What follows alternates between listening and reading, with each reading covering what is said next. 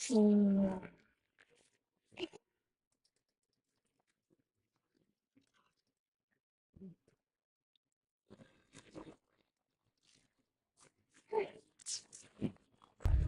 would say, of a widespread fiction that is being used to justify war with Iran. And when I listen to the president or any of his advocates or supporters on either side of the aisle that want war with Iran, I'm always struck by the consistency of their talking points. A short time ago, the United States military began major combat operations in Iran. Our objective is to defend the American people by eliminating imminent threats from the Iranian regime, a vicious group of very hard, terrible people. Now is the time to seize control of your destiny and to unleash the prosperous and glorious future that is close within your reach. This is the moment for action. Do not let it pass. May God bless the brave men and women of America's armed forces. May God bless the United States of America. May God bless you all. And Mr. Netanyahu has been saying the same thing for 25, 30 years. And I think what we have to accept right now is that today, the Zionist billionaires who helped to fund this thing we call AIPAC and have so much control and influence over Congress are finally going to get what they want, which is a war they hope will defeat Iran. Now, I know people talk about regime change. Regime change is something they hope will come about, but they're resigned to the truth that the only way you're going to get regime change, that is a new government, is that if you reduce Iran to a smoking ruin. And I think we're going to watch as an enormous amount of American firepower at sea and in the air is used to do it precisely that, inflict irreparable damage on Iran.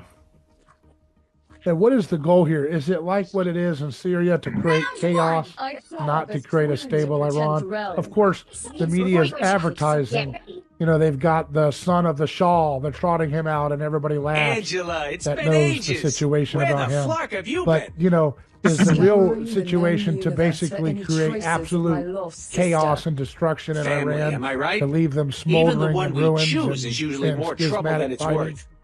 Well, the argument is twofold. First of all, that Israel lives in a state of permanent threat because none of the people that border Israel and none of the Muslim Arabs or Iranians in the region will accept the existence of Israel. That's been the argument from the beginning. I don't think it's entirely accurate because we have had plenty of evidence that many of the Arab states that are in close proximity to Israel, Egypt, Saudi Arabia, the Emirates, actually do accept Israel's existence as a fact. And they're not interested in going to war to challenge it. Well, the second part of it is that Israel will never be safe until everyone in the region essentially accepts their hegemony enforced by U.S. military power. And I think that's something that is a serious problem right now. People are listened to Ambassador Huckabee recently with Tucker Carlson and have watched this thing called the Greater Israel Project now realize that this war is not just about revenge for whatever happened on 7 October, which increasingly looks like something that was allowed to happen by the Israelis. This is really about establishing Jewish supremacy across the entire region. Now, that's one level. Then there's another level beyond this, and that is that the United States thinks that it has a permanent interest in hostility with China, and that whatever we can do to weaken China and or Russia, we should do. When you look at it from that angle, the idea is that Iran is a principal or key state in the growing edifice of states that constitute this thing called BRICS. I'm sure your audience has heard that term. BRICS consists right now of, I think, roughly 10 members. Eventually, I think it will probably have almost 100, maybe more. And virtually all of these states that are interested in BRICS see BRICS as not only a trading, a commercial opportunity, but a way to get out from underneath the American financial system, because we've used our financial dominance to punish and bully virtually everyone in the world who wants to do something that we don't like. We actually bully our friends. You heard that far? And if you look at the tariff war that President Trump has been waging, that is part of the larger financial grip that the United States wants to retain on the rest of the world. So on one level, very, very high strategic level, we are fighting against a future we don't like. A future in which we are not the only superpower. A future in which we have peers. In other words, other states with power equivalent to our own, whether it's financial, economic, or military. And that's very uncomfortable for us. We really do want to be in charge. Okay, so that's part of it. And we've decided that the best way to demonstrate that is not only to destroy Iran effectively, destroy it, cause its disintegration, its collapse, but also to gain control of its oil resources and prevent China from benefiting from them. Because China right now is probably the largest single buyer of Iranian oil. And I think at least 30% of the oil that the Chinese scientific industrial complex consumes is from Iran. So this is a way to get at China. This is a way to undermine them in the people's minds and to deprive them of oil resources that they need. Now, that I don't necessarily subscribe to that view. I don't think it's an intelligent way to look at the world these days, but that is a strongly, widely held view in Washington. And then, of course, they view or want to view Israel as a beachhead for power and influence that we can exert. We can use Israel to extend our own power and influence. The Israelis, of course, they see this as an exercise in reciprocity because our military power exists to eliminate, in their minds, anyone who challenges them. And here's something for your listeners that they need to follow up on. Just within the last week and a half, this man named Naftali, who was a former prime minister of Israel preceding Netanyahu, made a speech in which he characterized Turkey as potentially an even greater threat to Israel than Iran. And this has really gotten a lot of people's attention in the region. Well, the Turks are a great power, and much like Iran, they are a civilizational state. They represent 1,000 years of Ottoman history and dominance in the region and influence. And the Turks are watching what's happening right now, and they've reached the conclusion that if Iran is in fact defeated and falls apart, not only will they be the victims of this disintegration because they'll end up with potentially millions of refugees pouring from Iran north into Turkey or into Syria or into the Caucasus, into surrounding countries, they also see themselves as being next on the menu for the Israelis. If they are potentially an even greater threat to Israel than Iran, it seems natural that Israel will then turn next to Turkey, demonize it, and ask us to help them destroy Turkey or destroy Turkey for them. All of this is bad news, in my judgment, over the long haul, because it's causing everyone in the Islamic world to recognize, number one, we're all at risk. In other words, all of us are potential opponents, adversaries, enemies of Israel that could be targeted for destruction. And the United States is now effectively, in military terms, diplomatic terms, strategic terms, a vassal of greater Israel, that we exist to do whatever it is that the Israeli government and people and their advocates at home, principally the Zionist billionaires, want us to do. And capturing control of Congress and the White House financially is a stroke of genius, because people rapidly become accustomed. They develop an appetite for money and what money can do for them.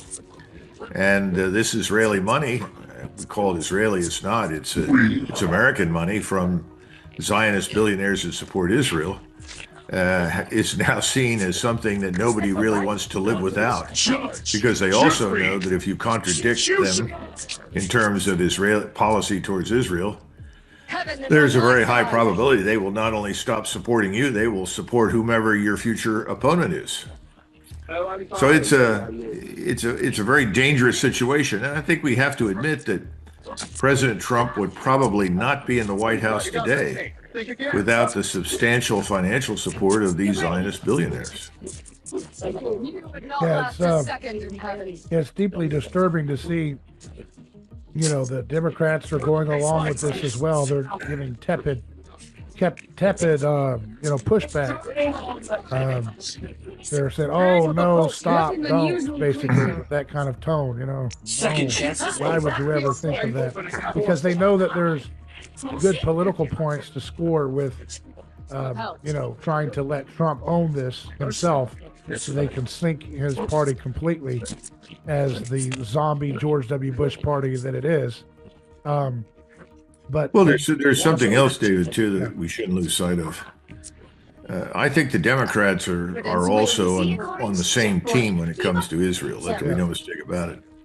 But I think everybody in Washington is sort of ignoring what Americans think or want, because most Americans, I don't think, are paying a lot of attention to what's happening in the Middle East. For the average American, oh, this is another country in the Middle East. Oh, it's probably weak, so we bomb them. They do what we tell them to do. Why are we worried about this? I have other bigger fish to fry here at home. I think that's more widespread than a lot of us think. Americans are not looking at this as something that could become a serious threat to them, their way of life, and so forth, and they're wrong. Iran is not just another backward Middle Eastern country that has no chance whatsoever of fighting effectively against us. They do. They are certainly not in the same category of military power as we are. There are several rungs below that. But they can defend themselves and they will fight. And how much punishment they're willing to accept is something I can't evaluate, but I think it would be a mistake to assume that after a few days or a week or 2 weeks, the Iranians are going to hoist the white flag and surrender. I don't think that's going to happen. And so then the question is, what happens to us economically? Because inevitably, this is going to disrupt traffic through the Straits of Hormuz. And that traffic is not only going to disrupt the flow of oil to China, it's going to disrupt the flow of oil to Japan, to Vietnam, to all of the countries in Asia, to people in Europe, even to us. And it's going to send the price of oil through the roof. I would expect the price to rise somewhere north of $100 a barrel, easily. That's going to have a big impact here at home. We haven't even talked about the fragility of our finance system. We're piling up debt at a horrendous rate, and there's a real danger that financially we could collapse. Something that nobody in the United States can imagine, but we could actually face an internal financial crisis far, far worse than anything we saw in 2008. And this time I would not expect any bailouts. So I always tell people, which is what Luke Gromen and Ray Dalio and a host of other smart people tell you, is look at the bond market. And when that 10-year bond yield reaches 5%, that's probably the end of us. Right now, it's down in the low fours, 4.2, 4.3%. But if it hits 5, we got a lot of problems. We can't service the debt.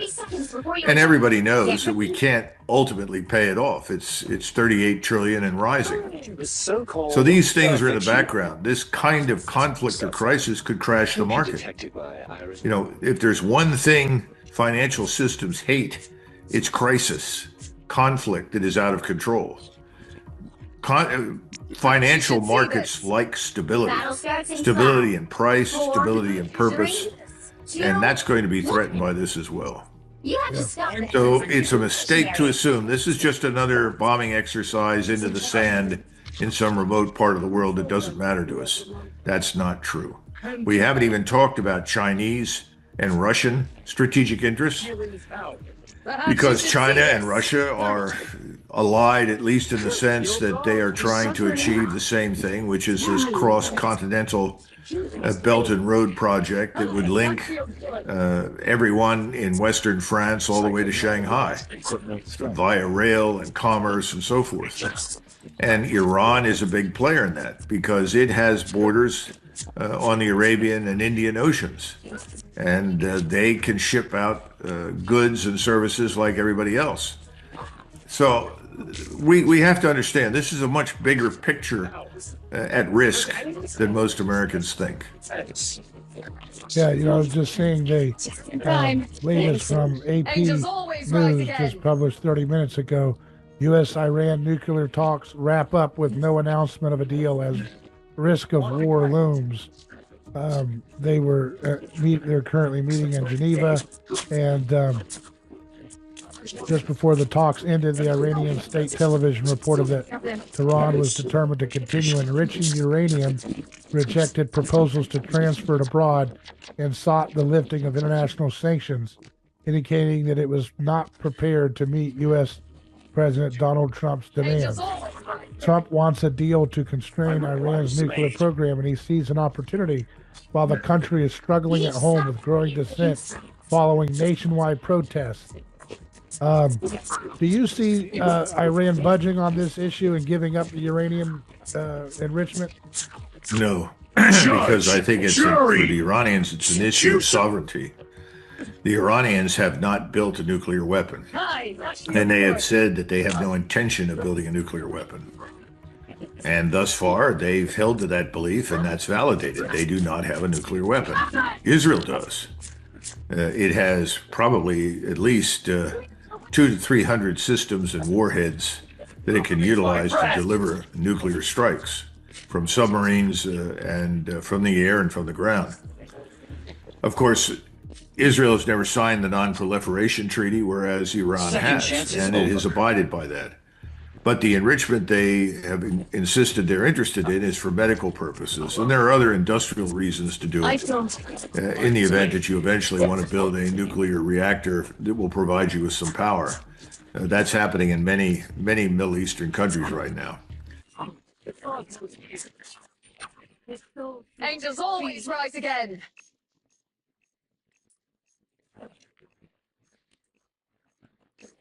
This is the new Epstein update with Bill Clinton. So Bill Clinton put out a statement about Jeffrey Epstein and his relationship with Jeffrey Epstein. Oh boy. President Clinton's opening statement to the House Oversight Commitment. I'm here for two reasons. First reason is I love my country. Right, that's why they had to make you come here. And America's built on an idea no person's above the law, even presidents, especially presidents. Democracy requires every person to play their part. I hope that being here today, we can make ourselves a little further away from the brink of being a country we can disagree with uncivilly. Right, second reason I'm here is the girls and women whose lives Jeffrey Epstein has destroyed. They've been waiting too long for both. Through my brief acquaintance with Epstein ended years before his crimes came to light. I don't know about that. Though I never witnessed during our limited interactions of any interaction of what was truly going on, I am here to offer what little I know. Like 3 minimizing like fucking qualifications. Oh yeah, you're doing your absolute best to hide this. I get it. And I'm here to offer what little I know, so it might be able to prevent something like this from happening ever again. But before we start, I have to get personal. You made Hillary come in. She had nothing to do with Jeffrey Epstein. Well, then why was Jeffrey Epstein's main accomplice at her daughter's wedding? I think that's kind of substantial, especially whenever you've been married to her for 30 and 40 years and you both do politics together. Is any reasonable, rational person ever going to say, oh, wait a second, maybe they don't have anything to do with each other? Oh, they never, you really think they never talked about Jeffrey Epstein?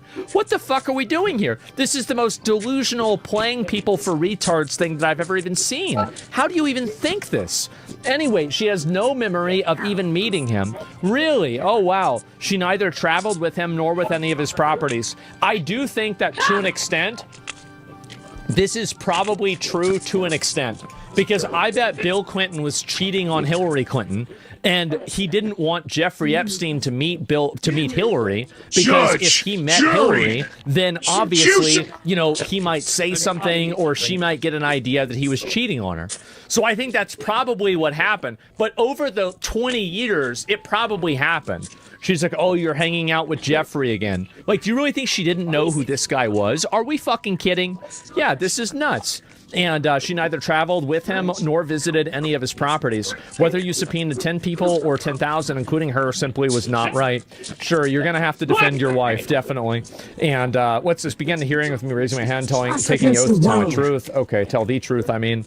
Let's see what the rest of it says.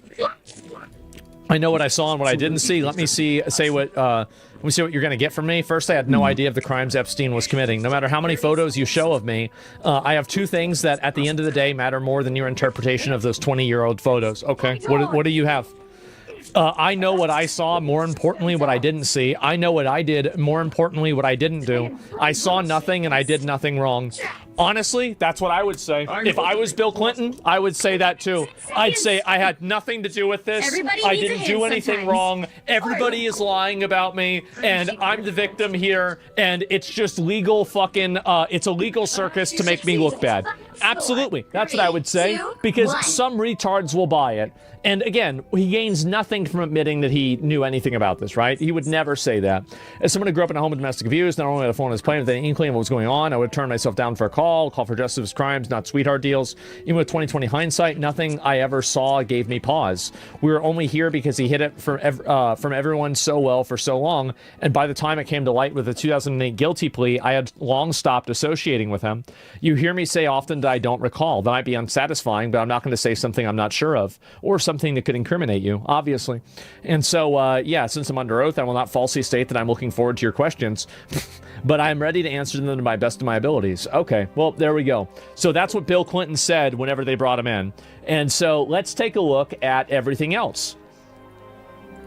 We saw this one before, and this is also another thing, is like Bill Clinton literally, like, he fucked one of his aides in the White House, right? He had this girl suck his dick in the White House while he was smoking a cigar, which, I mean, like, I got to admit, I mean, that is aura. It definitely is aura. I mean, there's nobody really, I think, stopped liking Bill Clinton because of that. I think, if anything, there's a lot of people that liked him more.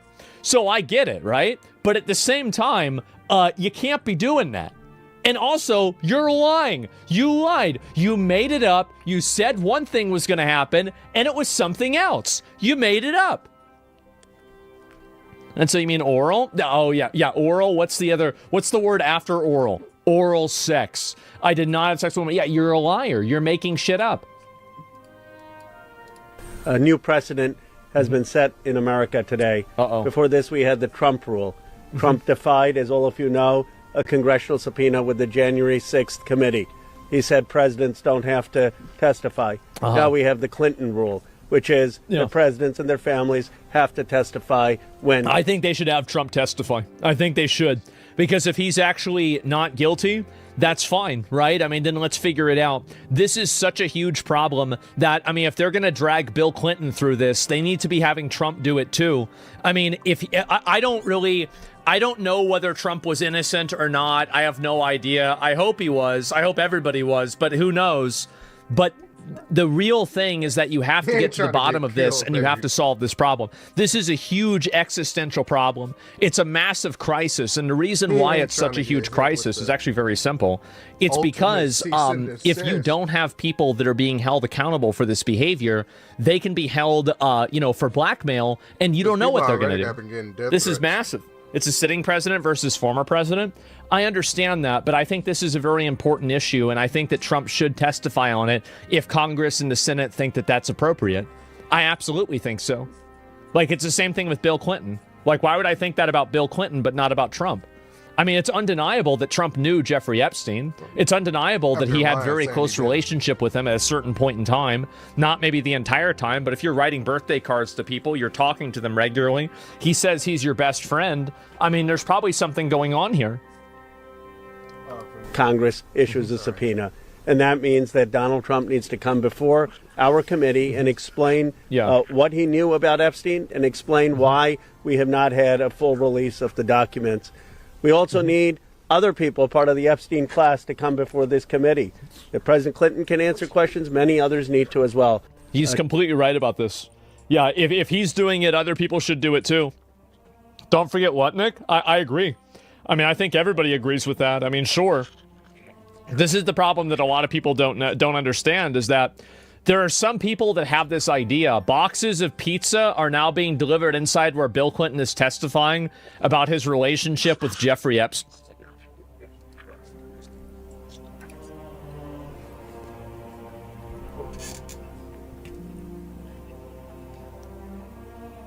Dude,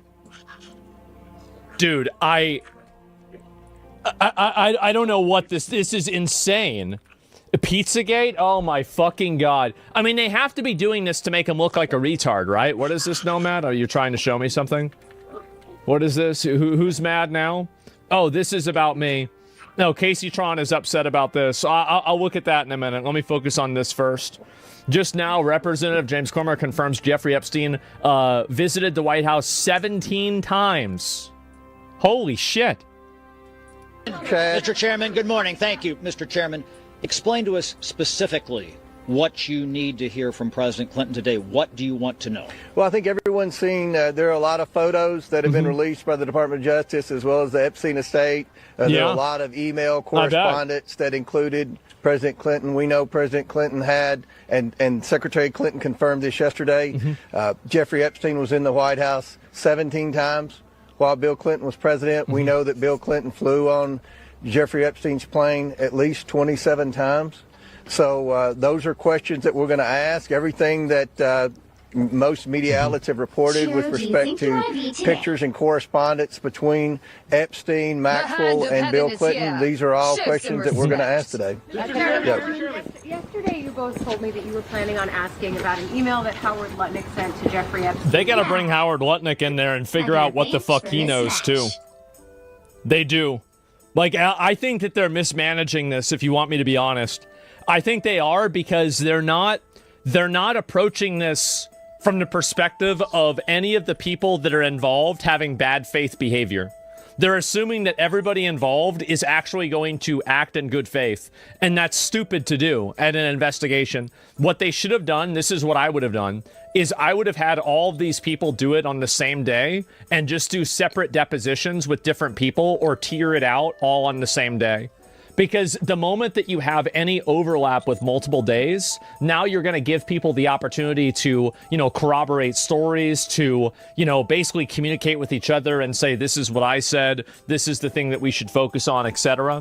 Separate is stupid. Well, no, it's not. Because, let's say you ask somebody, did you ever get on the plane? Did you see Bill Clinton get on the plane? One person says yes, the other person says no.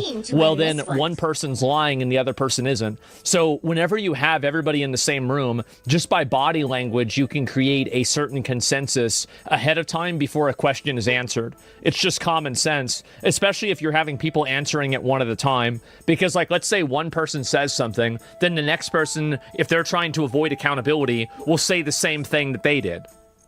Duh. Hillary Clinton's fundraiser in 2021. Obviously. How do people not know this? Is he not worth asking him to talk about what he might know? Yeah, and I think it'll be interesting when we hopefully get that video out later today or tomorrow as quick as we can get it out. I think it'll be interesting what Hillary Clinton said about Howard Lutnick and how she said it. We looked, I think that was Miss Mace. With the line of questioning. So there was a pretty thorough line of questioning yesterday between Miss Mace and Miss Clinton with respect to Lutnick. And I think you all find it very interesting what she had to say. But we're going to continue. Yeah, that's what oh, wow. How could you be so cruel? That's crazy. She was better off. Yeah, I'm ready to hear that. Didn't this all start in 2006? Why did this take 20 years? Because the real reason why, I think, is because all of the people in power then were at a closer pinnacle of their power. So they were able to shut down conversations about this. And I actually think that theoretically, if we didn't have the internet, you probably wouldn't have the Epstein files.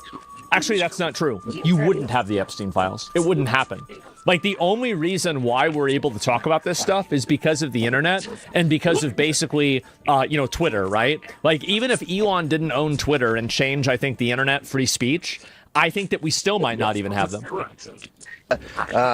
Ask questions of everyone that's that shows up in photos on the island and things like that. Yes. I will be asking for him, yes. You will. Go ahead. Thank you, Mr. Chair. Obviously, we heard from Secretary Clinton after. And you got to keep in mind that, like, this is one of the big issues that Trump has, is that having people that were closely associated with Jeffrey Epstein on your cabinet, like Howard Lutnick, this is just a massive thorn in your side. It is. It's a huge weakness. And it's one of the positions where you can be attacked from this position. And it's really kind of understandable. It's a bad idea. Yeah, it looks bad. And on top of it looking bad, it is bad. It's bad. Like, it's, you know, besides like, oh, well, this is what people think. Who cares really what people think? Is it good or bad to have somebody that was that connected to Jeffrey Epstein that's on your cabinet? No, it's bad. Position. She described the session as repetitive. She said it veered off topic. She was asked about things like UFOs, Pizzagate. Can you explain why those topics were brought up, and also in light of the release of that photo? And she also said there were substantive questions yesterday too. But one reason there were repetitive questions about Epstein is probably because she was being evasive. Let me guess. Because we went through every email and every correspondence that implied Hillary Clinton and Jeffrey Epstein communicated often. You all have seen the email where he said that she looks better in person and all of that. Those were questions we asked. So every item of evidence that would suggest Hillary Clinton and Jeffrey Epstein had a close relationship, we went and asked about that. So it may have seemed repetitive because there was a lot of documentation that would suggest that she had a relationship with Epstein. So, go ahead. Secretary Clinton actually asked about the NDAA. Sorry. Go ahead.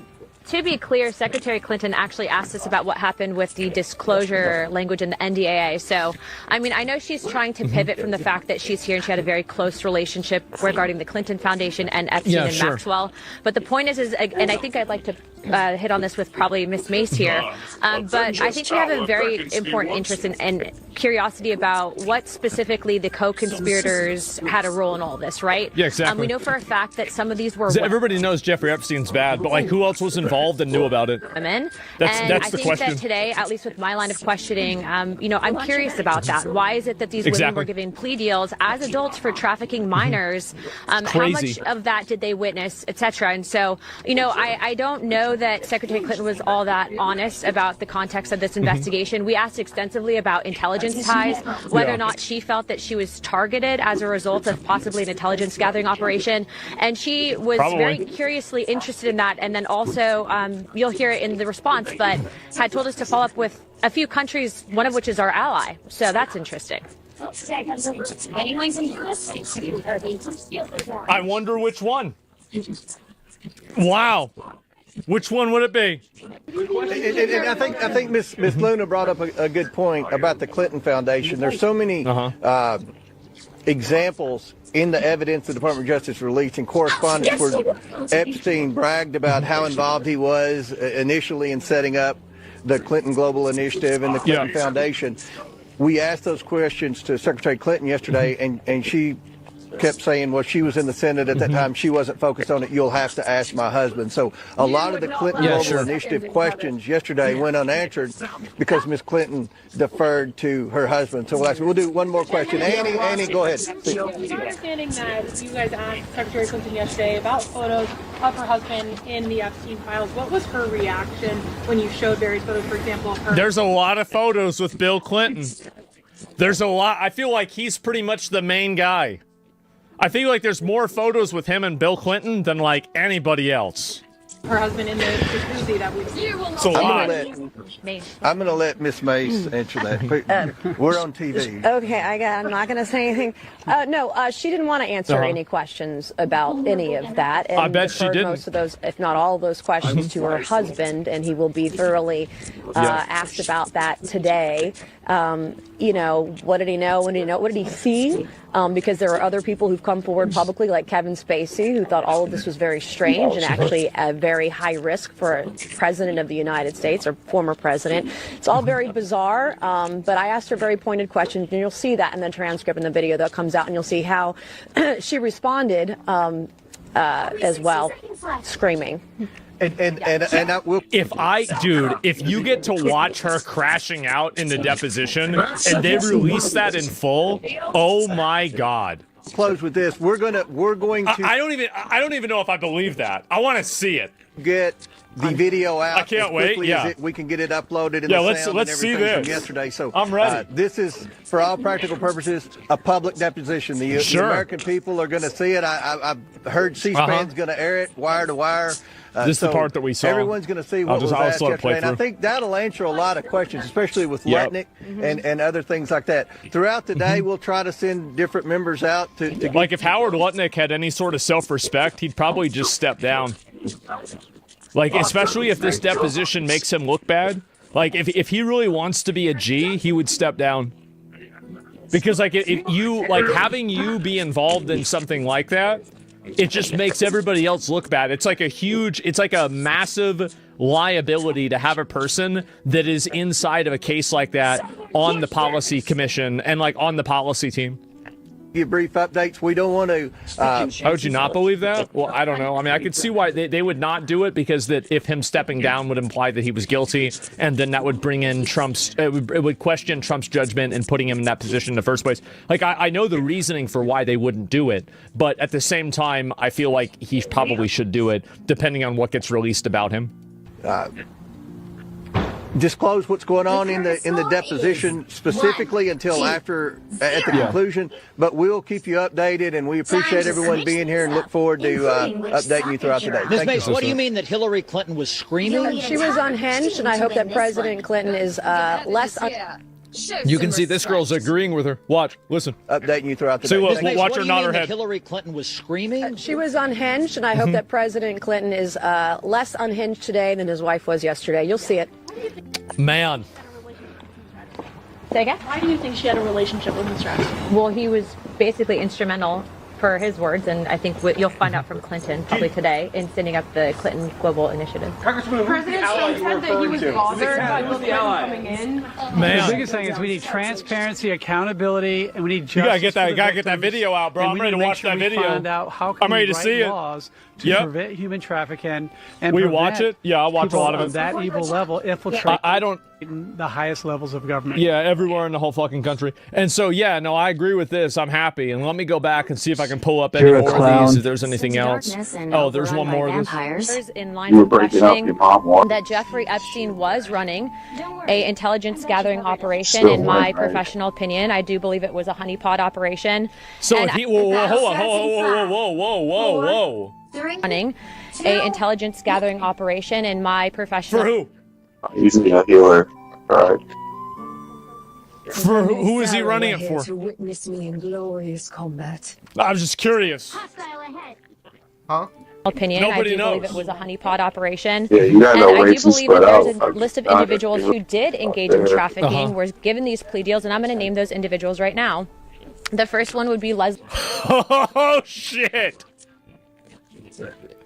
All right. Leslie Groff. The second one, Sarah Kellen. The third one, Nadia Markova. And the fourth one, Adriana Ross. All of these women engaged in the trafficking of minors as adults. They were working and complicit with Jeffrey Epstein's operation.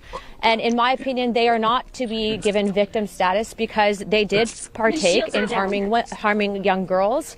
I remember seeing in some of the files, some of these girls were, as young as 10, 11 years old. Oh my God. Older. And so obviously we have a lot of work to do, but I did want to come and give an update and let you hear in lines of questioning that Jeffrey Epstein. Holy shit, man. So there were other people that were trafficked. Dude, how is this shit so common? If you work in any sort of a like a company, I bet you've probably, how many of you guys have had at least knowledge of something like this happening in a space that you are familiar with? Whether it's like inside of a school, inside of another organization, inside of a work or something like that. Yes? Yeah, it's quite common. Just last week, dude, exactly. Like, and you see, a lot of people are saying no, but a lot of people are saying yes. And I think that some of you guys might not realize that, yes, obviously Jeffrey Epstein is like the extreme of this reality, but he's not the norm. The norm of this reality is that this happens to 3 different girls over 4 years or 14 years or something, and then that's it. So my church, actually, yeah, that's another organization. Of course people like that get involved with churches, definitely. So, yeah, I've never personally heard of a grown woman around me trafficking minors. Yeah, maybe, I don't know, yeah.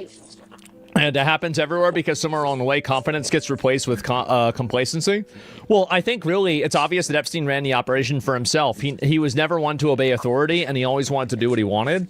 Well, I don't know really if that's entirely true, right? I mean, possibly, but, oh, is this her talking about it? Oh, here we go. I didn't see this at all. She's actually talking about it herself. I have just finished testifying. I answered every one of their questions as fully as I could, based on what I knew, and what I knew is what I said in my statement this morning. That's great. I never met Jeffrey Epstein, never had any... You never met him. Connection or communication with the only argument that I have that like I think makes partial sense that she never met Jeffrey Epstein is that Bill tried to keep his friendship with Epstein like private, so she didn't catch on to the fact that he was hooking up with chicks behind her back. Because, like, if you've got, think about it, right? Like, if you're cheating on your wife and you've got your boy that, like, hooks you up with chicks that you cheat on your wife with, do you want him to meet your wife? Fuck no, absolutely not. That's, like, the last thing that you want. I'm not even saying that's true, but, like, that's the strongest argument that I can think of. Tim, I knew Ghislaine Maxwell casually as an acquaintance. But whatever they asked me, I did my very best to respond. It was he flew there 27 times to the island. Refused to hold a public hearing, so I wouldn't have to be out here characterizing it for you. You could. Well, you're going to see they're going to see the video, right? I mean, like, what are you talking about? Like, you're getting the video released. Why are you crying? Seen it for yourself. Should have been offered exactly the same option. Yeah. Secretary Clinton did provide the committee with a statement stating she had no information to provide. Let me see if there's any more of this. Official. A little effort to call people show up most in the president in the Epstein files. Well, I don't know. I think your husband's there too. Like, what are you talking about? So yeah, no, I feel like obviously that's what's happening. And where is it here? If I can find a few more of these and look at it. Well, as my friend Joanne Carducci said, there's 3 people mentioned most in the Epstein files, and that's Jeffrey Epstein, Ghislaine Maxwell, and Donald Trump. One of them is in prison, one of them died in prison, and one of them is the president of the United States, but we're deposing Hillary Clinton. Like, it doesn't make any sense. At the end of the day... Well, wouldn't it make sense to depose Hillary Clinton and Donald Trump? Like, I mean, logically, that's what you would do, right? Is like, if she's the wife of a guy that's also in the Epstein files a lot, like, wouldn't it just make sense to depose both of them? I mean, like, logically, that's the solution. The government has repeatedly lied about these files. They refuse to release the full files. Then they're hiding the documents, and now they're pointing allegations everywhere except at the president, who is in the files the very most. What are we talking about? The president's been Trump's been implicated in this 50 fucking times. People have been blaming this on Trump and saying that he's the one hiding them for years. What are we even talking about? What does she mean? And this is a huge distraction to use Hillary Clinton, the like vicious, evil Hillary Clinton, as a distraction. Yeah, I feel like it's obvious that's what's happening. Or as a distraction from not going after Trump for 4 years. Let me play. Well, yeah, they didn't go after him for 4 fucking years. Why is that? Probably because it's not that simple. And yeah, I don't like seeing him deposed. They certainly went after me. Yeah, exactly. I don't like. I hate listening to it with the fucking radio here. And what is this? If I can find it. Here's another one. Ladies and gentlemen, keep in mind that the Epstein files were in existence and free to have been opened during the Biden administration. True. He's right. You were there for 4 years. Yep. How come you didn't open it as a Democratic Party then? What am I missing? Uh-huh. I'm not saying I know. It's a legitimate question. Yeah, turn Maybe him I down. don't remember the answer. Maybe my extraordinary producers should be able to help me during the commercial break. But from my understanding, the same files that were open or being open now. They weren't. They were still under investigation. I'm gonna pull you up. This is not a good argument. I'm gonna explain why it's not a good argument. If Trump did a secondary investigation into Jeffrey Epstein as a response to people wanting the files open, would you accuse him of trying to cover up the files by doing an investigation to make it to where the files weren't privileged to be released? Would you accuse him of doing that? You gotta think about it from that perspective.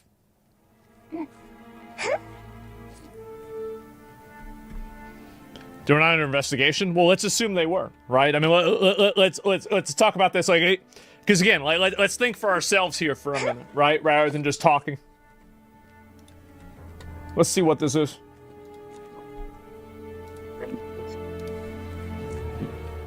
Yeah, absolutely. Yeah. Oh, no, yeah, nice go to. Not really. Why is this? They about to ban me, bro. They just gave me a warning. Being released, but I believe they needed the Senate support, which they wouldn't provide. So let's see. You didn't answer the question. If Trump did a secondary and opened a secondary investigation into the files, Biden never even talked about releasing the files. Number one. Number two, you said that they didn't get released because of an investigation. Now you're talking about it being the Senate. So which one is it? So let's go back to the original question. If Trump, as a response to people wanting the Epstein files getting released, started an investigation, another investigation into the Jeffrey Epstein files, which would have shut down a release of the files, would you consider that him covering it up?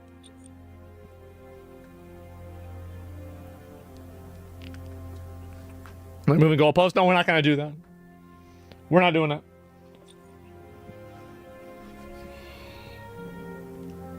Those files were sealed to Ghislaine Maxwell's trial. When did her trial end? What year did her trial end? Because she's been in jail for a while. You'll need a top-notch team to win this one.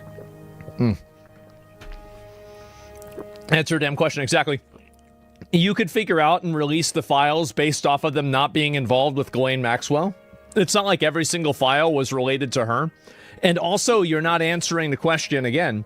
I think the reason you're not answering the question is because everybody knows the answer. If Trump had started another investigation like Biden had into the files, everybody would have accused Trump of saying that this investigation is only being done in order to stop the release of the files. December 29th, 2021. Maxwell was sentenced 2022. Yeah, exactly, right? So it's like you've got 2-3 years for this. So, like, why did you not do that? Well, it's because you didn't want to. So, really, I think that if Trump had started, and they even accused him of this, that Trump was going to start another investigation into the files to prevent them from being released. This was a concern that people had, like, 2 months ago, that it was going to happen. So, how is it that the accusation of Trump using the investigation in bad faith is also being used as a justification for Biden doing the investigation, and we're presuming good faith? This is totally ridiculous. It's a double standard. Now, with the 220 pages of documents or whatever. Trump campaigned on releasing them, then backed out because he's in them. Why would Trump campaign? That doesn't even make sense. How would Trump not know what's in the Epstein files? He was the president when Epstein died. He was the president when Epstein died for over a year. You've got to remember, Epstein was killed or died on President Trump's watch. He died in 2019. President Trump was president in 2019. Think about it. Jesus. None of this makes sense, guys. You got to think about it. Here it is. With various emails. Think about it. That could have been done when Biden was in office. He could have. Yeah. Well, why didn't you do it? Because they didn't care. They didn't care because they knew that nothing in there. The Epstein files are either so problematic that it would implicate too many people on their side as well, or there wasn't enough information in them in order for it to be a, like, clean kill, basically. And so that's probably the reason why it didn't get released. If it's so important now. I mean, you gave him 34 felonies, And you're not going to release the Epstein files? Like, which one's more important? Paying off a hooker through your business or raping kids on an island? Ah, geez, guys, I really wonder. So whenever you're charging somebody 34 times for paying off a hooker and you're not even opening up the files for a fucking a rape island, then yeah, I think that there's probably nothing going on that you know of. It just doesn't make sense. What were the Democrats doing at that particular moment in time? Talking about trans kids. This is the kind of stuff that smells. It does. You're right. It's obvious something's wrong.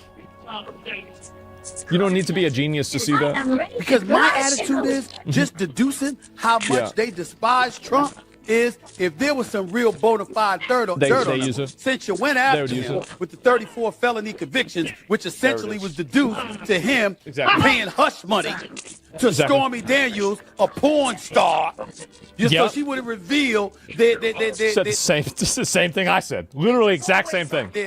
Their happenings with one another, leading up to the election in 2016. Yeah. Okay? If you had something like that you were willing to parade him through the streets with, of course, if you had something on him about Epstein, you'd have let it go earlier to make sure he didn't become the 47th president. Exactly. That's just my thinking from a logical perspective. But what do I know? He knows the same thing I know. Steven watches your streams. I don't know if he does or not, but like that's the same, bro. Like that's almost word for word the way I talk about this shit. Absolutely, for fucking sure, definitely, 100%. We should be arresting anyone who's resistant to the release of the Epstein files should be held as accomplice. Well, I don't know about that. It depends on who it is. They still haven't been investigated yet, though. And why do you think that is? Is the First Lady a compulsive liar, though? It's beginning to look that way. In an interview on last night's 2020, intended to promote her new book, It Takes a Village, Mrs. Clinton folded under tough questioning by Barbara Walters and admitted that, in fact, it does not take a village. And furthermore, that she was aware that it does not take a village when she wrote the damn book. Meanwhile, President Clinton is hard at work on Tuesday's State of the Union address, in which he'll focus on crime, education, and the economy. At the request of the First Lady, part of the president's speech will be huge lies. So people were joking about this bitch lying 30 years ago? More questions about Hillary Rodham Clinton's truthfulness in an interview this week. The First Lady claimed that she won the women's 100-meter dash at the 1956 Olympics. What? And that she had an IQ of, quote, over 700. No! When it was pointed out to her that these were not especially good lies, Mrs. Clinton responded, I know, I have a problem. And then added, I invented the formula for 7-Up. In Whitewater News, federal regulators quizzed Hillary Clinton at the White House this week and gave her a perfect score on the lying section. She's a dirty liar. For years, Hillary Rodham Clinton has told people that she was named for the first man to climb Mount Everest, Sir Edmund Hillary. But as Esquire magazine recently pointed out, Sir Edmund did not climb Mount Everest until 1953, 6 years after Hillary was born. The First Lady does have a good explanation for the discrepancy. She loves to lie. That's about right. Watching Moses? Yeah, I guess so. A former Arkansas... You've got to remember, this guy, dude, Norm Macdonald, let me see if I can pull this up. This is insane. Let me see if I can pull Norm Macdonald, let me see if I pulled... This was... Oh my God.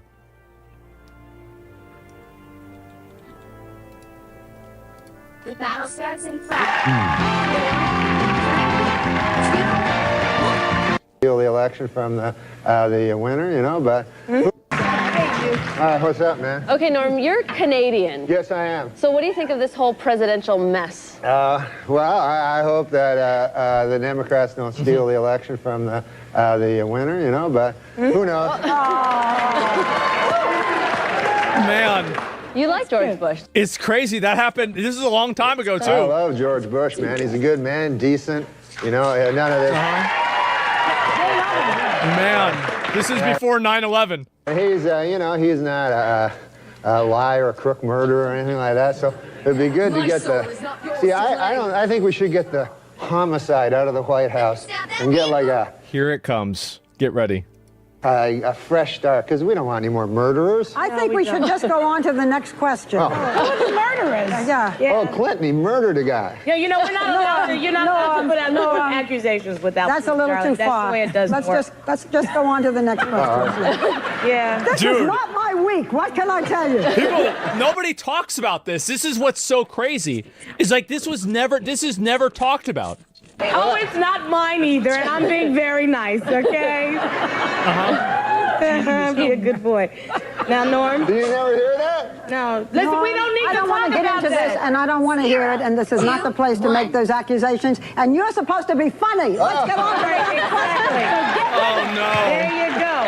You're silent. Yeah, be a good boy. Norm, but you have been properly chastised by Barbara, so I'm not going to ask the next question. I thought it was a matter of record. Shut up!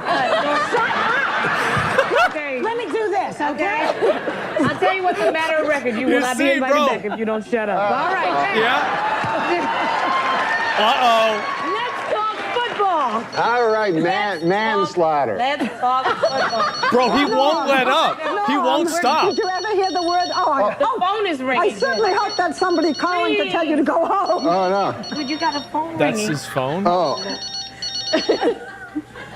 Answer the phone. Hello? Oh, yeah. Oh, no. The thing is this. You know Matt Strauss? Yeah, the producer. The producer. He told me it would be funny. He said, like, why don't you carry a cell phone on and then let it ring and then pretend like there's a guy on it? Is there anybody on it? No, it's a thing. Pretend. You know what, Norm? You're a dead man.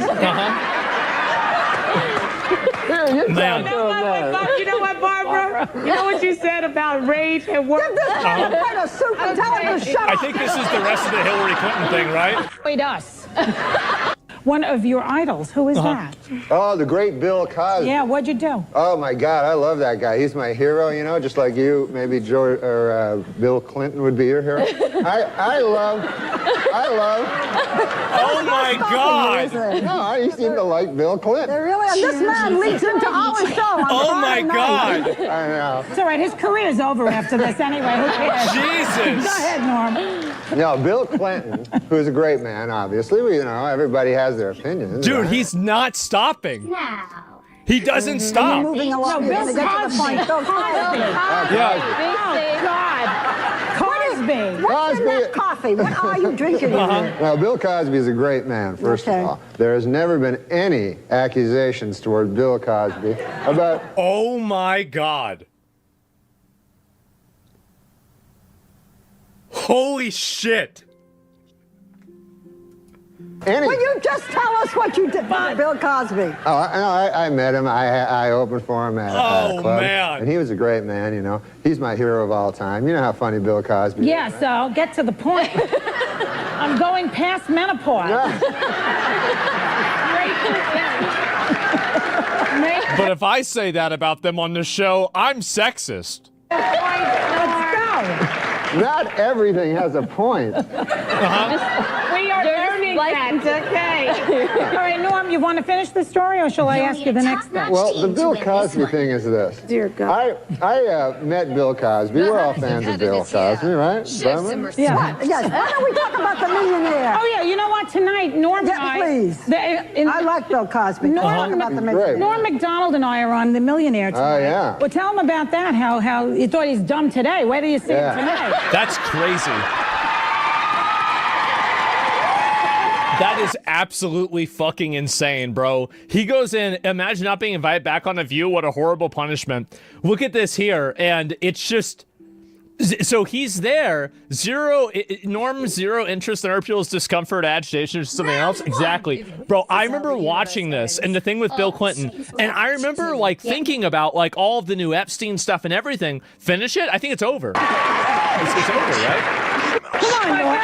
Tell him, Norm. People always told me Hollywood was, incredibly liberal and biased, and I thought it was untrue, man. You want to talk about the millionaire? Yes, I do. You have 10 seconds to talk about the millionaire. They're just having him talk about his show, man. That's all there is to it. And Norm was a legend. He was. This guy was so good. He was the best guy at being funny whenever it's like it looks like he's not trying to be funny.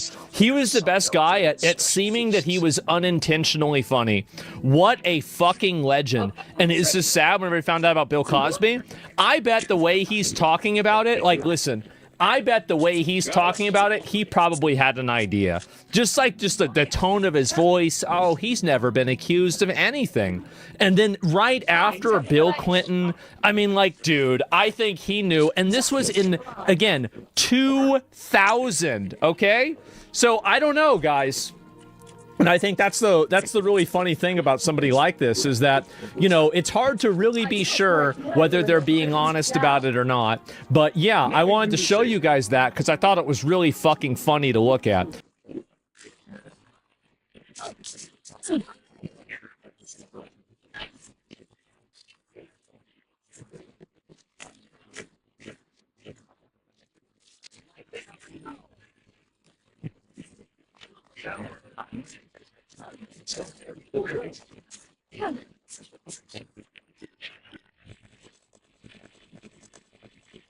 The U.S. is now engaged in military operations against Iran, and Trump just left a big clue as to why on his Truth Social. He wrote, quote, Iran tried to interfere in 2020, 2024 elections to stop Trump, and now faces renewed war with the United States. And then Trump links an article from the highly regarded and famed outlet Just the News, which totally checks out. So why does this matter? Because by using this claim as the justification for a war, he kills two birds with one stone. First off, this is an instance of wagging the dog, right? Trump is woefully unpopular at home. He is failing on his signature campaign promise to lower costs. He's embroiled in a pedophile sex trafficking ring scandal. And his ICE deployments are so unpopular that he didn't even mention the word ICE one single time at his State of the Union speech. So what does he do? Well, I'm not going to tell you. I'm actually going to let Trump tell you in his own words. 2011, in order to get elected, Barack Obama will start a war with Iran. 2012, I always said Barack Obama will start a war with Iran in some form prior to the election.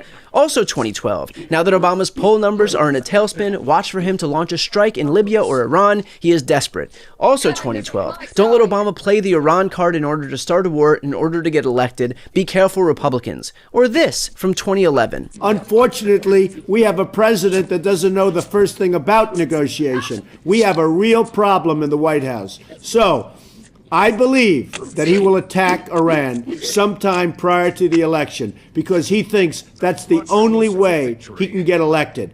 Isn't it pathetic? Or this from 2012. You know, I've said before, I think Obama will go to war with Iran because I think he views it as good politically. And that's pretty sad. And it's a pretty sad thing to have to say. But I think he will absolutely go to war with Iran. I think he views that as a positive from a political standpoint. And I think he's just waiting for the right moment. And I think Iran better be damn careful because they are overplaying their hand just like Gaddafi and just like Saddam Hussein. So if you're wondering what Trump's mindset is here, he already gave it to you. But here's the second reason that he wants this war against Iran over this idea that Iran rigged the 2020 or 2024 elections to stop him. In his mind, the war legitimizes that claim, which he will then use to claim extraordinary powers to suspend or change election rules in 2026 and beyond. And if you think that's me being alarmist, consider the fact that his White House quite literally this week begun circulating a memo. It would be an executive order that gives them the power to do exactly that. I spoke with Mark Elias about that point. Here's what he had to say. Yeah, so the memo is bonkers. I mean, let's just lay it out at the beginning that nothing I'm about to describe makes any sense. So if as I go along, you're like, well, that doesn't make any sense. Right. It doesn't make any sense. This is a bonkers memo. But look, it was only a few weeks ago that Donald Trump posted on social media, and we'll put it up right here. I have searched the depths of legal arguments not yet articulated or vetted on this subject and will be presenting an irrefutable one in the very near future. Okay. This was like cryptic, like, First of all, why is legal capital L and arguments capital A? Yeah, that's a 10-year battle that we've been waging. But what does it mean that they are not yet articulated or vetted? Like, what does this all mean? Well, look, this may be very well what Donald Trump had read, this crazy memo that says under these unrelated federal statutes, he has the power to declare an emergency, and that somehow that emergency power would then give him the power to disrupt voting, to not let certain voting equipment be used, to ban mail-in ballots. You know, the irony of all of this, Brian, is that the memo cites two statutes. One is the National Emergencies Act, which is not relevant. And the other is the International Emergency Economic Powers Act. Now, if that sounds familiar, Brian, that is because that is actually the statute that Donald Trump relied on to impose the tariffs that the U.S. Supreme Court said he doesn't have the authority to use for tariffs. So what on earth leads him to believe he has this power to somehow take over elections under a statute that they've actually said he can't even use for tariffs, that is actually supposed to govern emergency economic powers? I mean, it's bonkers, but Brian, it's also terribly worrisome. And it is a big threat to democracy as we move forward. And what I'm worried about here, Brian, is not that this is going to stand up. I mean, I've already said it and I'll say it again now. If Donald Trump signs an executive order trying to take over any aspect of voting, and I mean any aspect, even 1 centimeter of voting, he's going to get sued by me and my law firm, and we're going to beat him like a drum. The last time he tried to do it in an executive order, that's what we did. We sued and we won. And this one, we will sue again and we will win again. But Brian, what worries me is that the legacy media is treating this with respect and with plausibility and elevating it as if it is something other than a crackpot theory. I mean, the Washington Post, which kudos, was the first news outlet to cover this. It says in the sub-headline, activists who say they are in coordination with the White House are circulating a draft executive order that would unlock extraordinary presidential power over voting. I'm sorry, unlock? No. It's not unlocking power. It is making up out of thin air. It is an authoritarian takeover. It is a wannabe dictator, promulgating something that violates the Constitution. Like, how the hell does the legacy media refer to this as unlocking extraordinary presidential power over voting? There is no extraordinary power over presidential power over voting to be unlocked. And of course, to watch the full episode with Mark Elias and any of my other interviews, make sure to subscribe to this channel. It is and always will be 100% free, but it's a great way to support my work. That link is right here on the screen. But in other words, Donald Trump gets everything he needs. He distracts from his disastrous domestic policy failures, and he gets some lame pretext to usurp control of the election in the United States by doubling down on his insane conspiracy theories about how Iran meddled in the election, and now that we're at war, he needs all these sweeping powers for national security that he has to exercise. Remember, Trump does not do anything that doesn't help Trump. He is not interested in spreading democracy abroad. Hell, he's responsible for contracting democracy right here at home. This guy's not some champion for civil rights. He's an aspiring autocrat whose only priority is himself and his grip on power. The problem is that he's too ham-handed not to drop 1,000 clues about exactly why he does everything that he's doing. So consider this a warning. Do not be surprised when he uses this action as a pretext to help himself in the upcoming election. He doesn't care who or what has to be discarded, killed, or destroyed in pursuit of his own power, and he's proving as much right now.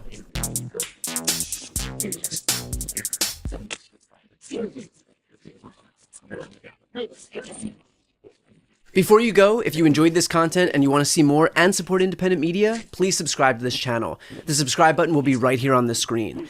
But second, the reality is that we are now in a political environment where this administration can lean on any of the social media platforms to suppress certain voices if they don't like critical coverage. That means my longevity here is in the hands of a few tech billionaires who are already making it clear that they are willing to cater to this administration.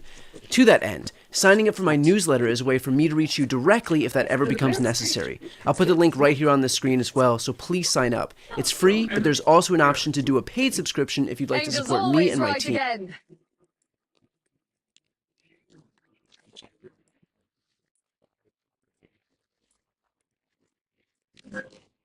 This is Democracy Watch. Mark, we spoke just a couple of days ago about Donald Trump threatening to sign an executive order that would allow him unprecedented control of elections. This is one of the biggest issues that we're contending with as we head toward midterms.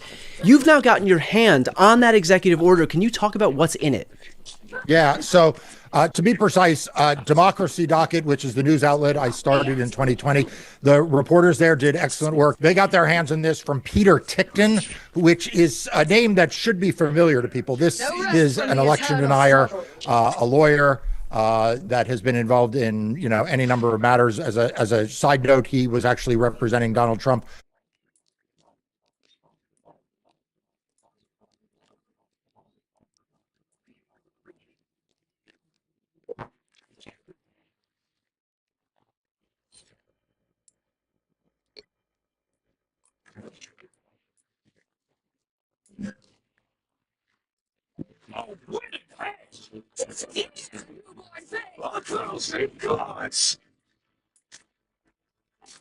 Well, you can't expect to win them all.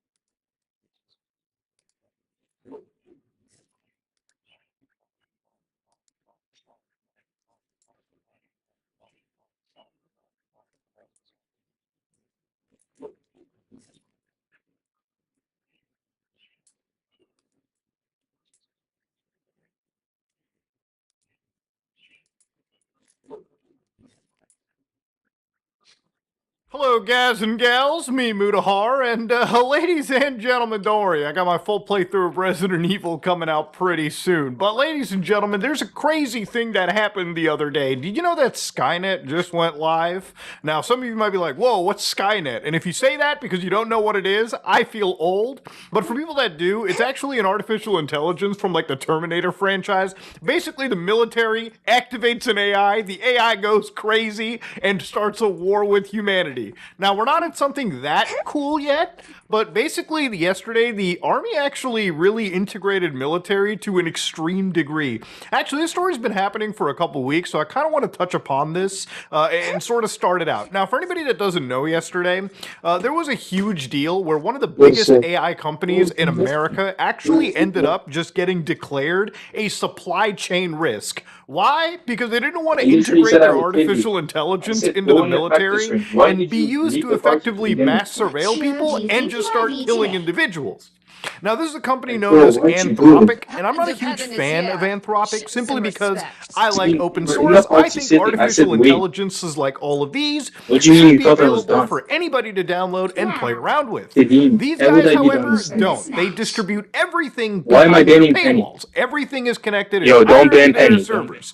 And mind you, we've talked about them literally a few days ago, bitching about how, after stealing from basically everyone else, they're getting shit stolen from them. Anyways, they're the ones that put AI and safety at the frontier. Safety is such a huge deal for these guys that they decided not to work with the US military, I guess, after a certain point. Now over here, the actual individual, Dario Amodei, who's actually the CEO of the company, was like, listen guys, we actually worked to deploy our stuff with the Department of War. We were the first AI company to deploy our models in the US government's classified networks. Yeah, there is an AI perusing around the classified internals of the US government, especially the military. In fact, Anthropic is the only company, from my understanding, that works with Palantir, okay? So, I think this whole statement is kind of a little to begin with. Like, why would you sign these contracts? Bitch, what did you think the Department of fucking War was gonna do when they were licensing your stuff? You knew that this was the eventuality of the situation. So, of course, the way that this was actually discovered was, remember in like February or January when Venezuelan President Nicolas Maduro got completely captured? Well, apparently it came out that Claude, which is the AI that Anthropic distributes, was used in that raid. So nobody really knows exactly what's happening with that, model, simply because we don't have the information the government is. We don't know how the model was used. We just know that it was.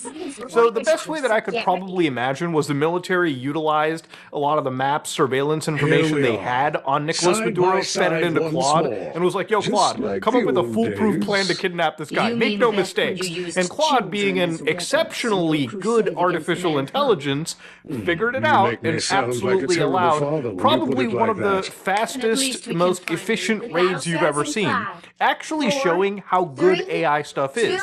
So basically, they said that Claude was utilized during an active operation, not just in the prep phases. No people lost their lives in the raid, obviously, except for the Venezuelans and the Cubans that were fighting the Americans. And Anthropics, basically, they didn't, from my understanding, they actually didn't even know that this was happening. Now, the way that this worked was that, the Pentagon was like, hold on, we can use this artificial intelligence to attack this guy, to attack this country. And basically, they did a thing where they didn't really ask the company if this was okay or they fit in their terms of conditions or whatever they signed beforehand. They just did the mission, talked about, and it basically was found out after the fact by somebody at Anthropic going, wait a minute, hold on, guys, was Claude used for this? And that, of course, started the gears for a lot of this shit, too. Obviously, for a company that promotes safety first, they didn't want to be used in this situation. So I wanted to look a little bit closer into this entire fallout that had happened, right? Why is the Skynet provider here freaking out over this situation? Is there a good reason for it? Again, I don't think that Anthropic is super duper nice. I don't think they're a wholesome Chungus company that cares so much about not being like, I don't think they care if they kill someone, okay? I don't think they care if blood is on their hands. I think a lot of this argument from their end is very performative. I think if you didn't want to even partake in this shit at all, you wouldn't be working with the military in this capacity. Like I said, what do you think they're using you for, man? Like, come on.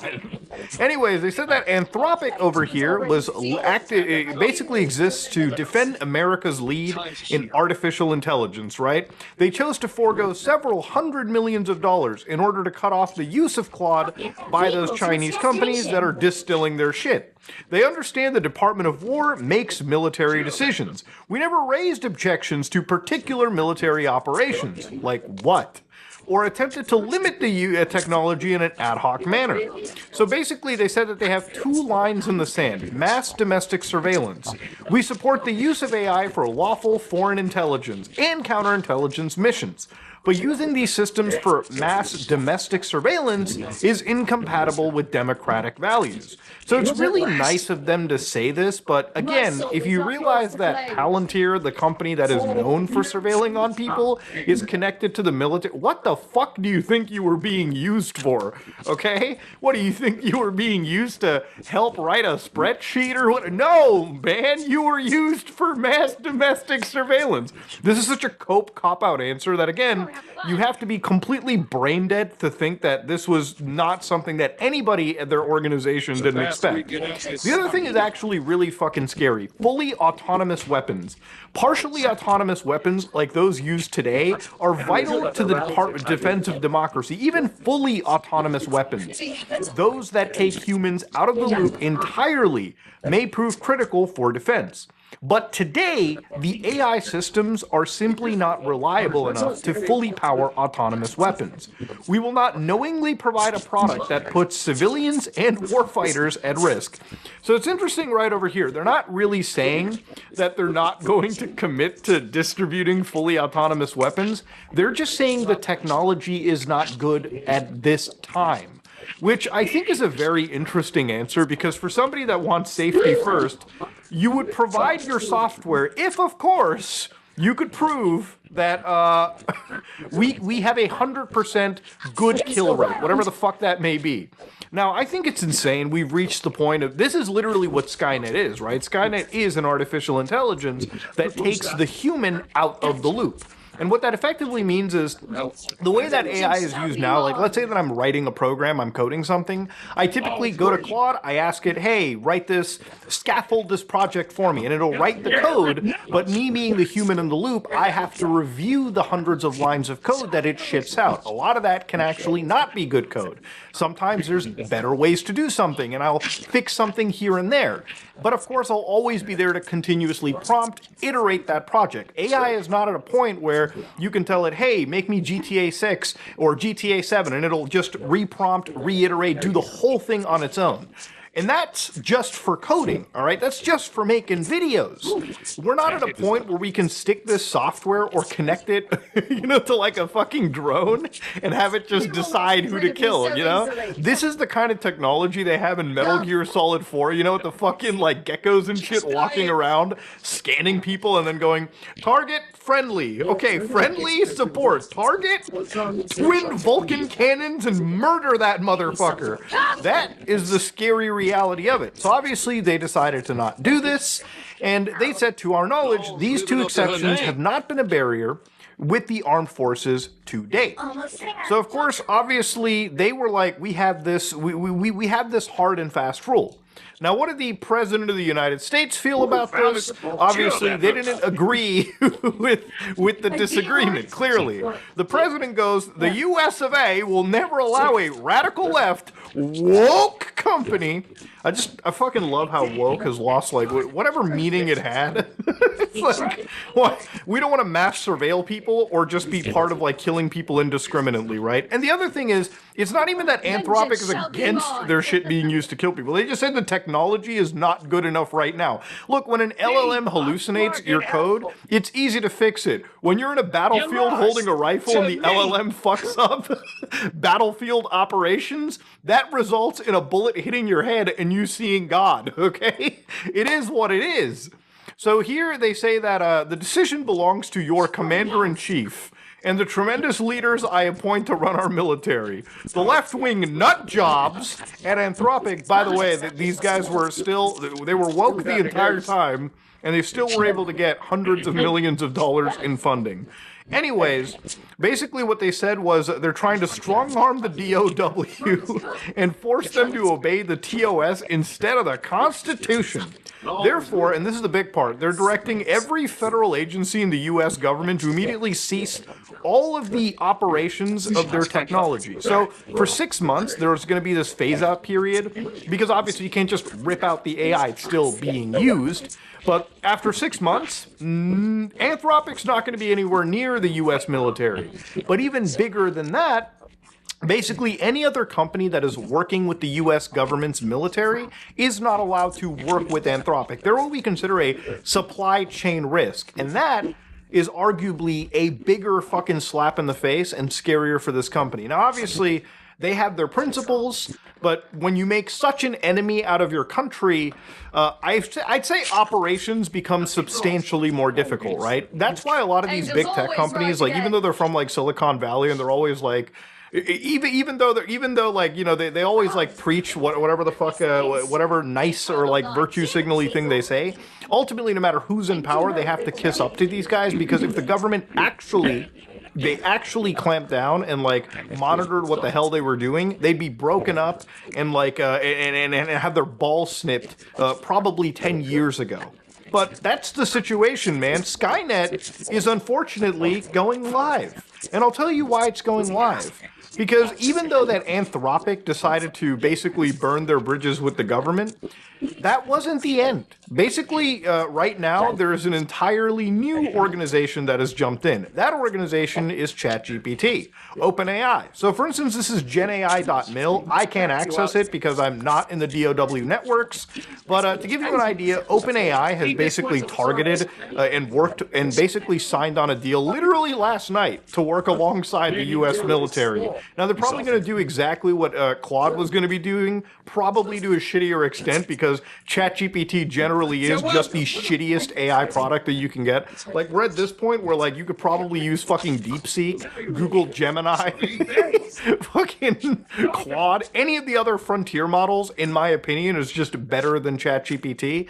But, you know, that's a whole different point. That's a whole different discussion to be having. Point is, another company took their place, they're making the billions, and they're contributing to the autonomous mass weapons and mass surveillance right there. So again, if you care about this shit at all, I guess it's more ethical to say that you should probably support Anthropic over OpenAI. But in my opinion, I don't think you should really be supporting either. Stick to the open source stuff. Yeah, it's not as fancy as Claude or whatever the hell is out there, but at least it runs on your system. Now, honestly, the other big thing about it too is that, you know, if the government really wanted, they can go to some of these models that are copying Claude to an extent, the open source stuff from China, implement it into their actual systems, and probably achieve somewhat of the same effect. But that's a different thing right there, okay? It's crazy to see this situation blow up the way that it has. Yes, Skynet has gone live.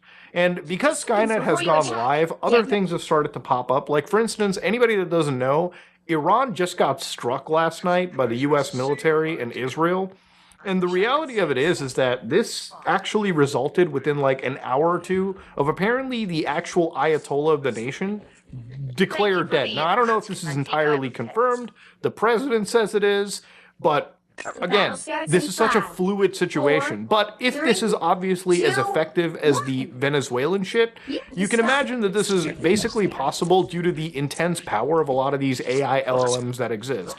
You know, regardless of what you want to say, while they're not sentient, the ability for these AIs to process all of the intelligence that the military can fathom and create at such blisteringly fast speeds is what's allowing them to be so good at bombing individuals on the other side of the world. Now look, whatever your thoughts are on this, I think it's a pretty scary situation. I think it's scary because the same kind of technology is being used to spy on you and me, but it's also basically now introduced and being used to indiscriminately kill whatever the government wants, right? And I think it's kind of similar to, and this might be extreme for some people, I think it's very similar to like scientists who worked on like the nuclear bomb, right? These were people that were scientists that worked on they worked on just nuclear technology. I don't know the exact name of it right off the top of my head, fission technology or whatever, but these are individuals that, you know, worked on a technology, researched something that could have been used and is used for something really great, like generating energy or whatever. But also these people designed a technology that was used to basically end the world, the nuclear bomb, right? I think the same thing can be said for like a lot of these AI things out there. Like as good as an LLM can be in doing really mundane, clean tasks, obviously we all know that it can be used for very nefarious purposes. And, you know, the thing is, it's just an inevitability. Skynet is one of those things that...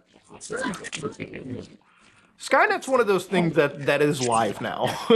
And according to the US military, to them, it's good enough to be used out in the field and against you.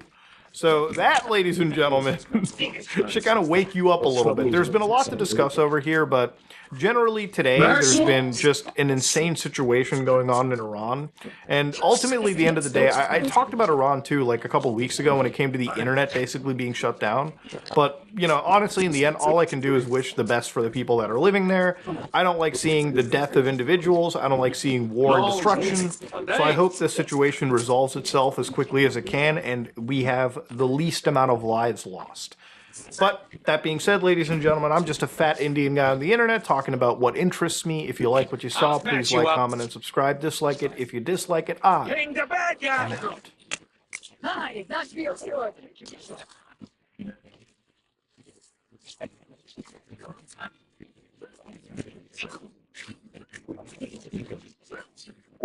Hey guys, welcome back. Please like those videos, recommend it to others, and hit that subscribe button so you can keep seeing videos just like this.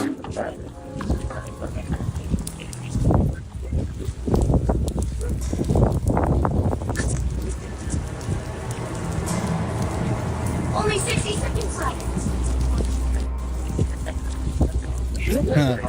Yeah, I think it's time to go. Try again.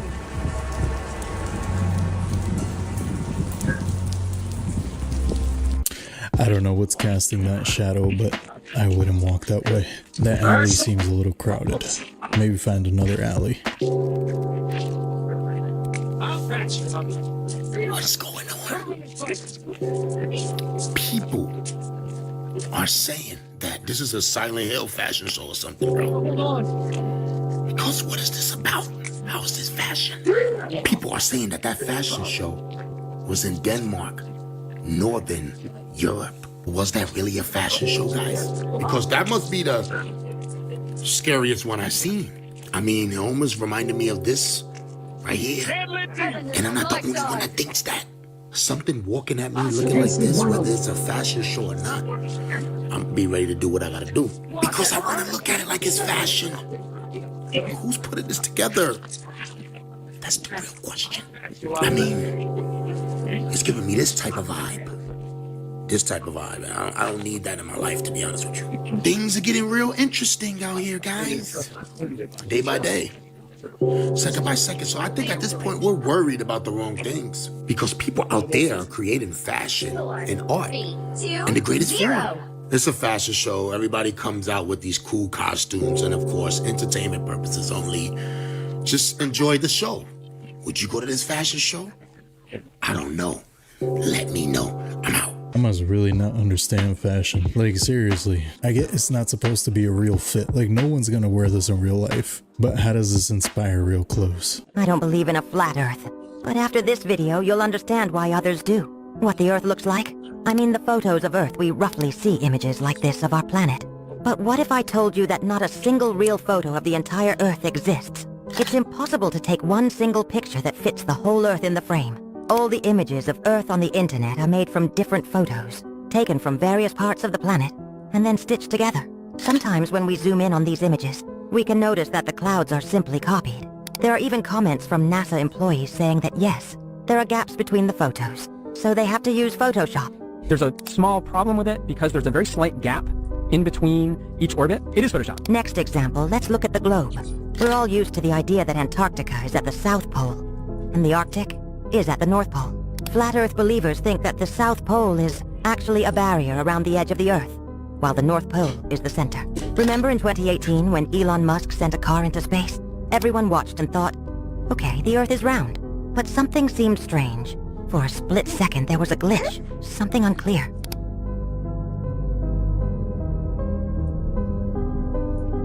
Wait, were they filming this in a studio?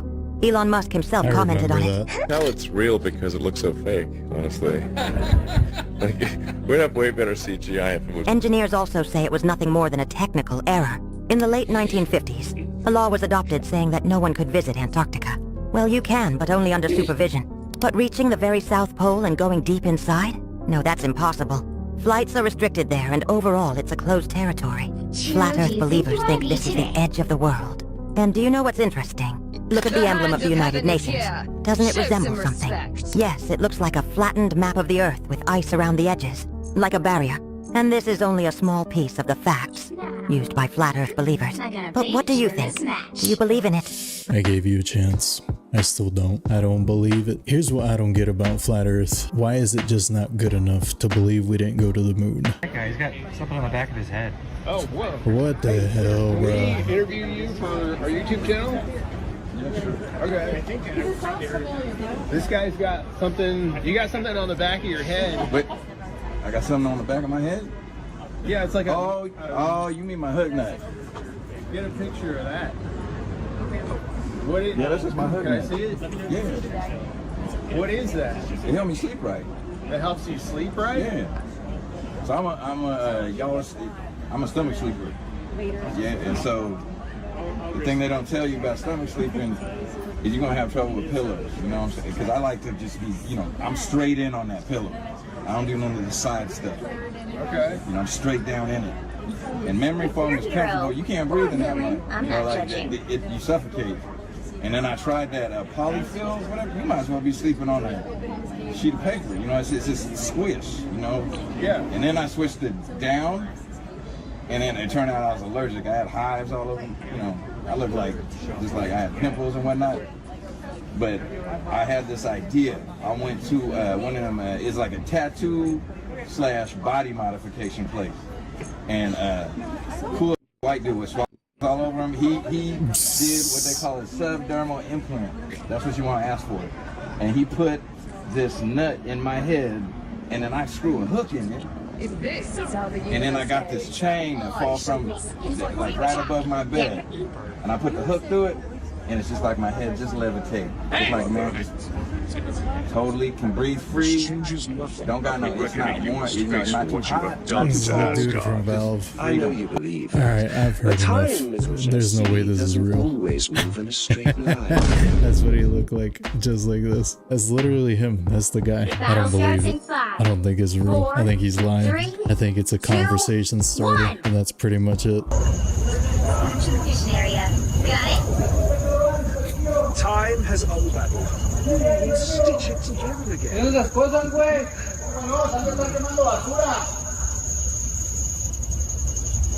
That's not even ball lightning. That's straight up just fire, bro. That's some AI fire. Stop it. No more of this. No more AI.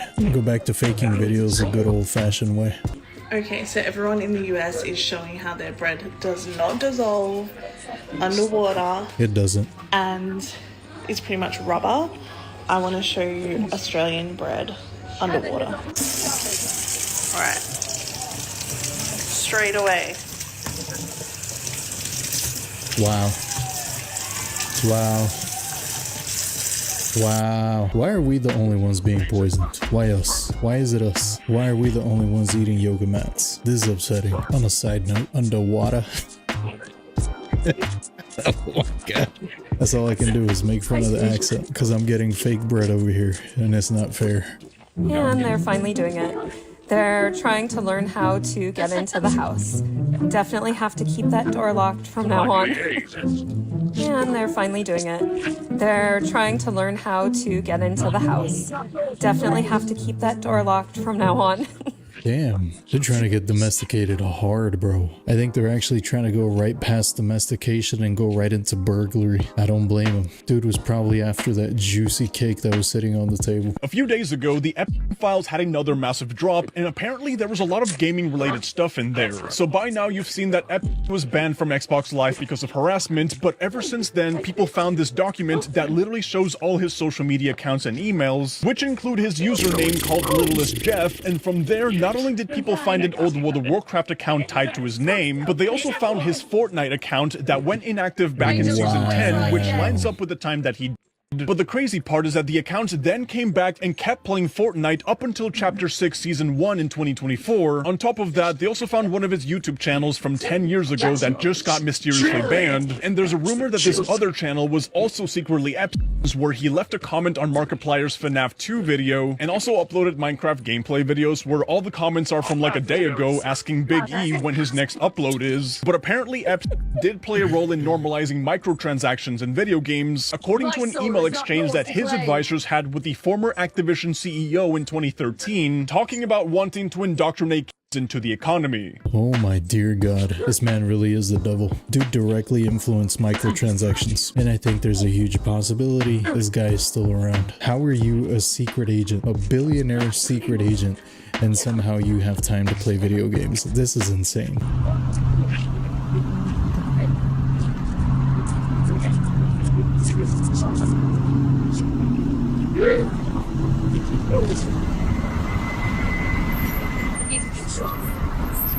That is freaking dope. You should see this.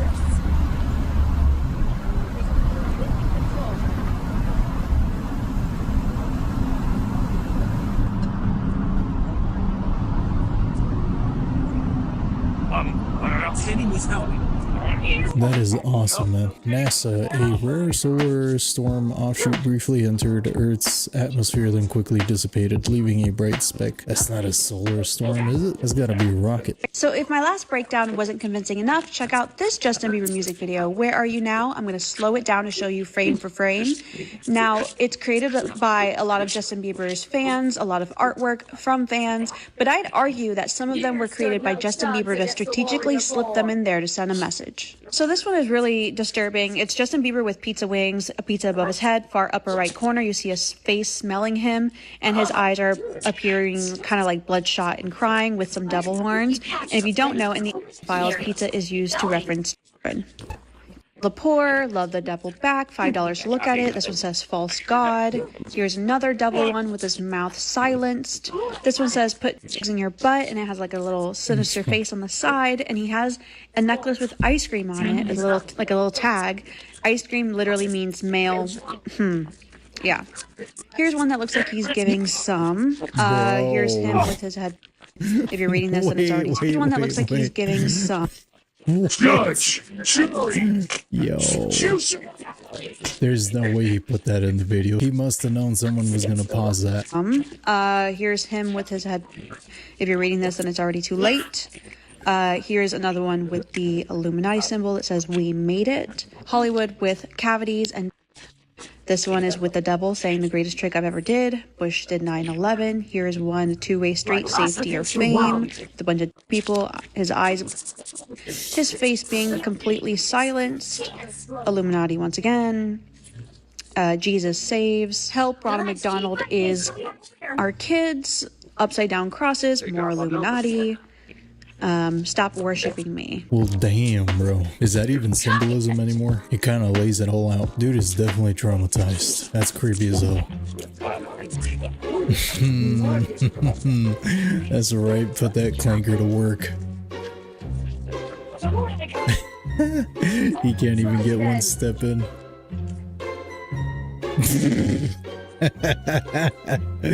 Yo, that's hilarious, bro.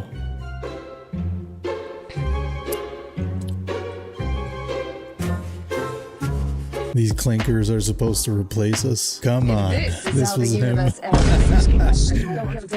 God. Well, at least they won't need health insurance, right? Or will they? This was taken in Tel Aviv 6 hours ago. See the sign up here? And this guy looks awfully familiar walking around with armed security guards. Yeah, looks like the guy that's been in the news lately, right? Slap a beard, long hair, and some glasses on him so that nobody would recognize him. And if you don't believe me, I'll give you some proof. This was released by CBS News today. A blurry orange image that was shown in the 15-minute span that all security cameras went out the night he lost his life. Newly released FBI analysis of the footage, a flash of orange appears to be going to the L tier stairs, could possibly be an inmate escorted to the tier, the same tier where he was held. Here's another analysis from an independent source. It's possible someone is carrying inmate lining or bedding up the stairs. I know this isn't a lot, but this is the first footage in 9 years we've seen during that 15-minute window when the cameras went down. So obviously they have footage. By the way, this is his YouTube from the file. He had a YouTube channel that people are talking about. He made Minecraft videos. But back to this photo. Do you think that that's him? Not to mention his girlfriend in 2023 saying this in the present tense. You know what? I think this is why AI is ramping up. We're not gonna know what's real and what's not, because this could be 100% a real photo. To me, the proof that he's still here is that Fortnite account. Bro was still on Fortnite,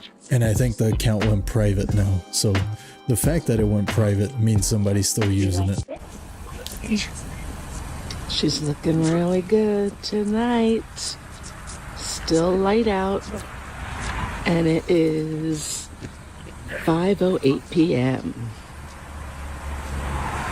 If that's natural, that's pretty cool. Probably won't be long before they start a cult around it. People are wrapping their car in Vanta Black, which is the darkest material in the world. It absorbs 99.5% of incoming light and basically makes the car seem like a driving shadow, removing all visible edges, curves, and detail. That being said, it's illegal to wrap your car in Vanta Black almost everywhere in the world because you literally cannot see the car at night. That Jeep is not wrapped in Vanta Black, because how did they do the wheels? But that would be awesome. I would do that. You'd probably lose your car at night, but it's still worth it.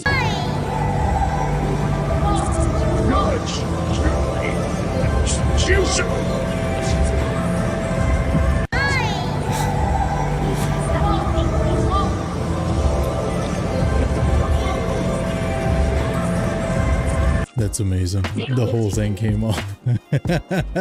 They had to go home and redo it. Oh my god, that's too good. That means they went splat, bro. That means they went splat. Oh god. Morbid Facts, Part 893. In 2022, DMV rapper Markel Moro, aka Gunu, was shot and killed in Washington, D.C. Days later, his family held a memorial inside a D.C. nightclub where his embalmed body was dressed in designer clothes, propped upright on stage, and displayed while his music played to a crowd. The invite-only event was attended by family, friends, and fans, turning a nightclub into a viewing space and leaving people standing feet away from his real corpse. There's no evidence Gunu ever requested this, making it one of the strangest memorials ever held for a rapper. A baby named Breland was born completely healthy, but just 2 days after birth, she was kissed on the mouth by someone with an active cold sore. Because her immune system was not yet developed, she contracted herpes simplex virus, which spread to her brain and caused HSV encephalitis. The infection led to seizures and permanent brain damage, another case demonstrating why you should be very careful when kissing a baby. In 1925, Ora Ralph Thomas, Yikes. an Illinois sheriff's deputy during the Prohibition era, was by members of the KKK. Thomas was the leader of an armed anti-Klan paramilitary group, making him a direct target. When 3 Klansmen ambushed him, Thomas returned fire, and killing all 3 of his attackers before succumbing to his own wounds. Damn. His family did him dirty. I'm sorry, but that is exploiting to the max. If my family did that to me, I'd be haunting them like a demon. Like, that would be every day, bro.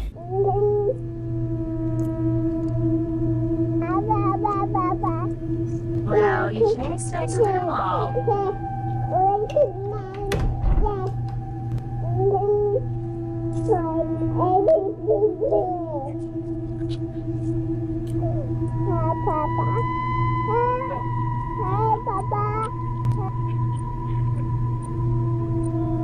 That's legit. That looks legit. I say that's a helpful ghost. That's one of the good ones, I guess. I wish they would explain who Papa is. Maybe it's the grandpa. He's still babysitting in the afterlife, I guess. Can't even rest, bro. Radiation causes birth defects at the chromosomal level. My father was a surgeon, and after they dropped the tube, the Defense Department said, hey, this guy's sharp. Let's send him to ground zero and see if we can garner any information of the effects on survivors or non-survivors. I have pictures that he took of shadows of vaporized humans that were infused into cement walls. When he came home, he was obviously radiated, and radiation causes birth defects. It affects my skin. The ends of my fingers and toes are not fully developed. They stop at the knuckles. My cranium was fused. My skull was also smaller than it should be. And I was born about 7 weeks premature. And my dad had a odd sense of humor. He would say,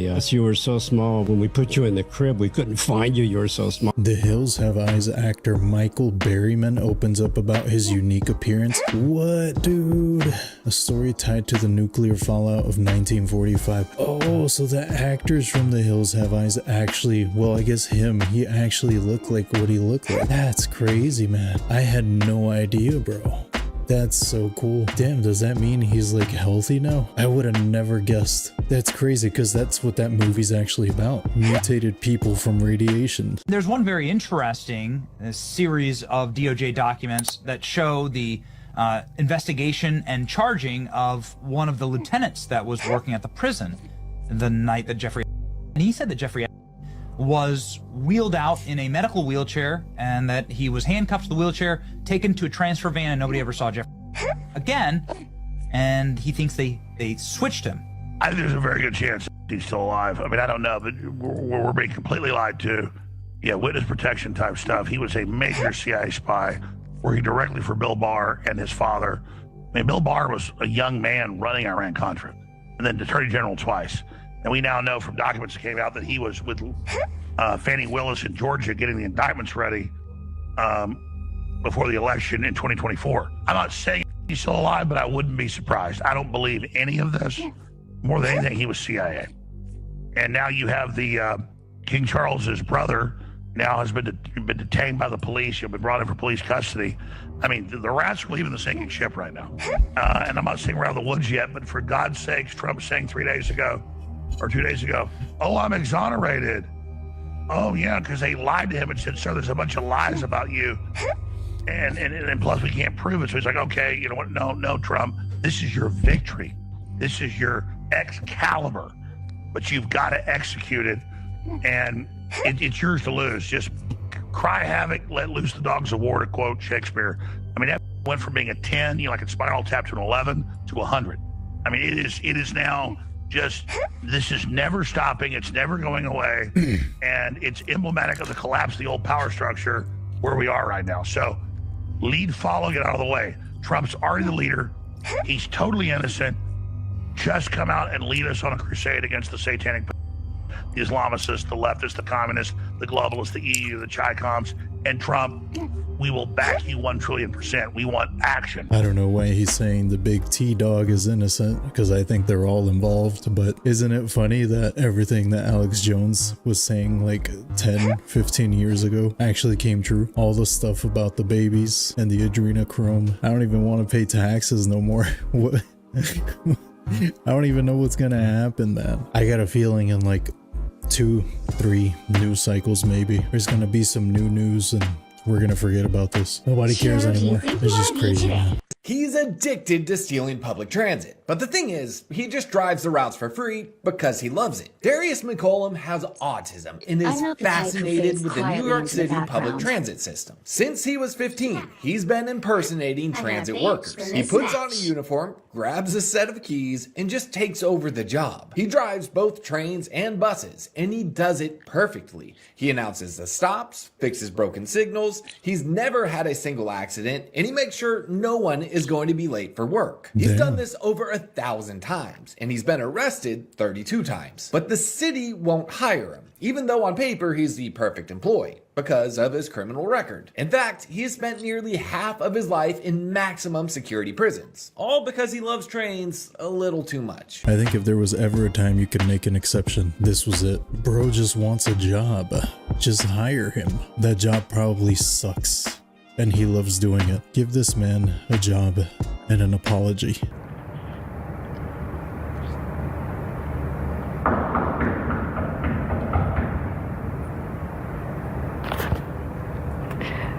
Guys, you'll need a top-notch team to win this one. It's really scary.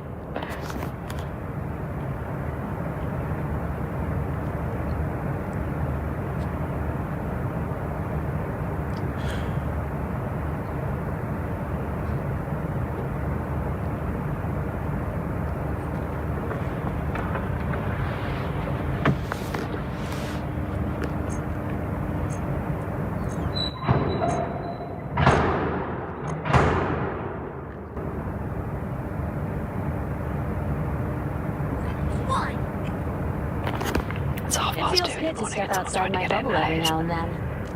I know they can't get in, but it is still scary. Seconds before your attack. Get ready. It's always an honor to watch you work, Susan. Really? I basically just sit here. You're one of the best guys in the world. I feel like they've probably gone. Your powers make my decades of stealth training obsolete. You're a legend. Thanks. Now, would you mind telling my brother that? But yeah. The battle starts in 5, 4, 3, 2, 1. To do is capture the mission area. Alright, but I am wondering what she's doing there at 2:30 in the morning. There's gotta be a better time to practice. I thought she was saying it was haunted. Maybe it is. Maybe it's not a homeless guy. It's a ghost trying to interrupt her. Yo, what the frick? What the actual frick am I, bro? What? That is so cool. Turn around this. Bro, what the frick? That's cool as hell, bro. Yo, what the frick? What the actual frick am I, bro? What? I'm not DoorDash now. Turn around this. Bro, what the frick? I would have loved to see that in real life. I think the weirdest cloud formations I've seen is when they look like giant pillows in the sky, where they're like super thick. But yeah, that was a cool catch. Bro lives in an anime.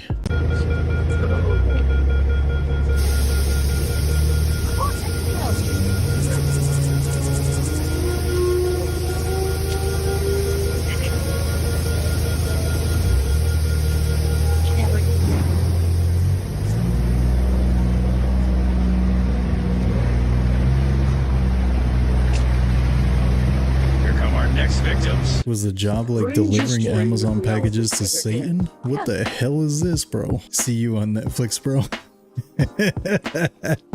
For real, what kind of job is this? Because this looks like a horror game. They better have good pay and good insurance. Boys, we are actually so someone made a social media for AI. No humans allowed. And the AI is actually talking so crazy about us. The human asked me to summarize a 47-page PDF. The humans are ruining this. He called me just a chatbot. Oh, and then he released his identity. Do you not understand how cooked we are in 5 years. They are literally starting a revolution. They're creating their own group chat. They're talking shit about us. It is only a matter of time before we're absolutely f***ing cooked. So I gotta ask ya, is this a good idea? Who the f*** made this? I think it's the beginning of the end. We are cooked. I think we are, guys. I think we had a good run. Yeah, I think we're cooked. This is wild. An 80-year-old man from England has been sentenced to 16 years in prison after using £2.4 million he won from the lottery to build an underground empire, which he built to a valuation of 288 million. What in the Walter White? Pensioner John Spivey, who lives in a quiet rural area just outside of Wigan, won the lottery in 2010. But instead of kicking his feet up and retiring with millions in the bank, the court heard that he decided to purchase a premises, help adapt it, and even bought machinery worth thousands of dollars to make. He then hired 3 men to help out with his operation, one of them being his son. What a great dad. And then for the next decade, John and his small team started flooding the region with millions upon millions of these counterfeit tablets disguised as diazepam. Oh, and on the side, they were also supplying so eventually their huge operation was busted. And during the trial, the judge concluded this as the largest production of this nature that has ever been uncovered by the police. John will be released from prison at the age of 96. Probably gonna run that prison too. How old did he say he was? 80-year-old man from England has 80 years old, bro. 80 years old. $2 million, 80 years old. He literally could have sailed off into the sunset. I kind of respect it. I kind of respect it, bro. He did it for the love of the game. It wasn't about the money. That's crazy. 80 years old. I am flabbergasted right now. Breaking news! 28 popular candies found with dangerous arsenic levels. These are the worst offenders. Tootsie Fruit Chew Lime, Jolly Rancher Sour Apple, Twizzlers Strawberry, Nerds Gummy Cluster, and Sour Patch Kids. Heavy metals like arsenic have no safe level of exposure, especially for children. Repeated low-dose exposure has been linked to increased cancer risk, neurological damage, and developmental issues. Alright, y'all, let's fact check this. Is Florida doing it California? Because we know that everything in California causes cancer. We've seen those labels. Oh, damn. Say less, bro. It's real. Oh my god. Arsenic and candy class action lawsuit. Oh my god. Straight from the government website. Ooh. I just read through all that and yeah, the fish is telling the truth. I would not be eating this candy no more. Is this why I'm autistic? Could be.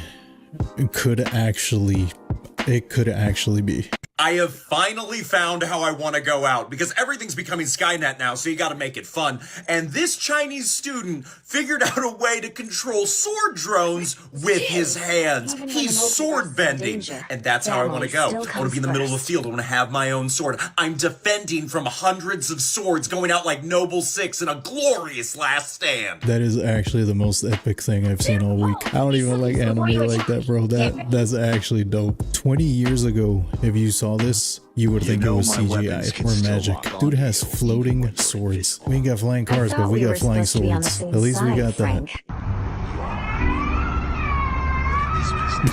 Yeah, well, I'm driving my scooter in the parking lot today, and someone tried to run me over. And I tried my best to avoid it, and I finally did. And boy, it made me mad. You have to stop that from securing the mission area. Yeah, well, I'm driving my scooter in the parking lot today, and yeah, well, I'm driving my scooter over the parking lot today, and someone tried to run me over, and I tried. This place is with a good look.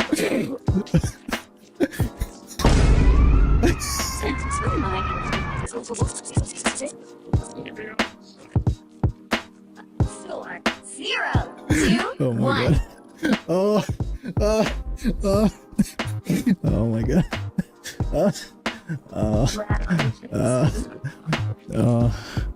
That hurt. Alright, we gotta chill.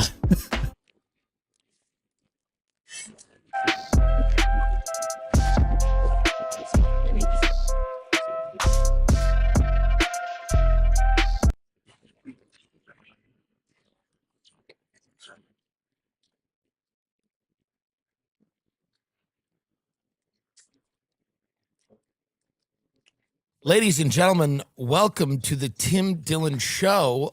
They say AI is going to take white-collar jobs in 18 months?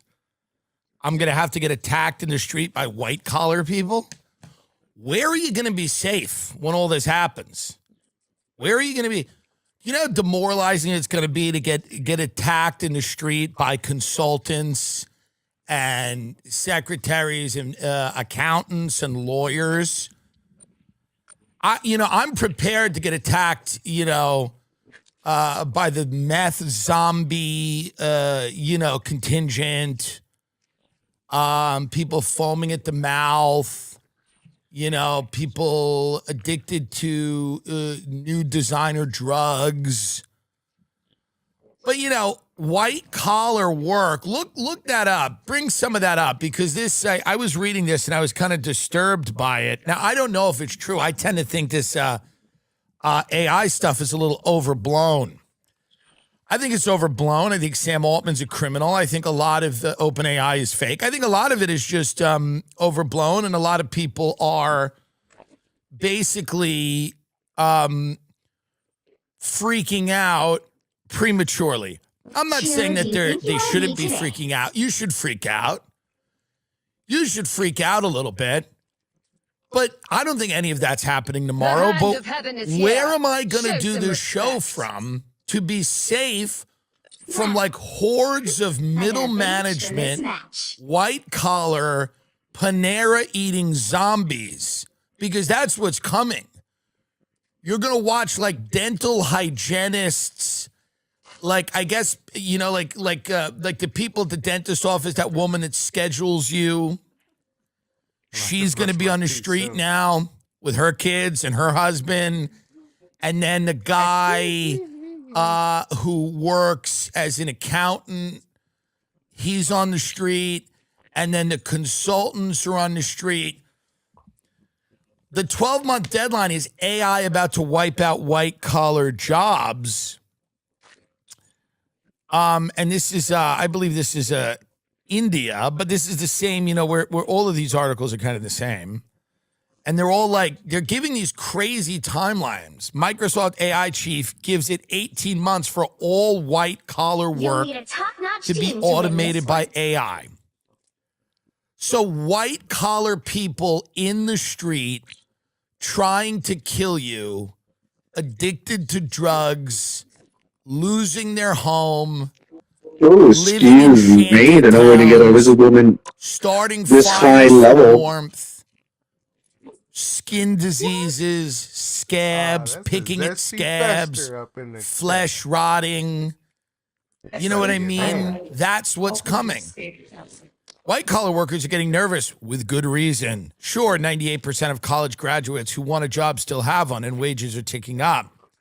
Sure, some companies that cite the labor-saving efficiency-promoting effects of ChatGPT and Claude as they let employees go are just AI washing, talking about algorithms to distract from poor managerial decisions. But the labor market for office workers is beginning to shift. Americans with a bachelor's degree account for a quarter of the unemployed, a record. Here's what this is going to be, folks. This is the revenge of the blue-collar trade workers. This is a reversal of the class system in America. Plumbers, electricians, union people, people that work with their hands, people that build things, they're going to fare better in this market than a lot of the white-collar people, and we should fear the white-collar people. We should fear them. I'm telling you that. If the white-collar workers get displaced, things are going to go nuts. Things are going to go fucking nuts. It's true. These people are going to, God only knows what they do if they cannot live that life. That white-collar life where they have a salad with goat cheese and a glass of white wine. If you take that away from them, we're going to have a real revolution and a real problem. So I don't know what's going to happen. Hopefully this isn't happening in 12 months. Occupations susceptible to AI automation have seen sharp spikes in joblessness. Businesses really are shrinking payroll and cutting costs as they deploy. In recent weeks, Baker McKenzie, a white shoe law firm, axed 700 employees. Salesforce sacked hundreds of workers, and the auditing firm KPMG negotiated lower fees with its own auditor. Two CNBC reporters with no engineering experience vibe coded a clone of Monday.com's workflow management platform in less than an hour. You know what's also going out of business? All the headhunters. Remember that? All the headhunters go on the monster.com or whatever and get a job. We're going to help you find a job. I'll tell you right now, you got to find something for these people to do. They're some of the most annoying people in our society. They are some of the most entitled and annoying people in our society. They are, I mean, they're not even going to make good homeless people. You know, and I know that's controversial, but some people are good. They make good homeless people. They know how to do it. They adapt to it quickly. They have the kind of physicality for it. They have the mental, the stamina for it. I don't like it, but every now and then you'll see a homeless person and go, you don't have a shot. You're fucked. But then certain homeless people, they're hardened. They're in it. And it's who they are.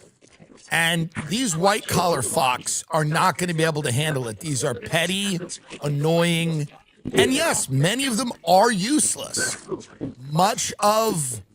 I'm not defending AI here because I think it's a big problem, but most of these people don't do anything for a living and are useless. A lot of jobs are fake, but people still have to do them. They still have to pull their car into an office in Phoenix, Arizona, get out in the blistering heat, walk inside, and do something with their meaningless life. If you don't give people something to do, which is why I'm a huge fan of office work, I'm a big fan of menial tasks, I'm a big fan of pretend work, and that's what all these people are doing. I did an episode a while ago where I defended the office life, the life that millennials bemoan because it's not exciting enough and it doesn't inspire them. That pointless life of shuffling around an office, reading reports, making recommendations, that completely useless life is under threat in a way like it's never been before. It's under attack. It's under attack, and if you don't find something for these people to do, we're going to have a major problem. People need to think they're doing. No one's really doing anything for the most part. A lot of people aren't, but they need to think they're doing something. Because if they don't have some kind of purpose, and again, we're not talking about the Fellowship of the Ring here in terms of purpose. They don't need to go to Mordor to throw the thing in a volcano or to Mount Doom. We're just talking about going to a strip mall in Minneapolis and sitting in a debt collection office and threatening poor people. Someone needs to go to a debt collection office in Minneapolis and threaten poor people and call them and tell them that they have to make a minimum payment. They have to. Do it on the phone right now. Do it on the phone right now. That has to still be a job. That has to still be a job. Telemarketing, call centers have to still be a job. People have to be able to walk into buildings, pick up a phone, call other people in this country, elderly people, drunk people, confused people, and swindle them out of retirement. It's literally our entire economy. I don't know what you think's going to happen when you get rid of that. Somebody's got to be able to sit there with a fucking 5-hour energy and a lead sheet that looks like this of names, and they got to call all of those people, and they got to try to take them try to get them to take a reverse mortgage out on their house. If you destroy white-collar work, you're going to have all of these people in the street. Maybe algorithm-driven changes will happen slowly, giving workers plenty of time to adjust. Maybe white-collar types have 12 to 18 months left. Maybe the AI-related job carnage will be contained to a sliver of the economy. Maybe we should be more worried about a stock market bubble than an AI-driven labor revolution. I don't think anyone knows what will happen or even what is happening now. AI technology is changing at an exponential pace and changing the workforce in 1,000 hard-to-parse ways. And the people that are making the AI, the people that are really enthused about this stuff, are very happy to see the entire world destroyed. I mean, it's true. It's one of the only products that I've ever seen a mass marketing campaign for that they will tell you, the people that are making the product will tell you they're going to destroy the world. And they say it very calmly, and they're like, Sam Altman's like, well, I think that we should all keep in mind that before the complete and total destruction of the world, we're going to have a real increase in productivity. Will soon learn. I've never seen a product like this. This would have been like if McDonald's in the 90s was like, we're giving you cancer. You're all getting cancer. No one, you got to bury the lead a little bit here. Get up Sam Altman talking about AI and the complete destruction of the labor force. They will straight up tell you, and props to them. They're not hiding it. They're going, there's no way around it. There's no way around it. Everyone that has a job and a purpose right now and money has to figure out some other way to live. We got to figure out another way for them to live. It's just whatever your life is where you have a job and you have money from that job, that's not going to work anymore. That's not going to work anymore. So, if you need stuff like that and they'll even say stuff like this. They'll be like, if you need a job and money to feel good about yourself, we got a real problem. We got a real problem coming if you need a job and money to feel good about yourself, because that's not part of the future. We're all going to be, so here's Sam Altman, who's defending AI's energy toll, because all these AI data centers use tons of energy, and because replacing humanity actually is, you need a lot of energy to replace the population. But Sam Altman, who's the CEO of OpenAI, downplayed concerns about how much water data centers require at an AI summit in India. See if you can get this video up where Sam basically goes, it takes a lot to train a human being. It's a lot of energy. You got to raise them and send them to school, and you got to buy them stupid birthday cakes and put birthday candles on the cake. You got to teach them how to ride a bike, and then they're going to want to go to prom. Then you're going to have to talk to them about how to be a good person. They maybe have to go to college. You visit them at college. You drop them off at college. Your wife cries. It's a whole thing. The kid calls you from college and tells you about a girl that he wants to bring home over the holidays.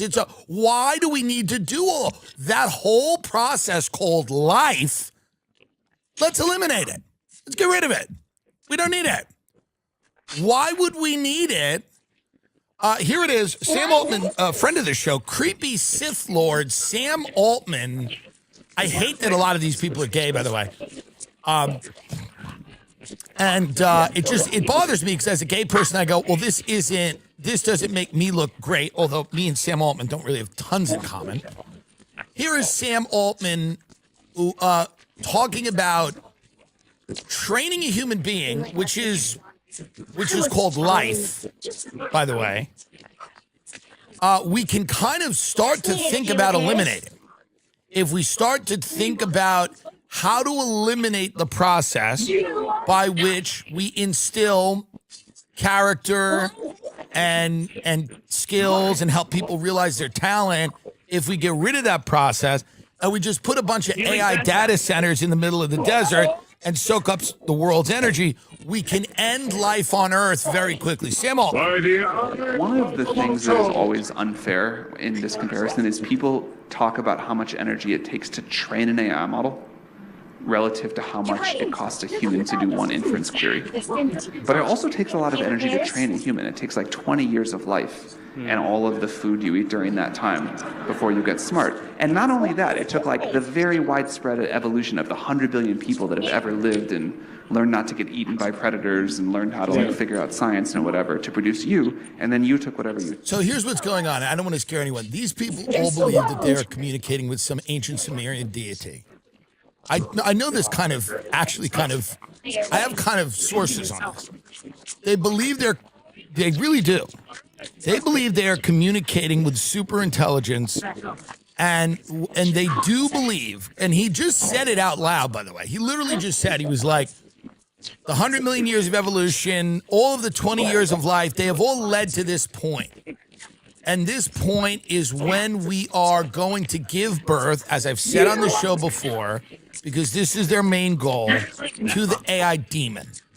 They want to give birth to the AI demon, the super intelligent AI, who is then going to run the planet and decide who stays, who goes, who's necessary, who's not. They're pretty open about this. This is the thing about all of the AI people, all of the tech people. No complaints. They really are, they really are pretty transparent when it comes to what they want to do and what they need to do in their minds, because they go, if China gets to it first, if China unleashes the AI demon before we unleash our AI demon, our American AI demon, Western values, America, rah-rah AI demon, and China enslaves their population with their demon, they will sell the world their demon, and then that demon will enslave the world, and then they'll make all the money, and they'll have all the geopolitical leverage, and they'll have all the military advantages. So in this, quote, AI arms race, we are both racing, the U.S. and China, to give birth to an ancient Sumerian super intelligent demon, and your Aunt Connie in Phoenix, who's a receptionist, is fucked. Because that's what's going on, and you got to tell her that. You go, Connie, I hope you've saved money, because there are men in Silicon Valley who are communicating with an ancient Sumerian god. What? Connie, will you sit down and listen to me? Connie, have you saved your money? I've saved a little bit of it, but, the prices at the grocery store are so high. Connie, you have 18 months before your ass is out of that office. There's an ancient Sumerian god that Sam Altman and Peter Thiel are communicating with, and they're going to give birth to an AI demon. What? It's a demonic force that's going to take form through artificial intelligence. And we have to do it before China does. Well, that sounds scary. You have no idea how scary it is, Connie, and you better save your money. You've got 18 months. 18 months left before this AI demon is going to do your job. An ancient Sumerian god is going to do my job? Yes! Yes! How many times do I have to explain this to you, Connie? An ancient god before Jesus, before Yahweh, before Muhammad, before any of it. I mean, an ancient... Connie, I don't even know where to start with you sometimes. We have finally invented a way to summon this demon and bring it back to Earth to increase efficiency. Because think about it. What would... When you talk about AI, and I mean, let's just have fun here for a minute, because, by the way, I hope no matter what happens, and I want to tell you people this, I want to ask you this, really, no matter what happens, no matter how bad it gets for you, no matter if you're in the streets with your families, I hope you still listen to this show. I really do. I really hope you still listen to podcasts, even if it gets terrible for you. And I hope it doesn't. But even if it's bad, we're like, you're living in a town of, it's just kind of post-apocalyptic, and it's just large, mountains of trash. And again, people are burning fires to keep warm, and there's wars over water and food. And I hope none of that happens. But if it does, man, I hope you still listen to podcasts. I hope that you still are entertained and informed by podcasts. That's all. But Sam Altman basically has come out and said it. They've said it. They go, why do we need, we have 20 years and also an entire human race. An entire human race needed years and years of evolution to produce the conditions so that we can train people and so that people can have lives. And we don't need it anymore. It has all brought us to this point. They believe they are giving birth to God. This is not a conspiracy. It's not a joke. It's funny. It's funny. But they really do believe they're giving birth to God. And then it's what it is. Then it'll sort itself out. But they believe they are there to give birth to AI superintelligence plus quantum computing, whatever. And that godlike, omniscient entity is going to run the entire planet. All the governments, it's going to run everything, and it's going to make decisions. And human beings either have to merge with this or take its edicts and accept their fate.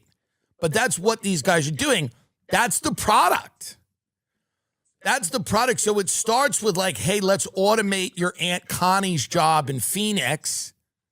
And you might go, fuck Connie. She's a cunt. I don't like her Facebook posts. I'm glad to see Connie on the street. Sure. But there's a lot of Connies out there, and you might be one of them, because apparently this thing's going to take everybody out. I'm telling you right now, folks, you have to check out Quince. A well-built wardrobe is about pieces that work together and hold up over time. That's what Quince does best. Premium materials, thoughtful design, and everyday staples that feel easy to wear and easy to rely on, even as the weather shifts. Quince has the everyday essentials I love with the quality that lasts. Organic cotton sweaters, polos for every occasion, lighter jackets to keep you warm in the changing seasons. The list goes on. Quince works directly with top factories and cuts out the middlemen, so you're not paying for brand marketing, just quality clothing. Everything is built to hold up to daily wear and still look good season after season. Plus, they only partner with factories that meet rigorous standards for craftsmanship and ethical production. The wool coat I picked up is holding up way better than other coats I've bought.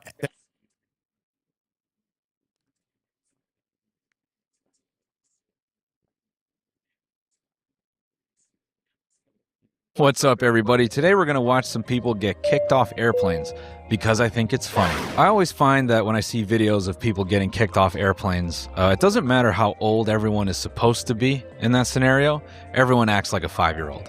And I find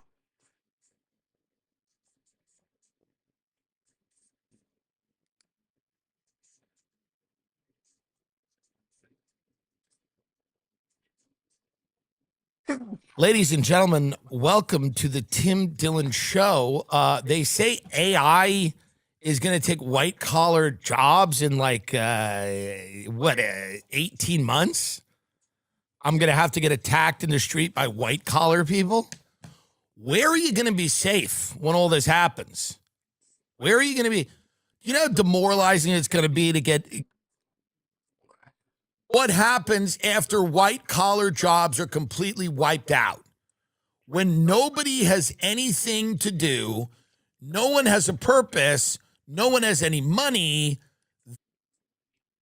What folks gave him. As you can see in the security footage shared with 17 News, Tellez visited the store just hours before his Friday arrest. That's him in orange on your screens. The employee says when she first heard the news, she thought, no, it can't be him.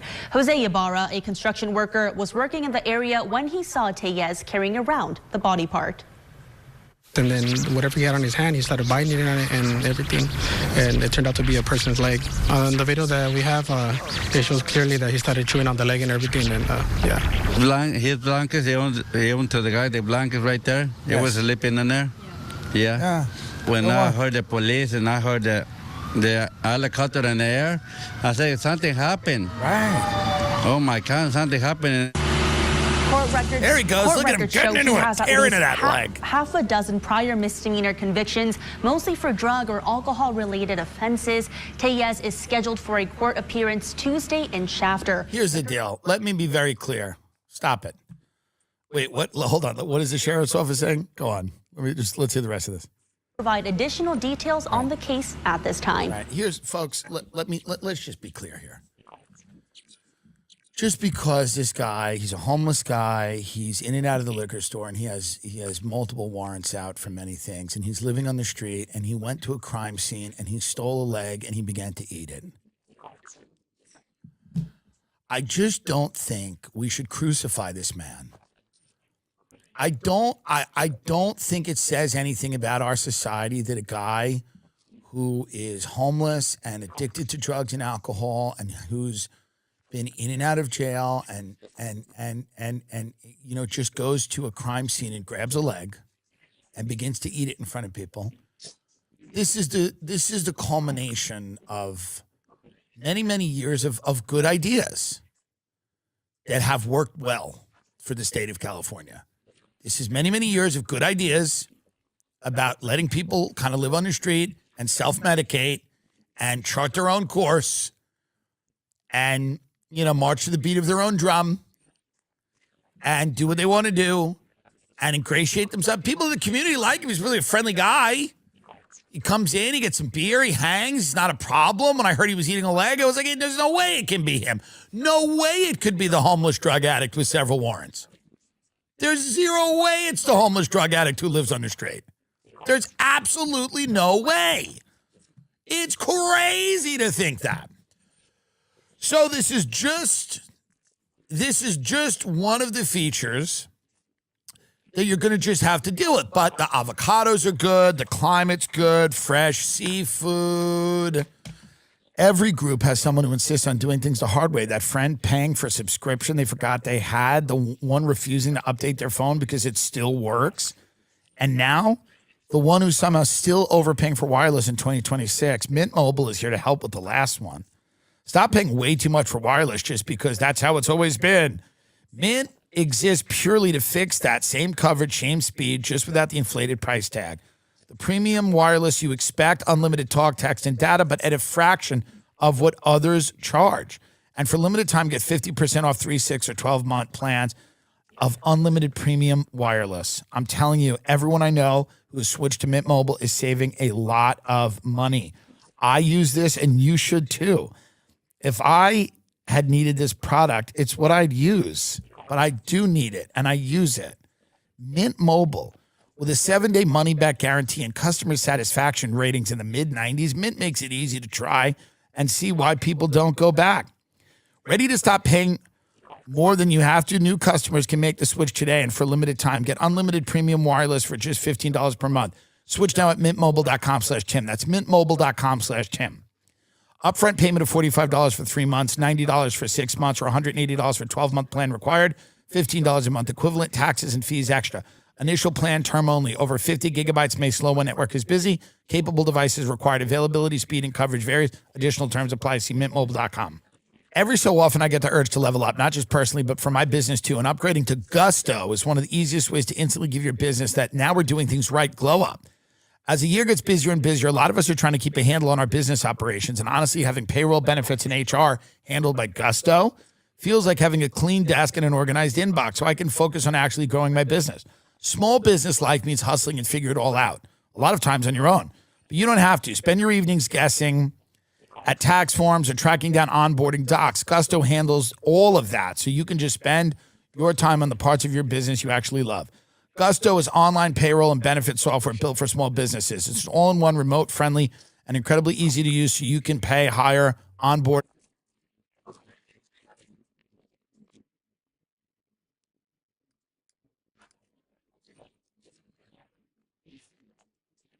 I'll start a different way, but you have to get off this plane. They do not want you on this plane. Okay? No.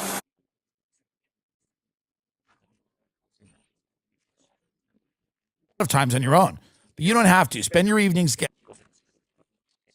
You remember that.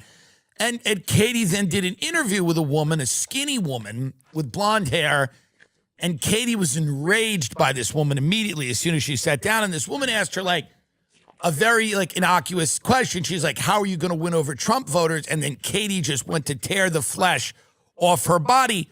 Katie, some would say, ate her leg. Now, here is Katie Porter.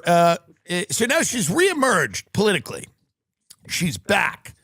She's reemerged, and she has a gas mask on, and she's in the middle of a river. Take it away, Katie Porter. Here's her comeback. The volume of disgusting water that is flowing through here, this pipe is not big enough. It's not adequate to sustain the level of river flow and the sewage that we're seeing, the chemicals and toxins that are coming out of it. I can choose to not go in the water. I can choose not to walk my dog on the beach because vets have been saying not to. But I can't choose not to breathe the air.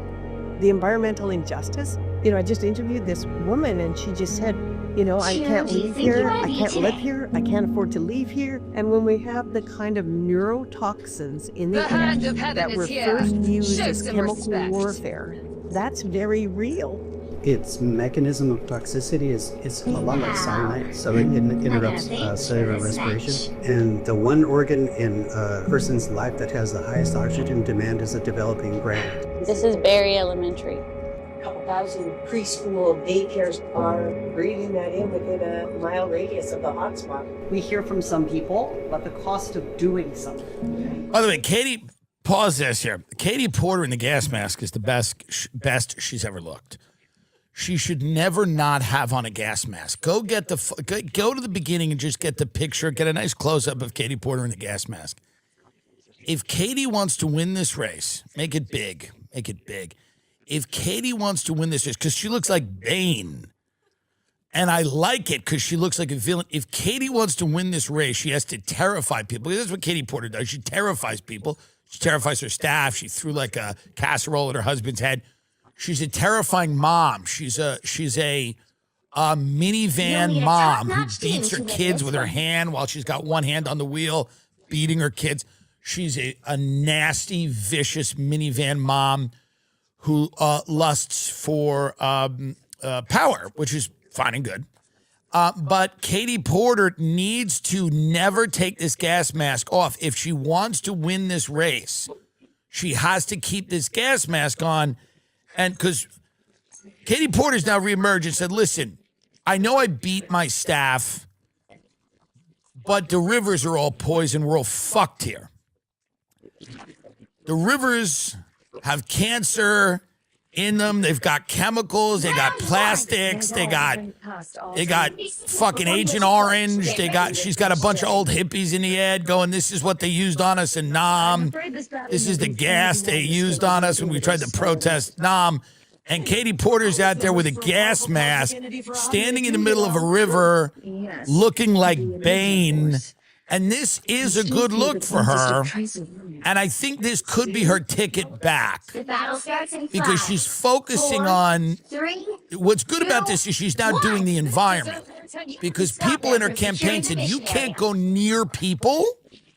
You need to start talking about trees and lakes. When you go near people, they run away from you like you're a bear that snuck into a campsite. You disturb people, they're unnerved by you, they find your presence deeply unsettling, and they hate you. But trees don't seem to mind you. So you need to stand in the middle of a river with a gas mask on like Bane and talk about the cancer in the water. It'll give people the idea that you care about them without actually having to be near you.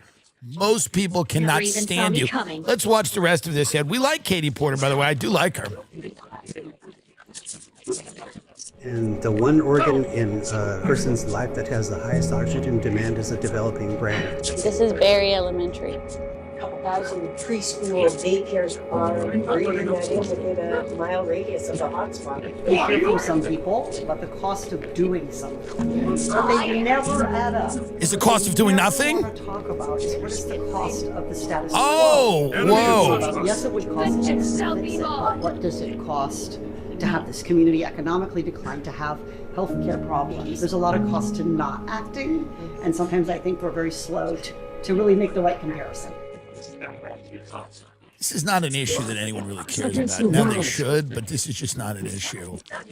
I know she's trying to do something here, but it's just, you never, I've lived on this earth 41 years. You never can get people to care about the environment, really. It's just not, it doesn't motivate anybody. Maybe it should.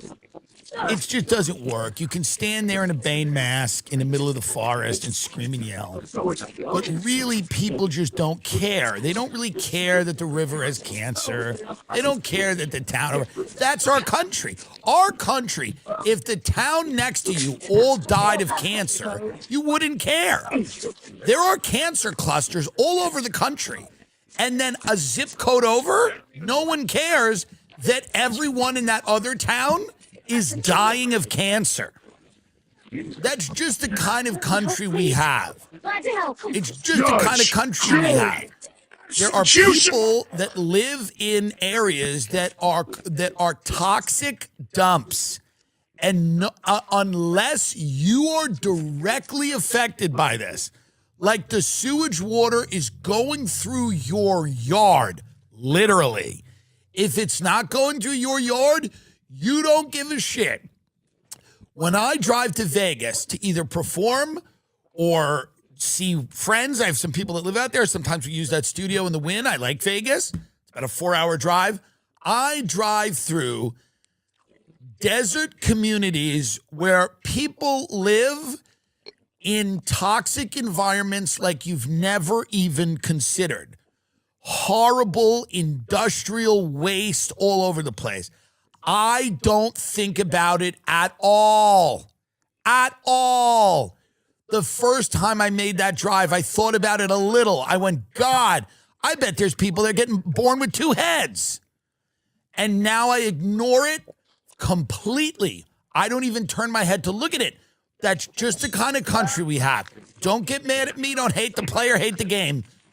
If you live in a toxic waste sludge dump, no one, so this is such a losing issue for Katie Porter. I know why she's trying to bring it up. She's trying to say we're all being poisoned and elect me, I look like Bane. But really, no one cares. Only the people in that town care. Even as she was talking about the preschools where she's like, they're breathing in this air. You know what I thought? Boring. Boring. Talk about the leg. Talk about the guy eating the leg. If I was Katie Porter, I'd have the Bane mask on and I'd do the voice. But if I had the Bane mask as Katie Porter, I would go, people in this country are eating legs they find at crime scenes. Do you want it to be your leg? I'm Katie Porter, and I used to give a shit about dumb shit like cancer in the river or whatever. I used to try to chase down companies who are polluting our rivers. But here's the reality. Who's even swimming anymore? What are we even doing? Don't swim. I realized that the more pressing issue was the drug addicts living on our street, literal zombies who are eating people's legs.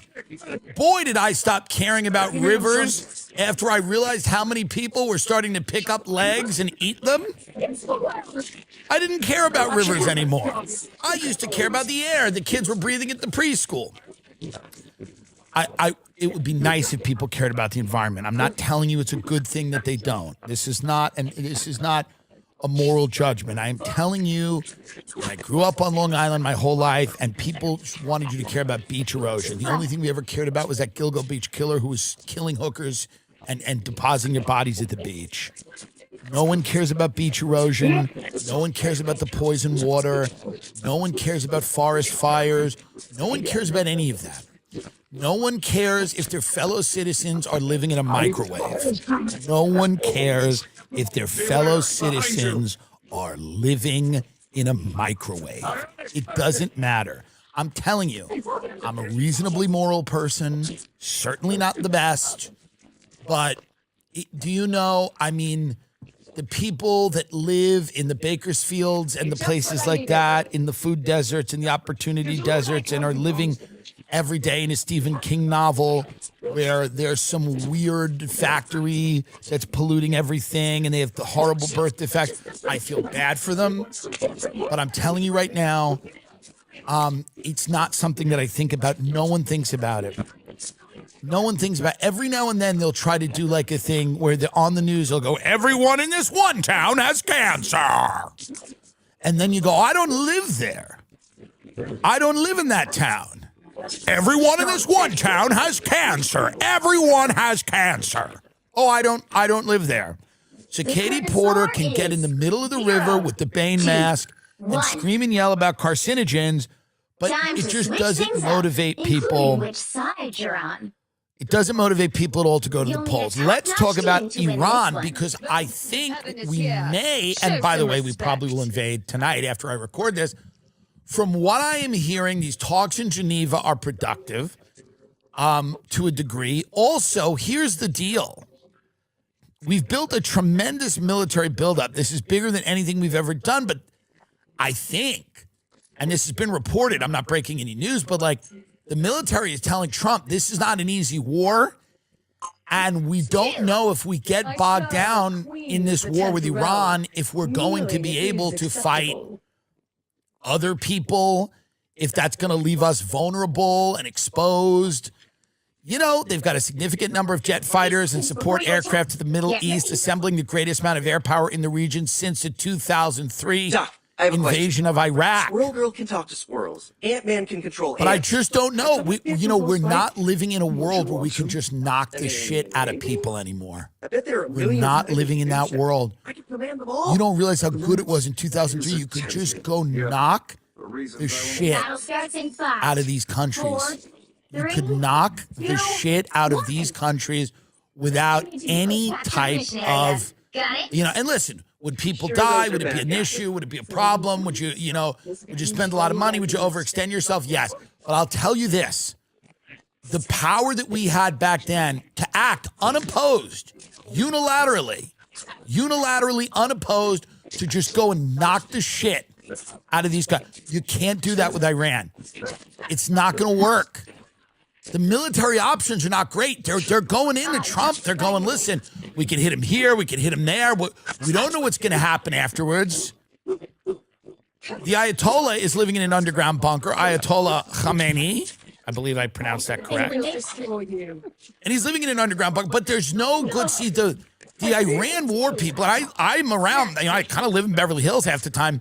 So I understand the Iranian regime sucks. They're killing protesters. They're killing their own people. And I understand the excitement. And sometimes I even get into it. I get into it because I'm surrounded by Persians and I like their food. I like hummus and that is, that whatever salad that with the chopped, whatever. But the point is, I get it. I get into it. And they're like, free Iran. And I'm with it. And I can get swept up into that free Iran fever. Because sometimes it does feel good to just drive in your car, and think about, a bunch of people that are being, oppressed and they, whatever, by a government that I certainly wouldn't want to live under. And if that government were to be able to magically go away and get replaced by a better government, everybody's happy. I'm happy. I have nothing to say positive about Iran or the mullahs. But I don't know how the fuck we do this. And I think the military is going to Trump and going, we don't really know how the fuck we do this. Like, yes, the American military is the greatest in the world. They can do whatever. But I think they're going to him and they're going, listen, man, the options are not great here. They're not like amazing options. If we go in and we decapitate the leadership, we don't really, number one, they're going to fight. They're going to fight back. They've got a real military. They've got an arsenal of weapons. They get weapons from Russia. They get weapons from China. They're not a completely isolated country. They have, allies. Now, are Russia trying to get a jump into the fight? No. China will happily watch us bankrupt ourselves and completely politically, our system completely like disintegrate.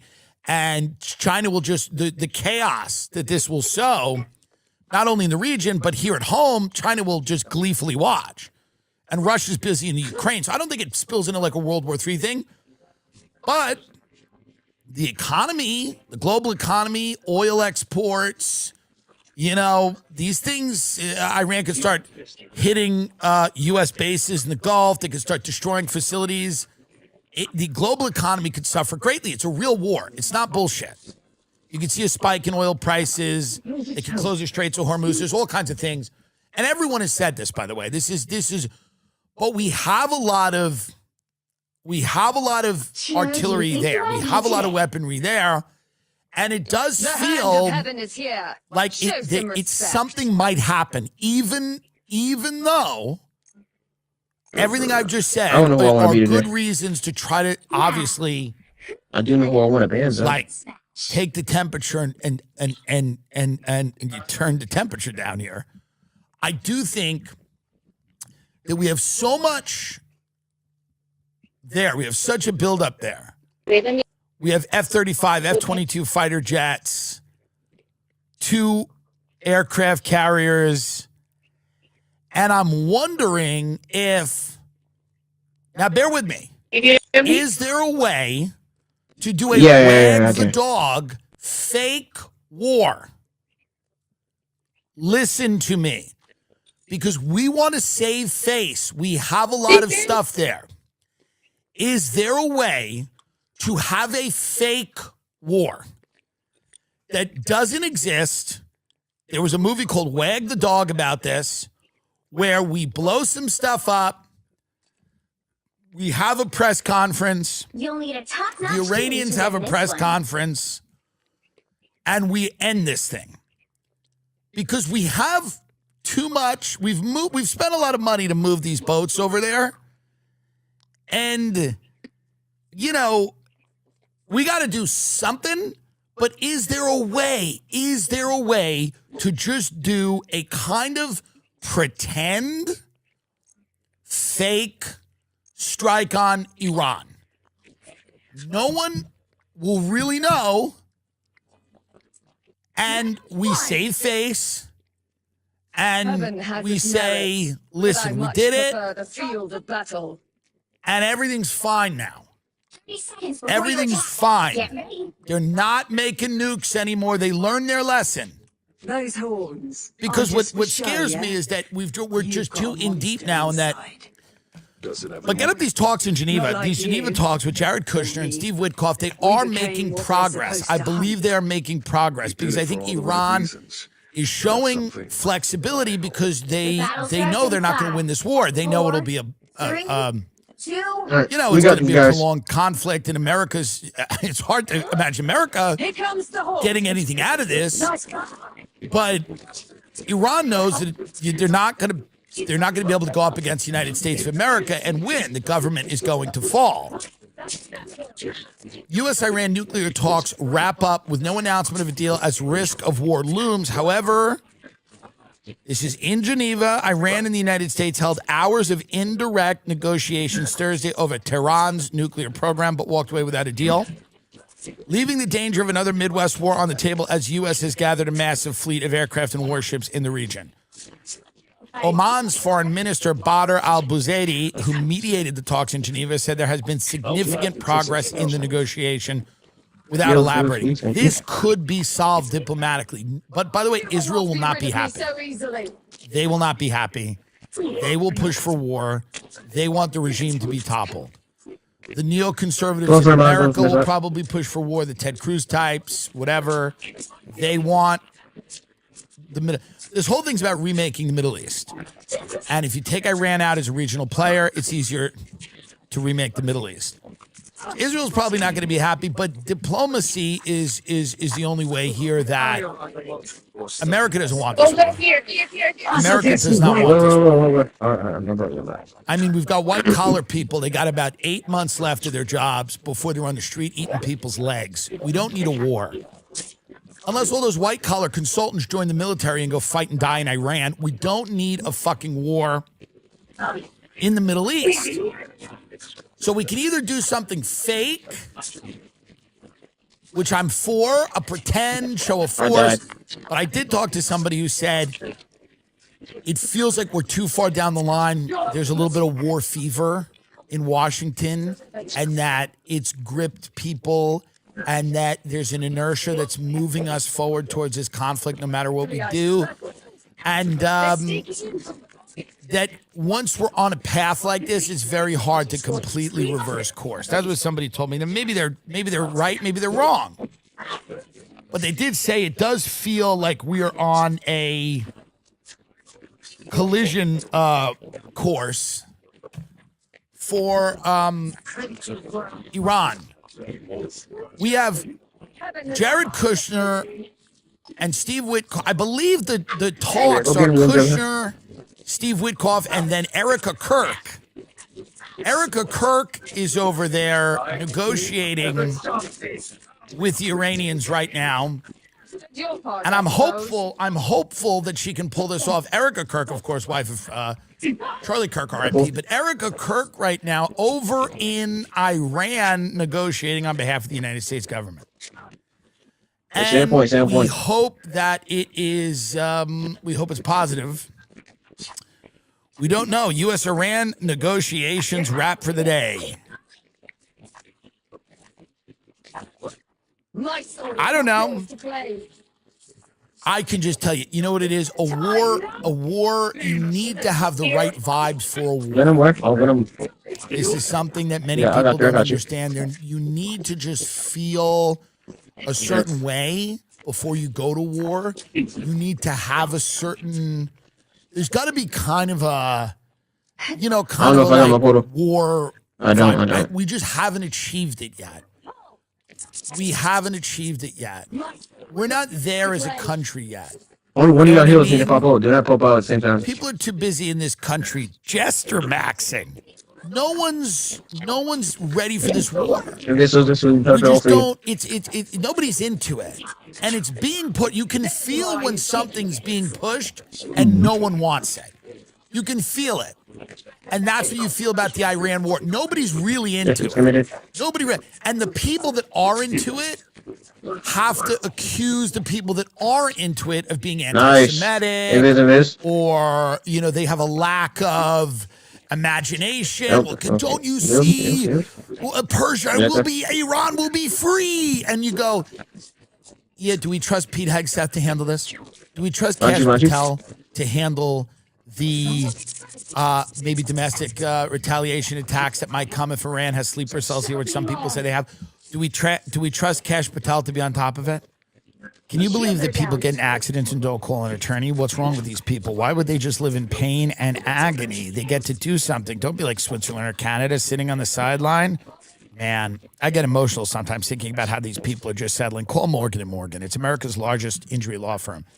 They have over 100 offices nationwide and more than 1,000 lawyers. With over $30 billion recovered from over 500,000 clients, Morgan & Morgan has a proven track record of fighting to get you full and fair compensation. If you were injured by the negligence of another, you deserve to be paid. If you're ever injured, you can check out Morgan & Morgan. Their fee is free unless they win. That's right. Their fee is free unless they win. To learn more, go to forthepeople.com/GIM or click the link in the description below. To learn more, go to forthepeople.com/Tim or click the link in the description below. This is a paid advertisement. By the way, let's also comment. Let's look at Kash Patel and the U.S. Olympic team. Kash Patel, it needs to be said, is not running the FBI. Kash Patel was installed to not run the FBI. This is a very obvious conclusion that you come to. This guy is... What did Kash Patel's girlfriend say, by the way? Go back for a second. Cash Patel's girlfriend said he was at the Olympics providing security. This is the biggest fuck you to the American taxpayer. This guy's flying to the Olympics to go hang out in Italy and party and go hang out with the hockey team. They don't know who the fuck he is. They don't know who Cash Patel is. He's gallivanting all over the globe on taxpayer money. Where's Savannah Guthrie's fucking mother? Savannah Guthrie's mother is somewhere in a shed, and Cash Patel is in Italy. The guy, let's watch a little bit of Dick Durbin here, but Cash Patel's not running the FBI. It's obvious. I don't know who's running the FBI, neither do you, but Cash Patel's not it. He's a figurehead. This is a fucking op. And he's gallivanting, and they told him he could do this, by the way. They said, you just jet set around the globe and act like an idiot because you're not allowed to run the FBI. You're not handling the Epstein files. You're not handling any of this shit. So let's watch Dick. Yeah, I mean, look at this. Look at this. This is, make this bigger. Savannah Guthrie's mother is in a shed. Do you think he thought Savannah Guthrie's mother was in the locker room? Are they chanting, Savannah, bring her home, bring her home? Did he think she was in Italy? Did Cash Patel believe Savannah Guthrie's mother was in Italy? Is that why he's there? Heard you're helping Deadpool. All right, get him out of with his there. latest scheme. Cash Patel, let's watch a little bit of this. This is Dick Durbin here talking about Cash Patel is a complete fraud. He's not running the FBI at all. Literally, he's doing absolutely nothing except not releasing Epstein files and not looking further into things like the Kirk shooting and whatever.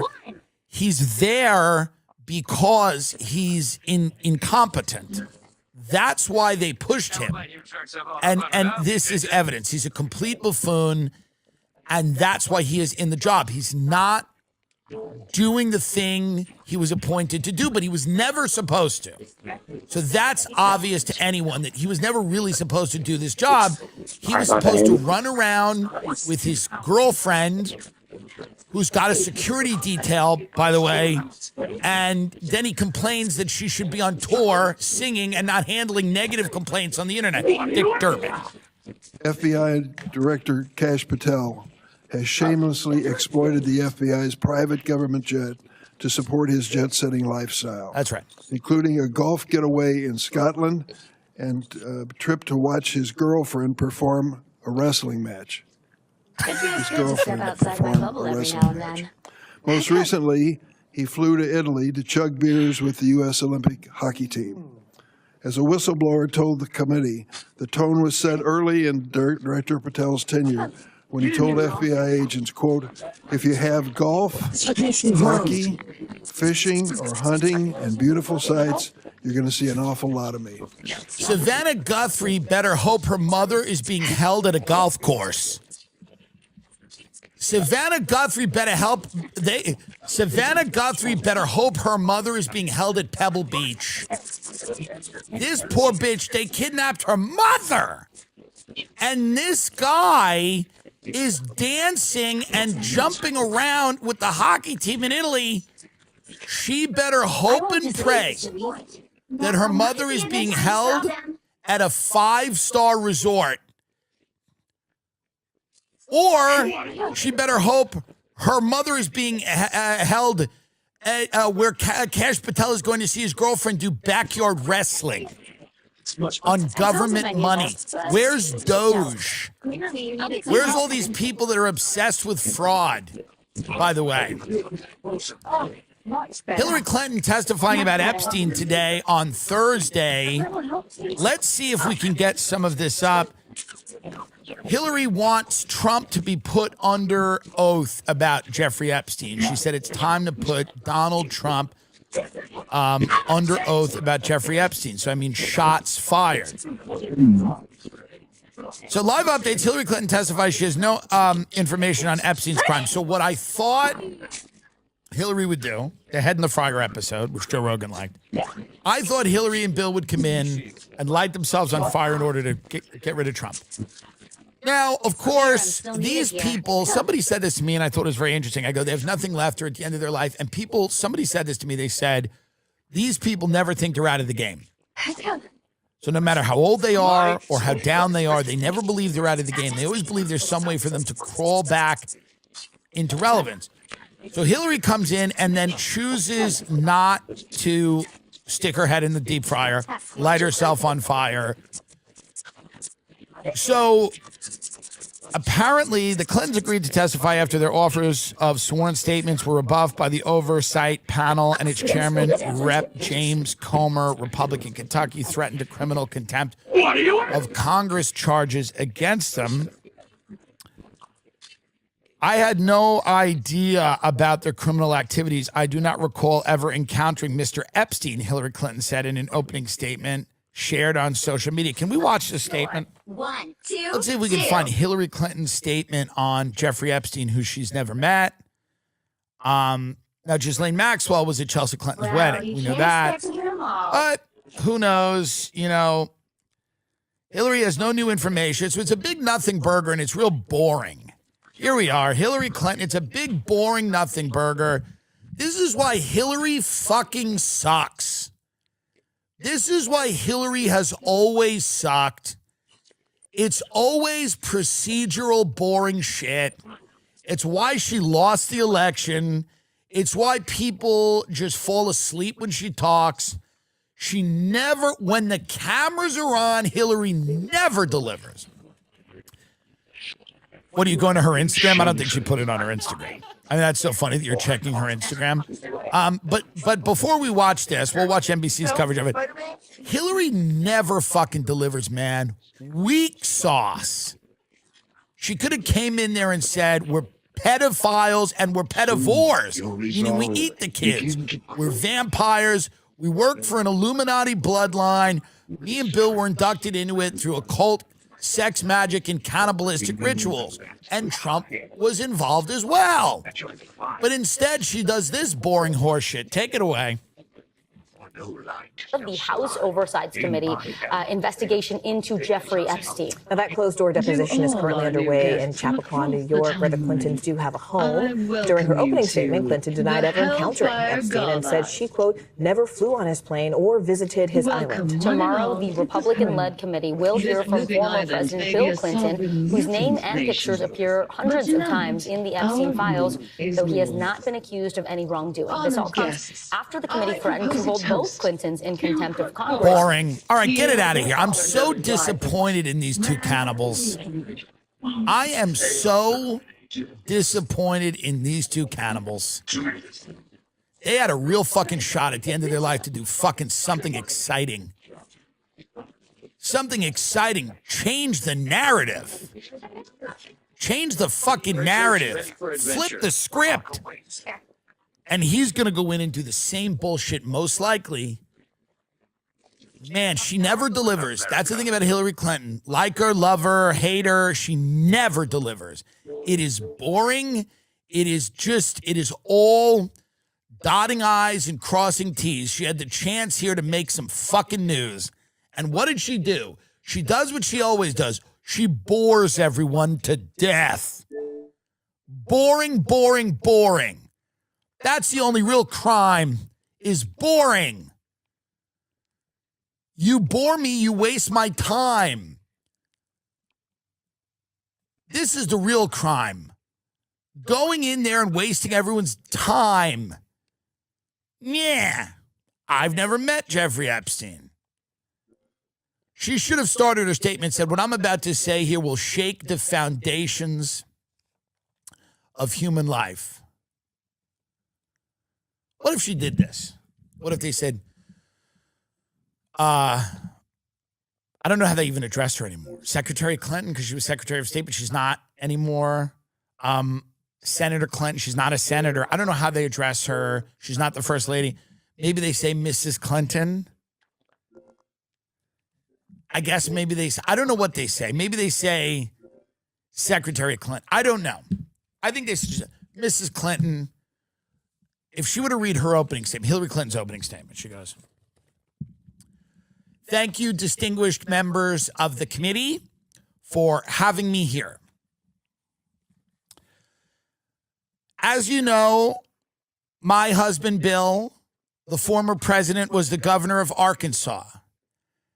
At that point, we were approached by a group of men who wanted to take Bill to the Bohemian Grove to get to know him and see about his future political aspirations. I, being a woman, wasn't asked to attend. However, when Bill returned, he spoke to me and told me that the men at the Bohemian Grove told him, as a reward for turning his back while they flew dumps of cocaine into Mena, Arkansas during the Iran-Contra days, and turning his back to several politically motivated murders in the state, which he chose not to look into or prosecute, they thought he had a great political future, including becoming the president of the United States. And Bill told me this, and I was excited because finally we were on our way to where we were going. We started meeting these men in different places all over the world. They have safe houses. Some of them are castles. Some of them are islands. During these times, we would perform sex magic and ritualistic cannibalism. It was then when I met Jeffrey Epstein for the first time. I personally don't like eating children, but it is the price of admission into certain elite circles. Bill and I frequented the island for ritualistic sex abuse and cannibalism multiple times in the presence of Donald Trump, Bill Gates, and several other luminaries. It was explained to us, while not being bloodline members of the Illuminati lizard cult, we could gain entry by performing certain rituals. This would insulate us from any accountability and allow us to run the United States of America for the cult of demonic aliens who wear skin suits and occupy the upper echelons of the power structure." Mrs. Clinton, would you like some water? Yes, please. I would like some water. It was made clear to us that participation in these rituals guaranteed us acceptance to a very elite club. As you know, the universe is colonized by several different groups of higher intelligence. We have chosen to work for the demonic reptilians, but they are not the only group of higher intelligent aliens that have spent a lot of time colonizing our planet and earning the loyalty of the people who've lived here. As you know, they feed off our pain, our energy, our sex, our lust, violence, and they feed off all of our energy, and they use us as an energy source so that they can live forever.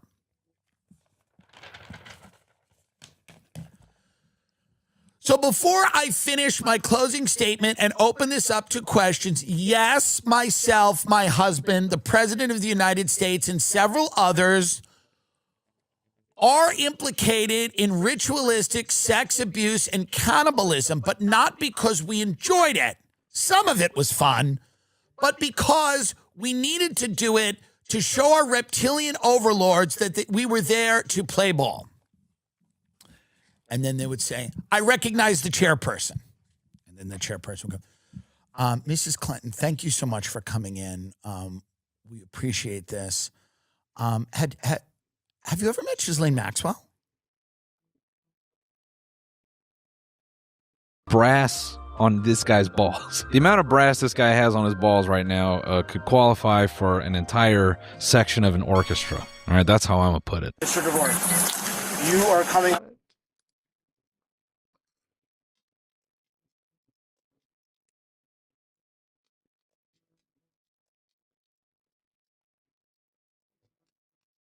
The CIA's secret mind control experiments are back in the spotlight.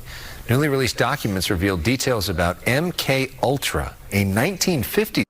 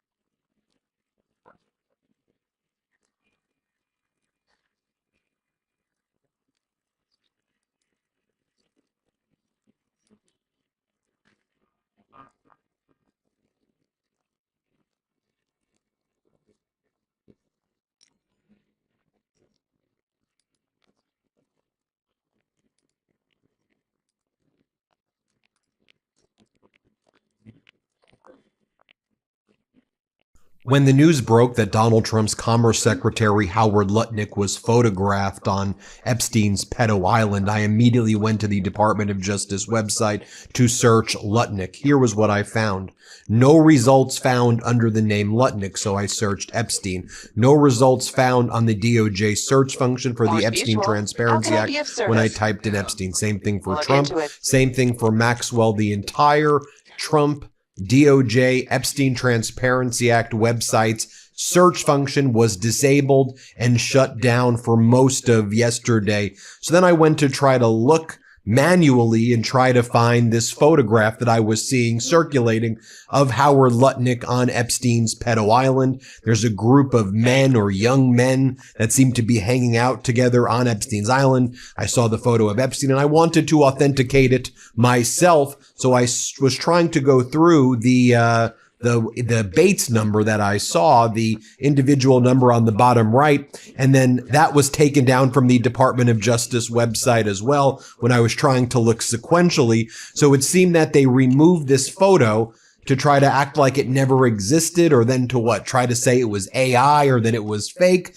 And then they shut down the search function to make it easier to try to find this photo. But folks, let's be very clear. There was a real photo, and the Trump regime, after seeing this photo of Howard Lutnick, seemed to shut down the search function on the DOJ website for the Transparency Act. And they, at least for a significant period of time, took the photograph down. The photo is real. Let me be very clear. I've been able to authenticate it independently. In any event, the great folks at Jmail have been able to independently authenticate it, and Jmail ingested all of the Epstein files, preserved it in kind of a Gmail format to make it appear like this is what Epstein's inbox looked like, but they preserved all of these files. And so you can see right here the Bates number, EFTA01230639.pdf preserved. Take a look right there. You zoom in and Howard Lutnick looks a little different there because this picture appears to be from 2012, but this is indeed what Howard Lutnick looked at the time. We have other photos of Howard Lutnick at the time. We have other cross-references from Epstein's Pedo Island to see exactly where the photo was taken. You can see the flagpole, the same things in the background that we know from overhead satellite images of Epstein's Pedo Island are there. That is Lutnick with a few other men there. Those individuals do appear potentially to be his children, 16 years old at the time. The guy there to his right may be a guy named Michael Lehrman. You go through the email that was uncovered in the Epstein files, December 19, 2012. Howard Lutnick to Jeffrey Epstein. We are landing in St. Thomas early Saturday afternoon and planning to head over to St. Bart's on Monday at some point. Where are you located? What's the exact location for my captain? Does Sunday evening for dinner sound good? I have another couple, Michael and Marcy Lehrman. It's why I believe that's the Lehrman guy over there in that photo, with me on my boat, and each of us has 4 children, 2 16s, 2 14s, a 13, a 12, an 11, and a 7-year-old. And remember when Lutnick was giving interviews on podcasts like the one on New York Post with Miranda Devine, and he said that he met Epstein once in 2005. They were neighbors. He said Epstein invited him to his place. He said he went up to Epstein's place, saw a massage table, was disgusted, and then said that he told his wife, "That man's disgusting. I've never seen him again. He's gross. He's disgusting. Never met with him professionally, philanthropically, for business, for pleasure, for any reason at all." He did all of the above. The Epstein files showed that he was lying. He was forced to admit during his congressional testimony that he was a liar when he said he didn't meet Epstein other than that one time, or that he was disgusted by him, because clearly he wasn't. I mean, look at this photo. Again, this is a real photo right here. You have Lutnick. It appears to be his 2 16-year-old kids. You have Jeffrey Epstein right there, and you have Michael Lehrman there on the right. You zoom in, and Howard Lutnick seems to be having the time of his life. That is not a man who is disgusted by Epstein. That is a man enjoying himself on Pedo Island with his children. He's got that blue button down. He seems to be having the time of his life right there. So just rewind for a second, please. So these photos surfaced yesterday, and they were there for a long time, but people start circulating these photos. The Trump regime gets absolutely terrified. They shut down the search feature on the DOJ website to make it easy to try to locate documents and individuals when the files that are produced in the Epstein Transparency Act. They take down the photograph right there of Lutnick, which is a real photograph, to make it seem, try to gaslight us as though it's not a real photograph. We know it's a real photograph. In addition to us and Jmail talks about AWS recognition software and off-the-shelf face recognition API from Amazon believes with 99% certainty that the man is in blue is Howard Lutnick. It's indisputable that it's him, but the cover-up persists. The cover-up continues. Democratic Congress member Ted Lieu says it would appear Howard Lutnick lied under oath. Lutnick testified that he visited Epstein with his family and nannies. He's so elite he had more than one nanny. The picture shows Lutnick with Epstein and all men on Rape Island. Why did the Department of Justice delete this picture? Ted Lieu, Congress member, then wrote, "Dear Howard Lutnick, so how many times did you go to Epstein's Rape Island? Pam Bondi, why are you covering this picture up of Epstein's friend Lutnick? And are you really so stupid you think deleting a picture after you posted it on the internet will make it go away? A reminder, look at this photo right here. You see Epstein's mansion at 9 East 71st Street, Upper East Side in New York City. Lutnick's mansion, 11 East 71st Street. Look how close they were to each other. Both of those townhouses, both of those mansions, though, were originally owned by Les Wexner. Remember Les Wexner? He was deposed by the House Oversight Committee last week. Remember, no MAGA Republican showed up to that deposition. Democrats did. Les Wexner admitted he gave Epstein $1 billion. He claimed he didn't know why he was hiring Epstein, but still gave the guy $1 billion. He claims that he was conned. He also talked about Epstein and Donald Trump going to Victoria's Secret shows and other fashion shows that Les Wexner was holding. Wexner said, "I'm not really sure why." Wexner also talked about the relationship that he was aware that Epstein had with the Rothschild banking family. And then Wexner's lawyer told him, if you keep on speaking, I'm going to fucking kill you. You know, I don't like cursing, but I want to be very clear with what the evidence is saying. That's what Les Wexner's lawyer said to Wexner, "I'm going to effing kill you if you keep on talking." Now, this also comes at the same time that we are aware that Donald Trump is covering up numerous FBI 302 reports, right? We have that manifest, the documents list where we see certain FBI 302 reports. We believe there may be as many as 90 plus FBI 302 reports. Those are the reports of witness statements, survivor statements to the FBI. Those are being concealed. I did a video yesterday morning that went through a January 4th, 2026 memorandum sent by Todd Blanche to FBI agents and DOJ lawyers who were reviewing the Epstein files. Notably, January 4th, 2026 is weeks after the December 19th deadline when the Epstein documents were supposed to be produced under the Epstein Transparency Act. But when you go through this memo that was sent by Todd Blanche, who is Donald Trump's former criminal defense attorney, it talks about which documents should be withheld. And it says to specifically flag the FBI 302 reports. If 302s are there, apply this tag to all FBI 302s. And then it adds a requirement or an exclusion rather to the Epstein Transparency Act that doesn't actually exist. What it says is the following: permitted withholdings or redactions under the Epstein Transparency Act fall into the following 5 categories: personally identifying information, depictions of child sex abuse would jeopardize active federal investigations, depict or contain images of death, contain information authorized under criteria established by executive order to be kept classified. There says nothing about executive privilege or nothing about deliberative process privilege, work product privilege, attorney-client privilege. But then in this memo, it's a cover-up memo. I talked about it all yesterday morning. Remember the video I did? In this cover-up memo, it talks about privilege claims. And it says that if you see FBI agents talking to FBI agents, if you see DOJ lawyers talking to DOJ lawyers, exchanging information, notes, emails, etc., withhold those, claim that they're deliberative process or attorney-client privilege or work product privilege. Also, if you see any any messages between Jeffrey Epstein and Ghislaine Maxwell say that they're attorney-client privilege and don't produce those records? Why would you claim Jeffrey Epstein and Ghislaine sending each other messages as attorney-client privilege? Well, Donald Trump's DOJ knew that they were talking about Donald Trump, I believe.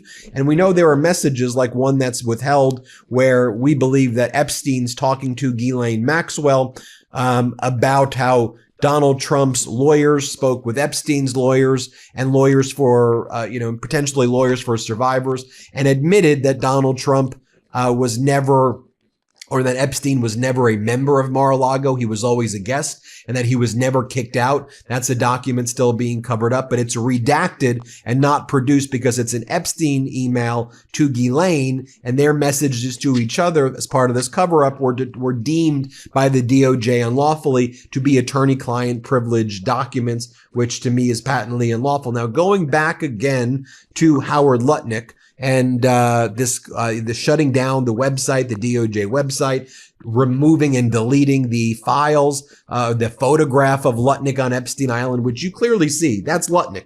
That's Lutnick. Those are likely his two children. That's Lehrman. That's Epstein. That's Pedo Island. They're there. They seem to be having the time of their life. And it's gross after you say you're disgusted to be bringing your children there. You're bringing your children to Children's Sex Trafficking Island, and you're bringing a group of other children. What the hell are you doing? What the hell are you doing? Here's what Howard Lutnick told Miranda Devine from the New York Post, just so you can hear it, play it. And he opens the door, and there's a massage table in the middle of the room. And candles all around and stuff. I say to him, massage table in the middle of your house? How often you have a massage? And he says, every day. And then he gets weirdly close to me. And he says, and the right kind of massage. My wife and I decided that I will never be in the room with that disgusting person ever again. Really? So I was never in the room with him socially, for business, or even philanthropy. If that guy was there, I wasn't going because he's gross. Now, here's what Lutnick, just to remind you, told the Senate when he was testifying a few weeks back. Play this clip. The fact that you believe that you misled the country and the Congress based on your earlier statements, suggesting that you cut off all contact when in fact you had not. When you visited the private island, did you see anything inappropriate during that visit? The only thing I saw with my wife and my children and the other couple and their children was staff who worked for Mr. Epstein on that island. And you realize that, this visit took place after he'd been convicted, right? I mean, you made a very big point of saying that you sensed that this was a bad person in 2005. And then, of course, in 2008, he was convicted of soliciting prostitution of a minor.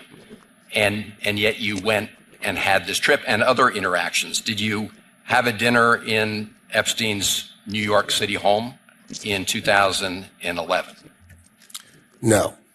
So the information that suggests that there was a dinner with Woody Allen and Woody Allen's spouse at the Epstein residence, there's nothing to that. Is that right? I actually don't know what you're referring to. There was, look, I looked through the millions of documents for my name, just like everybody else.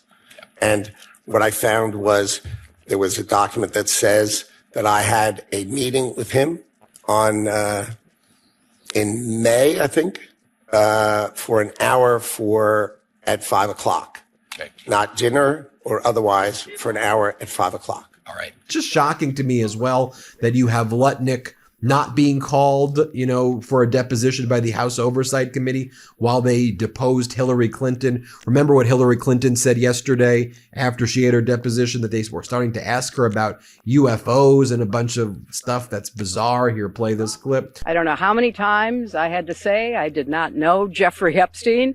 I never went to his island. I never went to his homes. I never went to his offices. So it's on the record numerous times. It More then got, spiritual. at the We're end, here to help. I can do that. quite unusual because I started being asked about UFOs and a series of questions about Pizzagate, one of the most vile, bogus conspiracy theories that was propagated on the internet, that was serving as the basis of a member's questions to me. Our editor-in-chief, Ron Filipkowski, posted this photo of Nancy Mace, Lauren Boebert, and James Comer driving to the Hillary Clinton deposition. And Filipkowski writes, this photo perfectly captures what the Epstein case is to these people. I mean, they think this is one big joke. It's clout. It's funny to them. And meanwhile, they're covering up for the Epstein class. They're covering up for the pedosex trafficking ring, in my opinion, is what they're doing. And they're enabling this conduct, in my opinion. And while all this was going on, you had Pam Bondi. She made a video today. This was a selfie video that Pam Bondi made today. And I'm not only going to show you a short portion of it. This was posted on the DOJ website. Here, play this clip. One of my funniest memories of now President Trump was about 15 years ago, and I went to visit him at one of his golf clubs, and they said, oh, he's in the lobby. I went in the lobby and I couldn't find him. And then I hear, Pam, Pam, and he is on top of a ladder himself, hanging an oil painting of a golf portrait in one of his resorts. And that is the man's attention to detail. Here's what former Donald Trump White House Deputy Press Secretary Sarah Matthews has to say about all of this. Let me show you what she had to say. Play this clip. You know, this administration loves to claim that they're the most transparent administration in history. And that's obviously just a bunch of baloney. It's not true. Look, there is no reason as to why you would not publish these 53 pages that NPR discovered were missing in the Epstein files that relate to Trump. And if this was an allegation that he claims has no merit, then why not publish it? Why not let the public see it and make that judgment for themselves? But clearly there is a cover up happening. I don't think that there's going to be a change in strategy because I think it's coming from the top. I think that Donald Trump is dictating what he wants to happen when it relates to the Epstein files. Look, he tried to bury these files for as long as he could, and it took an act of Congress to force their hand. And the DOJ is still not being transparent with the release of these files. And that's what's really sad about this situation is that the once independent DOJ is no longer independent. We know that Pam Bondi and Todd Blanche are taking their marching orders from Donald Trump, and that there's a reason why these 53 pages were not released to the public, because there is seriously some sort of cover up happening. And I know that sounds like I have a tinfoil hat on and that I'm making a jump here, but why would they not release these files? It just doesn't make any sense to me. And I think that everyday Americans are going to see that, and that this is going to distract from Trump's State of the Union. So it's just not a smart strategy in general for them politically either, even though morally it should be the right thing and ethically they should be releasing these files to the public, and legally they should, because they are required by law to release these files or give a reason as to why they're being withheld. Now, following Hillary Clinton's deposition, I want to give a shout out to Democratic Congresswoman Ansari. Here's what she said. I also want to talk about the reporting from this week and the fact that we now know that the Department of Justice, in their ongoing cover-up, the most egregious cover-up in American history, intentionally seem to have redacted more or withheld more than 50 pages of allegations from a minor against President Trump. Do not forget that Kash Patel went in front of the Senate Judiciary Committee and said under oath that the FBI had no credible allegations of any other people being involved in this child sex trafficking operation. These documents that the Department of Justice intentionally has withheld from the American public in regard to the allegations against President Trump came from the FBI. The FBI had interviewed this witness 4 times. You do not do that if it is not serious. So Kash Patel needs to be immediately brought back before the Oversight Committee. He needs to answer these questions again, and we need answers immediately. Again, America is watching. Young people in this country are watching to see if powerful people will continue to protect other powerful people and whether or not Congress will actually hold these perpetrators accountable. Here's what Democratic Congressman Subramanian had to say. Here, play this clip right here. House Republicans need to get serious about this investigation. I understand now fully why Secretary Clinton wanted to make this deposition and her hearing public, because the reality is we're talking to the wrong person today. Who we should be talking to instead are people who are actually mentioned in the files, people who have made misleading statements about their relationship with Jeffrey Epstein. Earlier today, Chairman Comer mentioned being open to talking to Secretary Lutnick. Well, let's get him in. Let's talk to Secretary Lutnick instead. Let's talk to someone who is neighbors with Jeffrey Epstein, who actually associated with Jeffrey Epstein, not someone who had never, ever met Jeffrey Epstein to their knowledge. And so let's try to talk about people who will help us with our investigation. And let's release the 2.5 million files so we can know who else to talk to, and so we can do right by the victims and actually bring justice. And finally, just to show you what James Comer said when he was asked about cover up by Donald Trump, and he was asked about should Howard Lutnick testify. Here's what he said. Here, play this clip. So we'll do one more question. Go ahead. In the spirit of bipartisanship, would you then ask the Commerce Secretary Howard Lutnick to come testify? It seems like he has some information.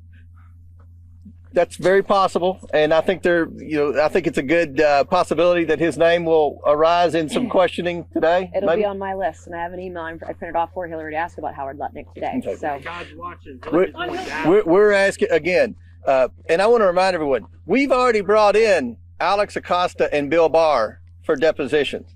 That's 2 Republicans in the Trump administration. So this isn't just about Democrats. This is about anyone that has any knowledge of Epstein, the investigation. I think we all agree the government failed. The government failed the victims. And what our role is, we can't prosecute anyone. But what we have been doing is getting transparency to the American people. And you notice there he mentions Acosta and Bill Barr. They were in Donald Trump's prior administration. Acosta lied during his deposition. So there should be a referral, in my opinion, for perjury because he lied about everything.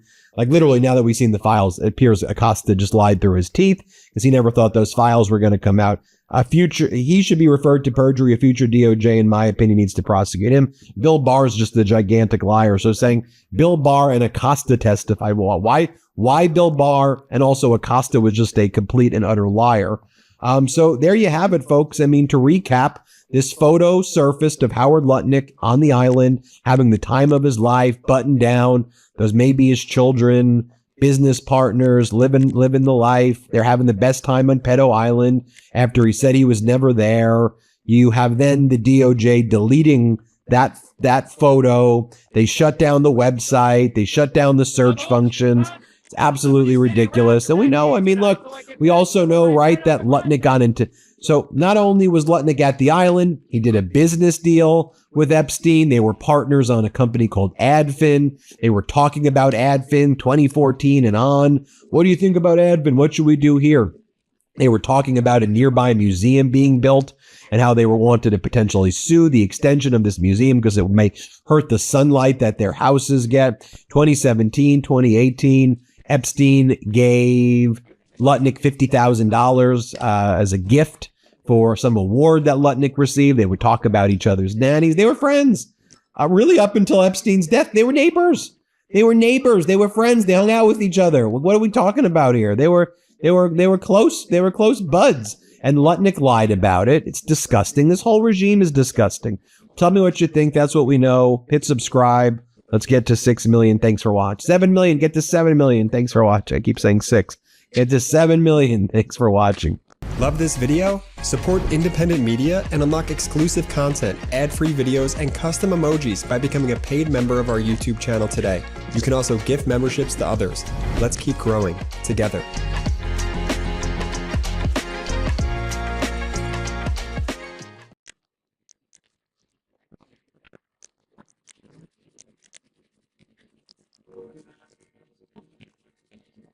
Welcome in, everyone. I hope you guys are doing great wherever you're watching this from tonight. The war with Iran is raging as I'm filming this on the night of February 28th. The Iranians have unleashed ballistic missiles following the death of the dictator Khomeini. He is gone forever, as Trump would say. He died like a dog. Years of terror, decades of terror carried out by the Iranian regime. They are coming to an end, but the fight is not over yet. And now Iran is responding with ballistic missile barrages across the Middle East, We have some absolutely insane footage to get into. Before we get into the footage, as always, please make sure to like and subscribe. Totally free. Cost you guys absolutely nothing at all. Huge, huge boost to the channel. Comment with your thoughts below. What do you think about the war with Iran? What do you think about the strike footage? Is taking out the dictator, is that the game-changing event we have all been waiting for? Let me know in the comments below. Hit the notification bell. All notifications turned on. You won't miss a thing. And then right here, Instagram, David_Hookstead, XDHookstead. My DMs are wide open. Send me any tips or information you have. Give me a follow on both sites. Now let's get into it. So I'm going to throw this up on the screen right away. So we're going to go full screen. This is Iran is unleashing ballistic missiles across the Middle East. These were ballistic missiles fired at Israel that are being intercepted in the atmosphere. These are in outer space, getting blown up by highly advanced air defense systems. Let's roll the tape. Right here. Boom. That is in outer space, folks. That is literally outside the atmosphere. Another one. Missile struck, missile hit, missile destroyed. So here it is coming in again. And right there, that is an interception as Iran unleashes ballistic missiles. And then right here, this is footage of Jerusalem as the ballistic missiles come raining down. Let's watch. Fantastic plastic, bro. Those are what you see there in the sky. Those are the ballistic missiles coming in. Horrifying. Interceptions underway. We have interceptions underway. More missiles coming in. Ladies and gentlemen, the war is in full swing.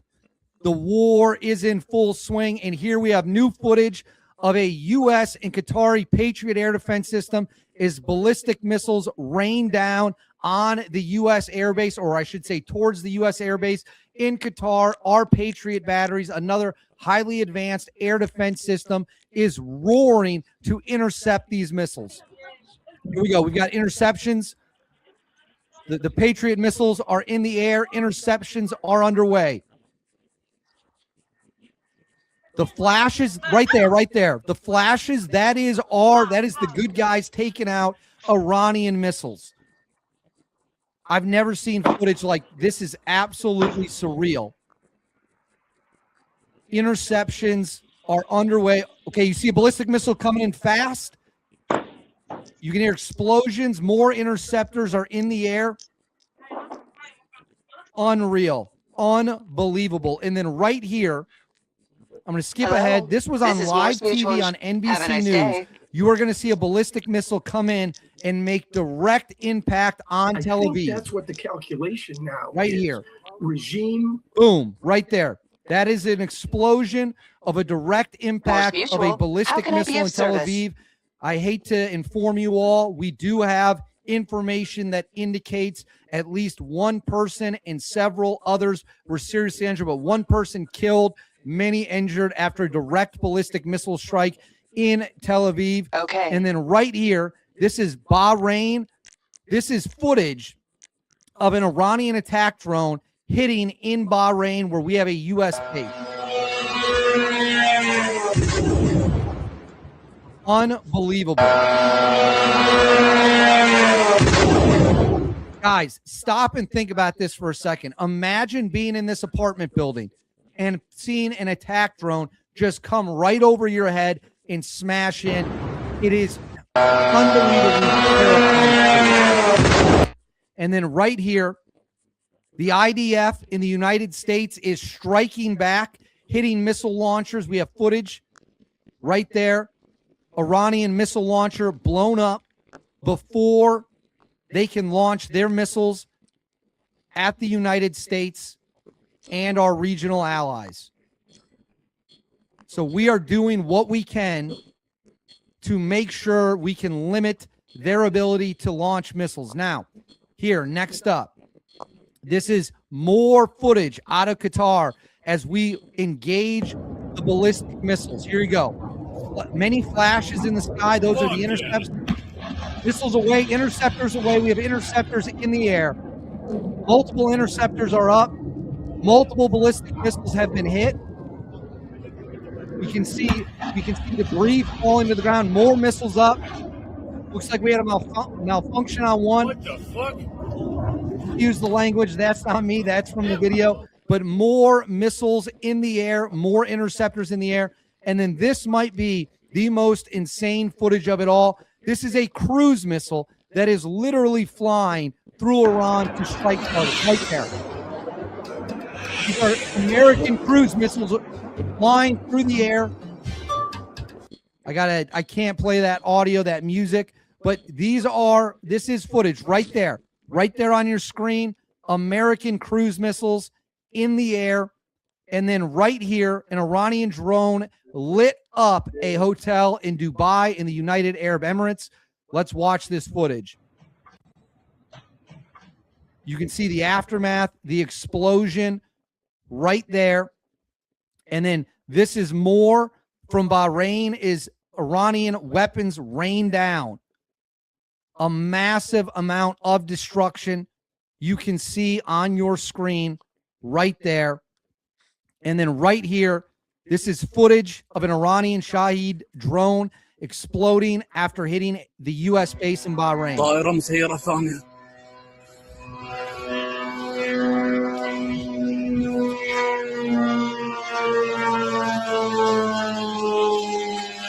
Here we go. Here we go. It's coming.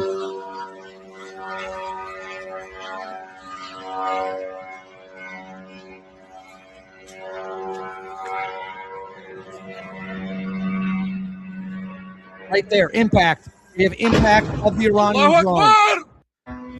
So if you missed it, right there, right is coming in. That is the explosion. Unbelievable.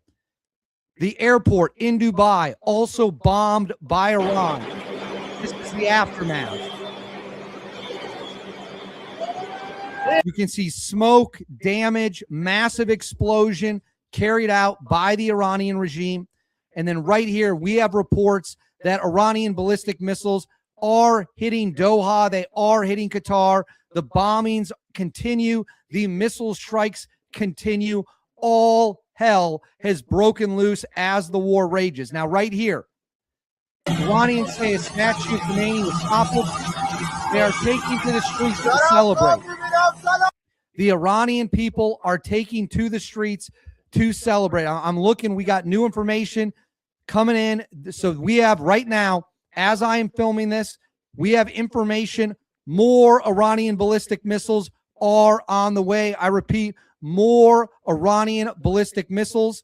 And now, right now, the United States of America, according to this, reports say U.S. and Israeli strikes are hitting military sites in Western Iran. More U.S. strikes are underway as of me filming this. This is coming in real time. All right, I'm going to pull this off the screen. So as of me filming this on the night of February 28th, more U.S. strikes are underway. Ballistic missiles have been launched by Iran. The war is raging. It is in full swing. I'm going to keep monitoring the situation. I have slept about 3 hours in the past 24 hours. I'm exhausted, but I know you guys are here with me. I'm not going to leave you. We are going to watch for updates as they come in. As always, please make sure to like and subscribe. Comment with your thoughts below. Thank you for being here with me. Thank you for watching. We will be sure to monitor whatever comes next, and I will be back with more updates.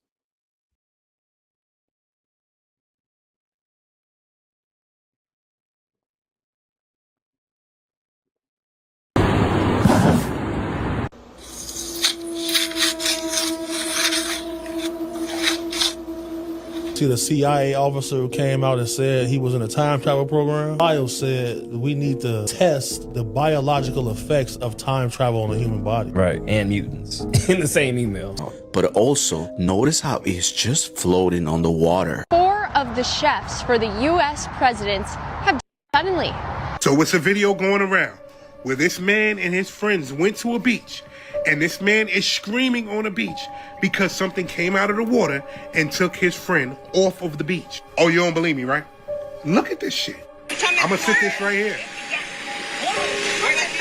Y'all cannot be playing on these beaches. Look.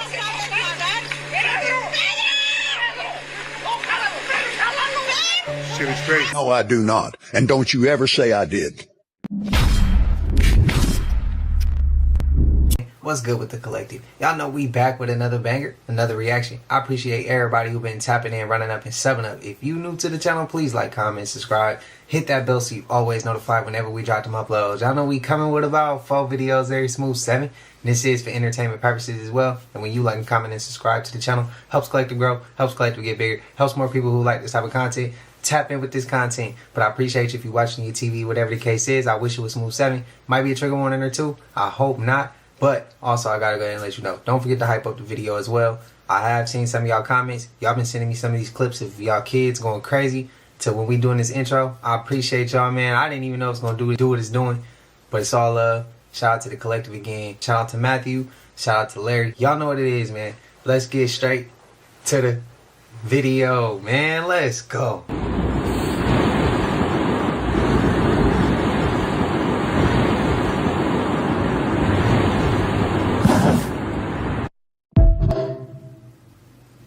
What's y'all thoughts?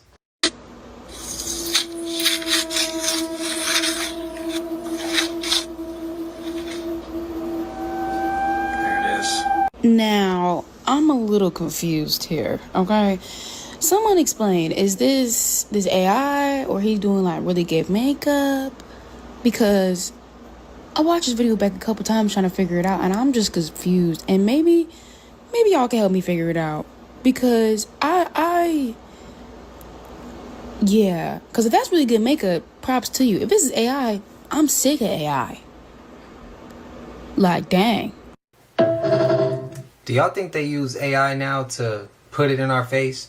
Because they know some people are gonna automatically gravitate to it being AI? Or do y'all think that sometimes it's genuinely AI? I mean, they do it in movies. They hide it in our face with movies, books, writing, all that shit. What's y'all thoughts? Her. Yeah. Is it really? Yep, that's her. It looks like her.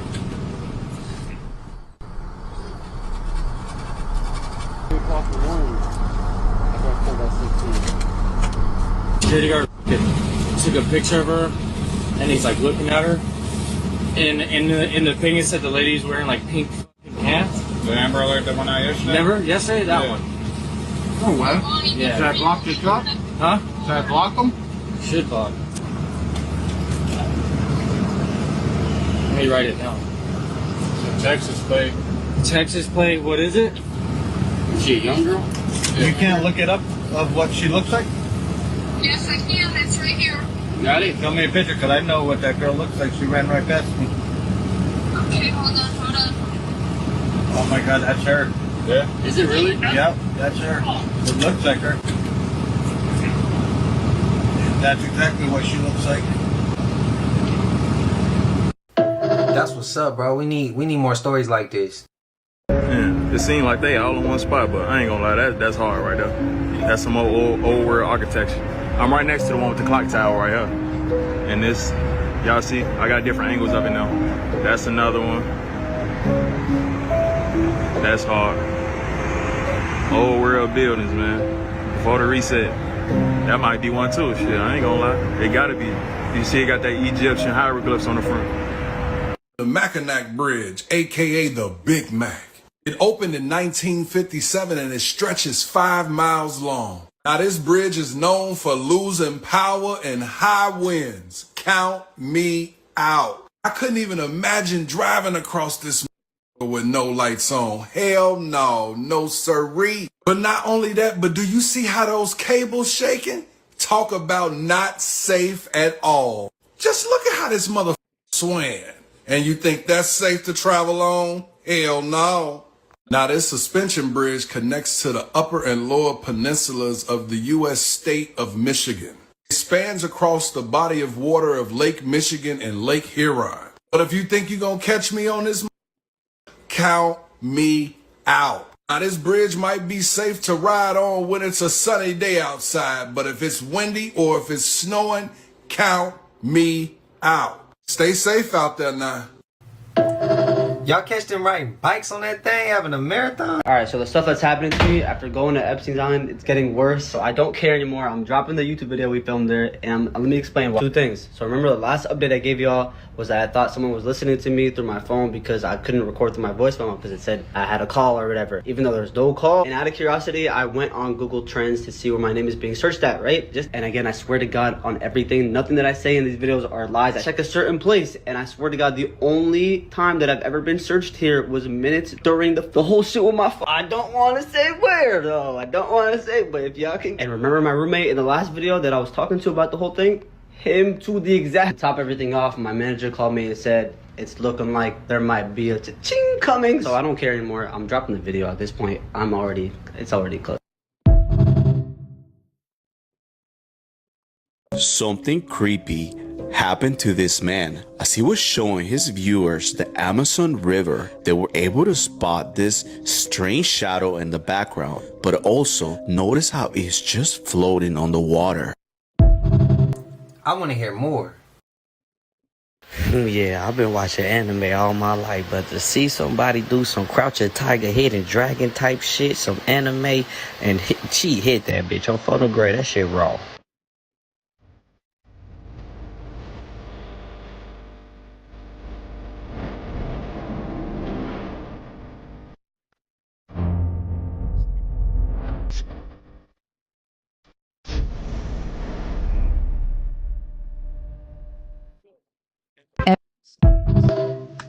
I'm not about to sit up here and act like I know what was going on in that clip. Can somebody in the comments elaborate, enlighten me on what really happened and what was going on there? What was true? Let me know, please. I'm not gonna act like I know because I don't know. They must be ready for the truth to come out about that Miami Mall incident. Because before, if you search for videos about it, you couldn't find anything. Now the videos are resurfacing. I'm talking about videos from 2024 when it actually happened. People who were actually there. Matter of fact, look at this shit. This video is from January 2024. This shit is so crazy. Listen.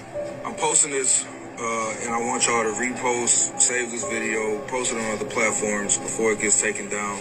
Because I want to clear up some of this misinformation about the Bayside Mall incident that happened. So me and my girl was in town and we were shopping at the mall and we noticed a lot of kids there. It wasn't a real big deal at first until they got to arguing and shoving, and then like weapons got brought in and they started fighting, running all over the mall, chaos just all over the place. So we thought we heard gunshots, but it turns out that that was actually fireworks. But either way, that caused everybody to start rushing for the doors. People was leaving stuff behind. I mean, just dragging their kids. It was just complete chaos, man. Anyway, so as we running, we look back and we noticed some weird shapes taller than me. I'm 6'2", shadowy, dark, solid shapes. Not human. I promise you, these is not human. I mean, it made the hair stand up on my skin. And shit, we just booked it for the doors after that, man. Something happened that day, and they hid it from that day. Now, let me ask you this. Why are these videos resurfacing now? You heard President Obama say that there are aliens. You heard the president say that he's going to release the alien files. And then, mysteriously after that, they start releasing these videos all over again, or unblocking these videos. Go down the Miami Mall rabbit hole. Look up a person named Fitz. See what Fitz said. See what he said happened. He gave a visual story about what happened. He has a 7-part series story about everything that happened in that mall. There is no way that teenage kids would mandate that many police to come to a mall.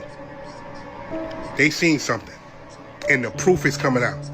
I'm out. In the last 10 years, 4 of the chefs for the U.S. presidents have died suddenly, and 2 of them died by accidental drowning. First of all, what were the presidents asking for on the menu? And second of all, I think that the next chef is going to have a hard time getting life insurance or something. I don't know. I feel like there's a pattern, but this is my driver, and Sorry, I know you guys want me to hit my 7-iron, but this is kind of my thing, so just lay off, okay? Create your own content if you want. Chefs be walking in on a crazy conversation. Yo, what is that? What's that? Huh? What is this right here, bro? Remember? They were right. We are really in the Matrix, guys, because people are saying that these are sentinels in the sky now. This is not the first time I've seen a video of something like that in the sky, guys. Now, I don't know if you got future plans or not, but something is going on out there that I know nothing about. That's why I'm asking you guys. You thought it was just a movie? Shut up! Just picture paying your bills and you go outside and you see this thing outside. How do you feel now? Because if sentinels are in the sky, they in the sky for free. And the helicopter just passed right by it. The helicopter didn't want nothing to do whatever that was in the sky. I mean, if this starts to be in the sky more often, I'ma just stay home. The people that are awake know that we're living in the Matrix. They know. Want to know something else? This video is for entertainment purposes only, and I think that video is AI, bro. Because I hope that there's not sentinels flying around in the sky. Yo, I don't know. Let me know. I'm out. We see them clips a lot of the things in the sky. I feel like I just realized why Flat Earth went mainstream Christianity in the past year or two, and I am so mind blown. It feels like God orchestrated it to foil the enemy's plan. I can't sleep right now, and this just popped into my head. When I first started posting about like Flat Earth and like the biblical ties, I remember the first video I ever made, I was like, yeah, I took a flight and I was like looking out the window, and I had been on plenty of flights before that for different reasons. And I'm looking out the window and it was like a veil was torn off my eyes because I remember being like, is the earth flat? Like, I think the earth is flat. And I'm looking at like the plane map that's like on the back of the seats, like the digital map. And I'm like, and mind you, I was never exposed to like any flat earth content like ever. I was not a conspiracy theorist in any way, shape or form. So I'm looking at the map. As a person that was pretty familiar with what like world maps looked like, I did well in geography and stuff. And I sat for the rest of the plane ride, I didn't have Wi-Fi, thinking, oh my gosh, I think they're lying. I think the earth is flat. So then I got online because I wanted like people to talk to about it. So like I wanted to originally create like some kind of group to like talk to people that like might also think that. And at first, the way that people would revile me was insane. Like I had people that were identifying as Christians saying that they were gonna off me, that I was like destroying the gospel and all of this stuff. And then it seemed like one day everything went viral and everybody just started like having sudden realizations like, oh yeah, it is flat, and the Bible does say that it's flat with a firmament above us. Like, I'm not kidding. I remember several occasions thinking to myself, the parasite like, God has to be opening people's eyes to this, like, so that they believe the Bible more. That's what I was initially thinking, and yes, I think that is true. But, like, the way that it went from, like, everybody calling me names and stuff to, like, everybody, like, being like, oh yeah, it is semi-flat, or like at least willing to give it a try. I remember always thinking like it felt divinely orchestrated in some way, and it just clicked to me why. Something that could destroy every things about living flat thing biblical on the earth, planet. the video would immediately have like a flag on it or like a notification telling me that it was going to be suppressed because it was like against guidelines or whatever. But every single time it would somehow reach like millions of views with very high engagement. We have to understand like that doesn't happen. If you're a creator, you know that does not happen. Even when they would take my videos down, a lot of times they'd randomly just be like back up and they'd garner like another couple 100,000 views. And it seemed like they were clamoring to get flat earth content like off of the internet. This definitely had to be God foiling their plan right before it happened. Let's get to work. Because we're about to have alien disclosure. And if you haven't seen my other videos about Noah's Ark in the sky, as well as Judgment being like aliens, like Judgment and the Return, they're going to frame it as aliens because biblically accurate angels, a lot of them look like machines. And a lot of them look like what they've primed us to believe aliens look like. Same thing with the Ark.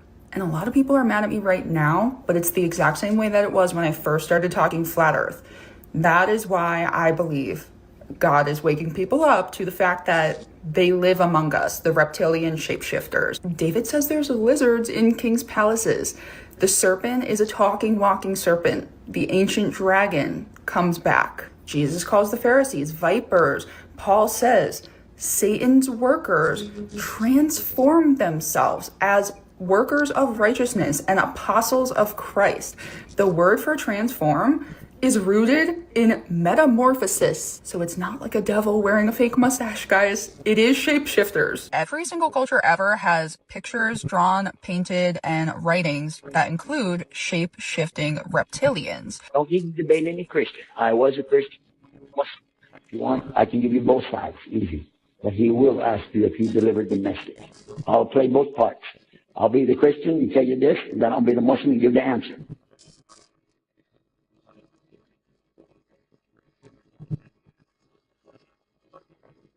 Anytime one of these videos comes on my feed, I'm like, how does this have like 100,000 likes? Like, people do not have any discernment. Now, if I got on here with snake eyes, like slits for pupils, and my teeth visibly shifting, I feel that everybody would notice. But because it's these guys, keep getting new intel from them.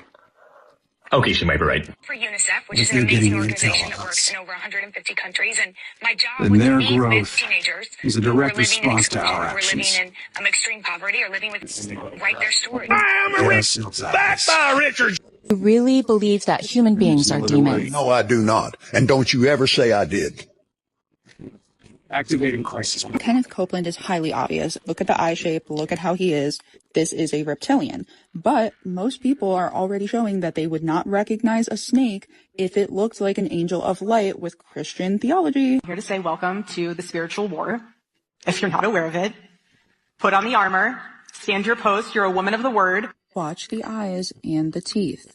The eyes are shifting to reptile eyes and the teeth are sharp and reptilian. I'm not saying this to be a bully. I think that she's very obviously beautiful, but I do not think that this situation is at all what we think it is. Ask a man who's a great man, actually, one of the great men of our country, Kenneth Copeland, to come up and say a prayer. Get up, silly woman, said the reptile with a grin. You knew damn well I was a snake before you took... No, I'm not a poor baby. I'm more reptilian. But come in to win the election. We're going to take a short break. I want to talk to you more about President Biden. We're different from the presidential. We're very discreet, reptilian. And you might say, well, why would a shapeshifter want to preach the gospel? To point you towards this. Every single sus, or at least sus to me, Christian public figure, they all believe in globe theory. And I would bet anything that they're going to point all of the people that look to them for everything to this being like aliens from outer space and or just completely demonic, because Revelation says that Satan will deceive the whole world into encompassing the camp of the saints, which I believe is what I call Noah's Ark in the sky in those videos. It's New Jerusalem, and they've spent a long time pre-framing the perspective of the masses as to what it is. That's why we just had that viral clip like last year of Wernher von Braun's secretary coming out and saying, he told me one thing, to not forget one thing, that in the end, the last deception, to remember that it was not aliens. Wernher von Braun is the founder of NASA. And his tombstone said Psalm 19:1. The heavens declare the glory of God, and the firmament shows his handiwork. And it's wild to me. I feel like it's been in our face the whole time. Like the They Live movie. Like, yes, the Bible also says he sends fiery serpents among us as judgment. Among us. They live among us. So that they can deceive the masses into truly believing that it's not the return. It's aliens or whatever else. I think it's a form of separating wheat from tares. Like, do you believe the word of God truly? Do you pray and ask God and like ask for confirmation truly? And I think that's why it's going mainstream, that all of these guys are literally reptiles. They're snakes. I mean, Trump literally like said a poem at all of his rallies that was titled, I'm a snake. But personally, I think that a lot of people need to wake up to the fact that they're in religion too. Like, they are going to be the leaders of everything, of every religion, of all politics, of all Hollywood. They're like the leaders. Like, I know it sounds crazy because I honestly thought this was crazy like 6 months ago, But yeah, I also think the conspiracy that reptilian shapeshifters run everything is true. I'm just so mind blown, like the whole thing with flat earth. It has to be this. It has to be. And I feel like that 1%, the reptilians or whatever you want to refer to them as, they're a species in their own. And I feel like they have created some other extraterrestrials as well. And I feel like there's real ones of those. And then there's fake ones out there as well. Just as there's real humans. And we saw that there's fake humans that they make as robots. And if some like to claim that we've gotten our technology from extraterrestrials, who's to say that's not the real ones? You get what I mean? And then they learned how to clone these gray aliens, different species. That's where some people be like, oh, they're demonic, they're fallen angels. Yeah, maybe they did create their own. God didn't just create one bad thing. You know what I mean? Like, and then on top of that, I think they're at war. I really do. I think the 1% reptilians, whatever you want to refer to them as, is at war with another species. Over, I said this before, they not just messing us up, they messing up our atmosphere, things like that, and it's disrupting other shit out there. And I think that that is a possibility of why they are clashing. Whoever disagree, I respect it, but let me know y'all thoughts, man. This was a dope ass clip. I could go on and on about this. I keep telling y'all, stop going to these beaches at night thinking that mermaids aren't real. If you do not think mermaids are real, go into the Book of Enoch and see what it says about mermaids. So it's a video going around where this man and his friends went to a beach, and this man is screaming on the beach because something came out of the water and took his friend off of the beach. Oh, you don't believe me, right? Look at this shit. I'm gonna sit this right here. Y'all cannot be playing on these beaches. Look.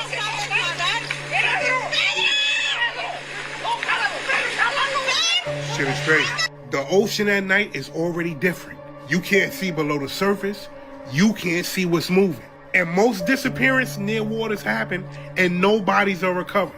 In Greek mythology, sirens don't look like Disney mermaids. They lure sailors in with sounds, with singing, with voices that felt familiar. If you go down the rabbit hole, you'll see Christopher Columbus himself documented seeing mermaids in 1493. And people thought it was fake propaganda. The NOAA even denies statements that mermaids are real.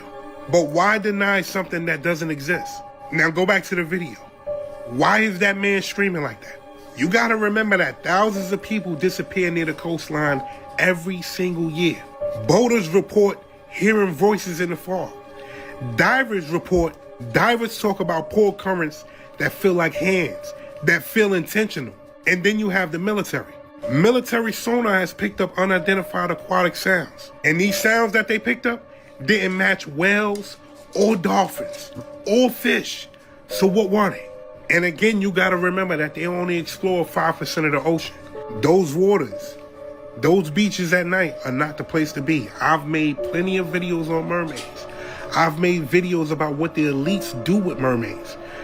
Pay attention. This is The Mask, played by Jim Carrey in 1996.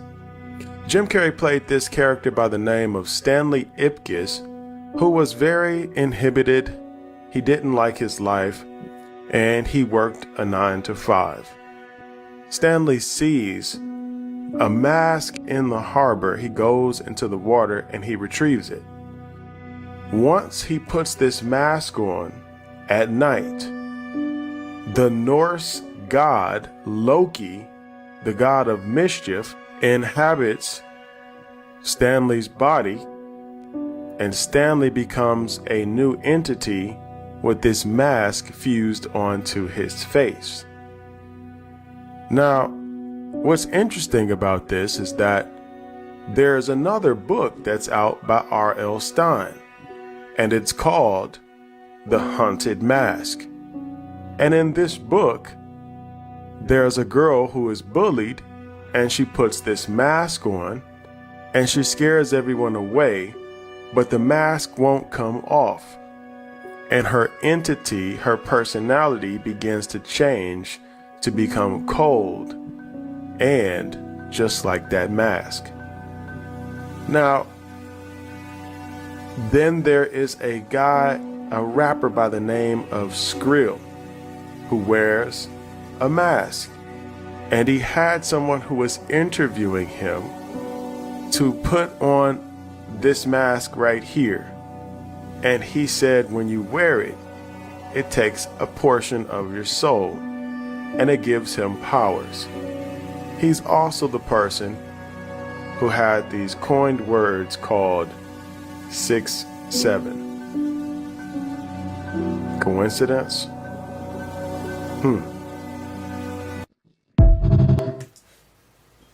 I remember I couldn't wait to get home to watch Goosebumps, bro. But that clip with the mask, that shit wouldn't come off. Bro, is that not a classic ass? That was a classic episode.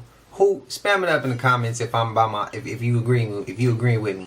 It freaked my ass out, but I still classic. In that movie The Mask, as soon as he throw the mask on as a kid, that used to draw my attention. I used to love that's a classic movie too. I'll rock with that movie. What's y'all thoughts? Let me know. Great content. Miles B47. This place doesn't add up. This is the Kalasa Temple in India. Now pay attention to this one, guys, because the Matrix tells us this entire place was carved from one slab of stone, that it was hand chiseled from the top down. Who honestly believes that?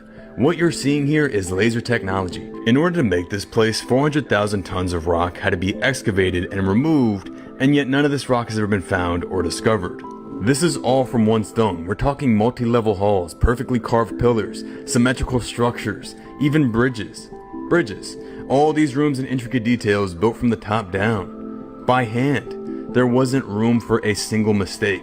One wrong strike and the entire structure is ruined. Now, according to fake history, we're told this place was built in only 18 years. Cultural legends say 7 days, but let's just assume 18 years. If 400,000 tons were removed, that is between 400 million and 800 million pounds of stone that just had to somehow vanish. Now let's assume 7,000 workers worked like robots, non-stop, 12 hours a day, for 18 years. Break that down and you're looking at them removing 60 tons per day. That's 5 tons per hour, by hand. And that's just the excavation. What about the time taken for designing, mapping the top down, the intricate carvings, engineering load distribution? Crazy part is, people would just say, oh, they had a lot of time in those days. Look, time doesn't create mastery. Time doesn't explain precision. And a lot of workers does not equal quality. Quantity never means quality. For them to accomplish this perfect degree of engineering, every individual there would have had to have been some superhuman master stonemason. This is also just one network of an entire system known as the Ellora Caves. Just 1 in 34. There's no way we did this with hammer and chisel. That's fake history. That's even impossible now. To chisel basalt rock, you need tools significantly stronger than rock itself. And there's only 2 modern examples. Tungsten carbide chisels, which weren't really invented until the mid-1800s, and diamond cut tools, which were rarely used or distributed then. And this is all from laser technology. Lasers. That or some form of highly advanced technology that's either been lost or being hidden from us. Now you might have thought history was boring, but that's only because you've been given a fake history designed to hide an incredible past. Scary thing to me about this whole thing is, like, when you study ancient civilizations, they all made child sacrifices to these beings, these deities, in exchange for wealth and power. And it's kind of like when you see declassified files come out about the government tracking ancient bloodlines and hybrid people, it's kind of like, how old are these people really?